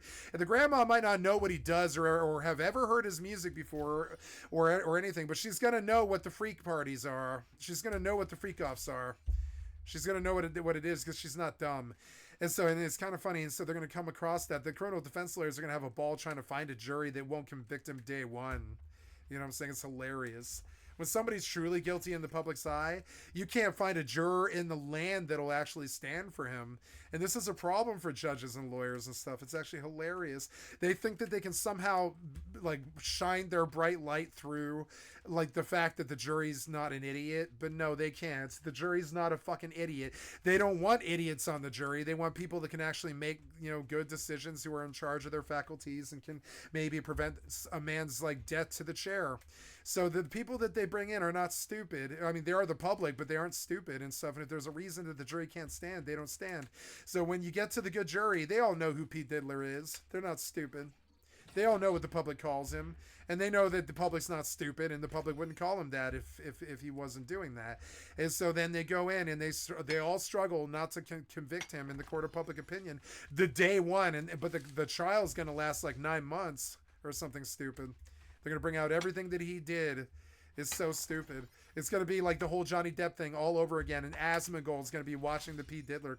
Like Asmongold's biggest money was like when he did the Pete Diddler trial. I'm going to do the Pete Diddler trial. Only stupid streamers don't, It's hilarious. Yeah. Well, he's not charged with minors yet. Yeah. That could change. Yeah, but I mean, only in the court of public opinion. That's it. That's it. That's the only truth. I think that there could be something though.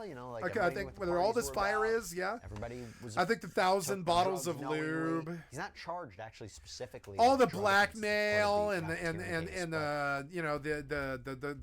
fucking like the nepotism and all this. I'm fairly sure everybody knows that he's the bad boy. That's the name of his fucking producer company, Bad Boy Entertainment. Everybody knows he's the bad boy. He literally put it on the fucking title of his goddamn entertainment firm. Are we expecting Suge Knight and motherfucking Bad Boy to be like these fucking saints? No, and even Grandma knows it. So how are you going to get a fair jury is beyond me, and that's going to make this thing fucking hilarious. And then when they finally say, okay, Diddy, you're gonna get 48 years. It's going to blow the whole world away, and it's going to be fucking hilarious. And that's what's going to happen, too. It's going to be like 48 years or something, and they're going to be like, nah, and it's mandatory, too, because we don't fuck with child molesters. And the whole world's going to stand by with popcorn and watch it, and that's what should happen when a terrible child molester with a lot of money gets busted. That's what should happen. I'm gonna love every second of it. Everybody thinks the world is burning. I think the world's doing the best it's ever done, particularly because everything's so fun and entertaining. I guess I'm the only one who likes it. I'm the only chaotic neutral guy who's like, I'm not the only one, but I fucking thrive off of the chaos, and there's so much of it right now. I fucking love it. I feel like I'm the Joker in the Batman movie, and the hospital just blew up, and I'm fucking happy. I'm like, I got my dog out the window. I got my head out the window like a dog, and I'm like, ha ha ha! All the drama and the craziness is so good. It's awesome. Fuck Pete Diddler and his stupid 48 years ass. I'm dead serious too. Fuck him in his stupid 48 year ass. Give him 48 years, 12 years for every time he fucking tried to kill another rapper or whatever. Come on. I'm curious to see how this defense goes. And look, they'll have other ways to say. Like Tupac or there's no fucking criminal organization. There's no common purpose. There's no criminal agreement. ways to chip at it. You know what I bet happened? Yeah. I bet you. So Kid Cudi was supposed to be part of Kanye West's really big fucking like Fenty label or whatever the fuck it was. And so they cut a whole bunch of songs like Drake's Forever and all this so that Kanye could like return to the fucking public's eye in a more like professional rapper sense and all this. And so Kid Cudi signed up with all of them, which I never really liked because I don't really like Kanye that much, but it's okay. You know, I don't care. I like Kanye's music, ironically, but I don't like Kanye. And and I like the music that he ushered into, and I like that stuff. I do. I like that rap that he did. It had a lot of melody to it, and I give him credit as a producer, right? But so I'm fairly sure when Kid Cudi slept with Cassie, which is P. Diddy's girlfriend. Look, I even know all this rap bullshit because I'm kind of like a rapper, dude. I was a lead singer in a grunge band, but everybody knows I can rap pretty much every fucking album I ever listened to. Everybody knows because I do it all the time. If you get in the car with me, you understand, motherfucker. I can spit pretty much any album there is. I am kind of a rapper in a way. I never wrote an album yet, but I could write a blues trap rap album, and I might too. I might write a fucking blues trap rap album. I hate fucking Whitey Ford. I couldn't stand Whitey Ford. I was like, I really think blues and rap should be, a thing, but it's not goddamn worthless ass Whitey Ford, who the last time he was good was House of Pain or whatever. I want to be the new Whitey Ford or whatever and bring blues to rap like Yellow Wolf or whatever. Call it fucking blues trap.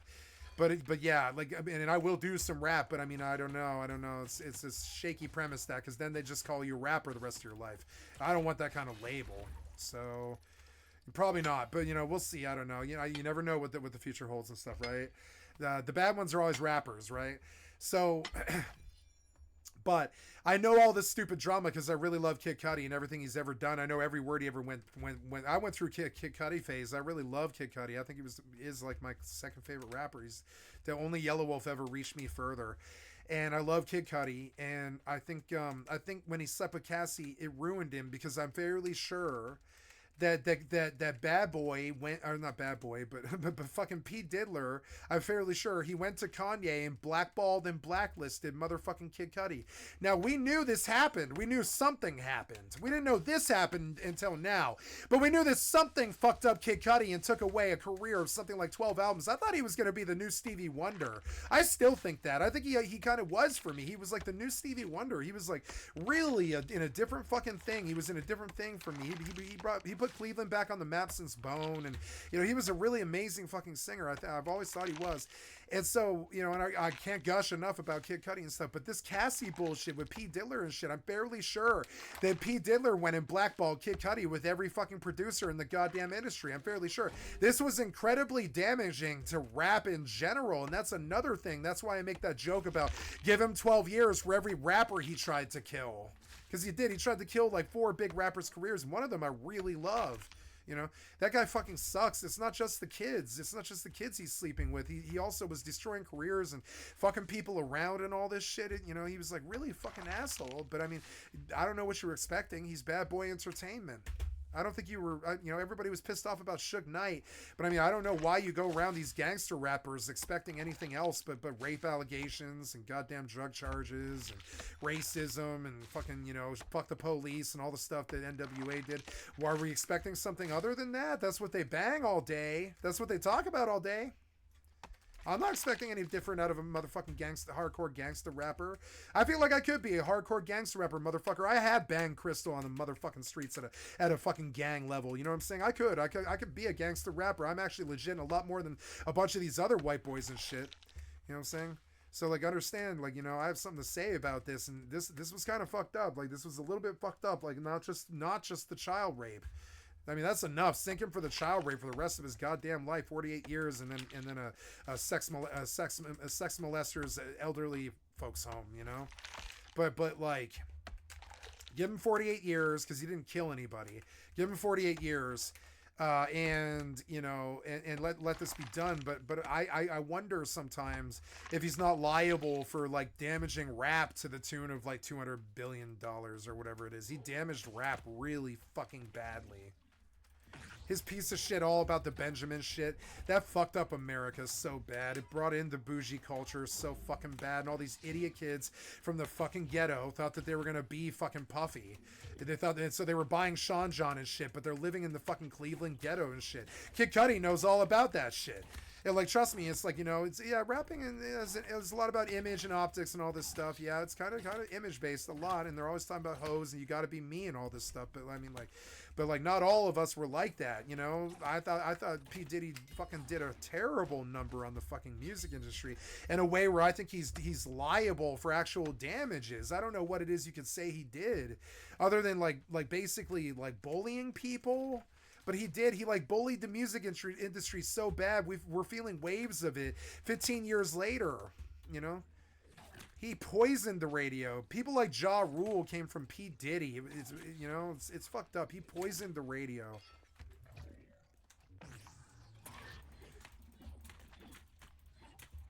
He's not the only one either. There was like R. Kelly.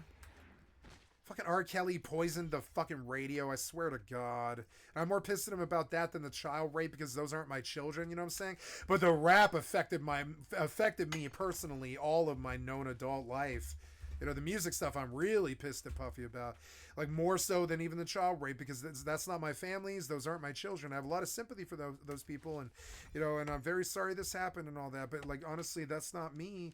But the music did affect me. I'm angry about it in the way that a selfish American will usually be angry about it. The music affected me personally, and I wish him to be crucified for that, because that's the thing that I think is the worst about him. It's not just that he fucking raped children. That's stuff that everybody kind of does and always goes to jail for and all that shit. That's common. Like, it's common to have that stupid shit happen. People go to jail for that all the time. It's unfortunate, but it's true. But what doesn't happen is 20 years of the radio getting poisoned by a piece of shit Puffy and his bad boy entertainment idiots like Mace and all that stupid shit. Stupid ass, like, bougie bullshit. Like, I don't understand how that, like, Foxy Brown ran with them, like, with the locks and all that stuff. Because, like, Foxy Brown was so much more goddamn talented to that and like than them. I really felt that Nas tried to bring like Foxy Brown back into the fucking like into the or like Little Kim and all that. Like, Nas was doing really good for people that had kind of been hurt by Puffy, you know. We've been recovering from Puffy in so many different ways.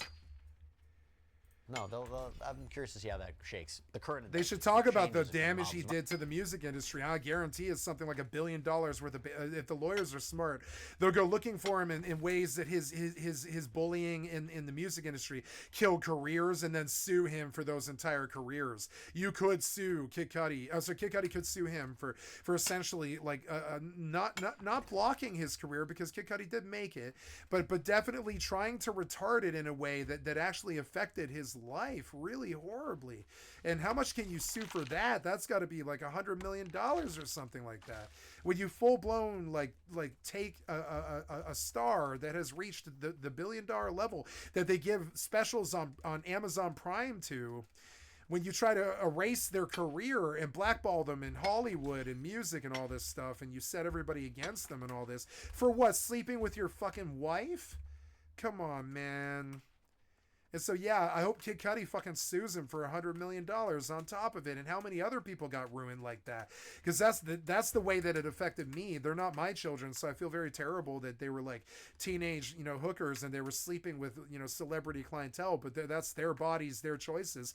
I've always supported sex workers. You know, I don't support child sex workers at all. But I mean, like, and they're obviously too young to be making decisions like that at all. But like, honestly, you know, I will not shame sex work. I will not shame the little girls that were doing what they were doing at all. I will shame the people that were buying it. You know, it sucks. Minors. Then the defenses change. Defenses are less. Okay, so now I want to go to something else. Yeah. New update about some of the latest allegations against Sean Combs as more people come forward with stories about the businessman and music mogul. Yep, the businessman side of him is just as fucked as the child side is. Accusations against Sean Combs and others in hip-hop for years, but as Combs faces charges, he's been fucking people over for a long time. Now, I can't stand people like this. They think that their fucking weight can just be thrown around to crush people's careers and fuck shit up and just throw their weight around like some kind of fucking bully and all that. I've never liked people that try to fucking step on me. Like I had a problem in my first 3 years as a streamer and stuff. I'm like 3 years in now, I think, or something like that. It's been since 2020. 2022. So been about almost 3 years. And I really couldn't handle anybody telling me anything about my stream. I felt that the product was in its infancy. I felt that it was my product and nobody else's. I still feel that. I don't give a flying fuck what they think about my fucking stream, right? It was my baby. I don't care what they think about it or how I execute it or whether I talk to them or anything like that at all, right? It was my fucking baby. It's always been. But they constantly did say stuff like, this game is going to cost you views and you're fat and you're a loser and you're only famous because of me and all this stupid ass shit, right? And they try and troll you and all this stuff. And my thing is people that try to manipulate you like that, swing their way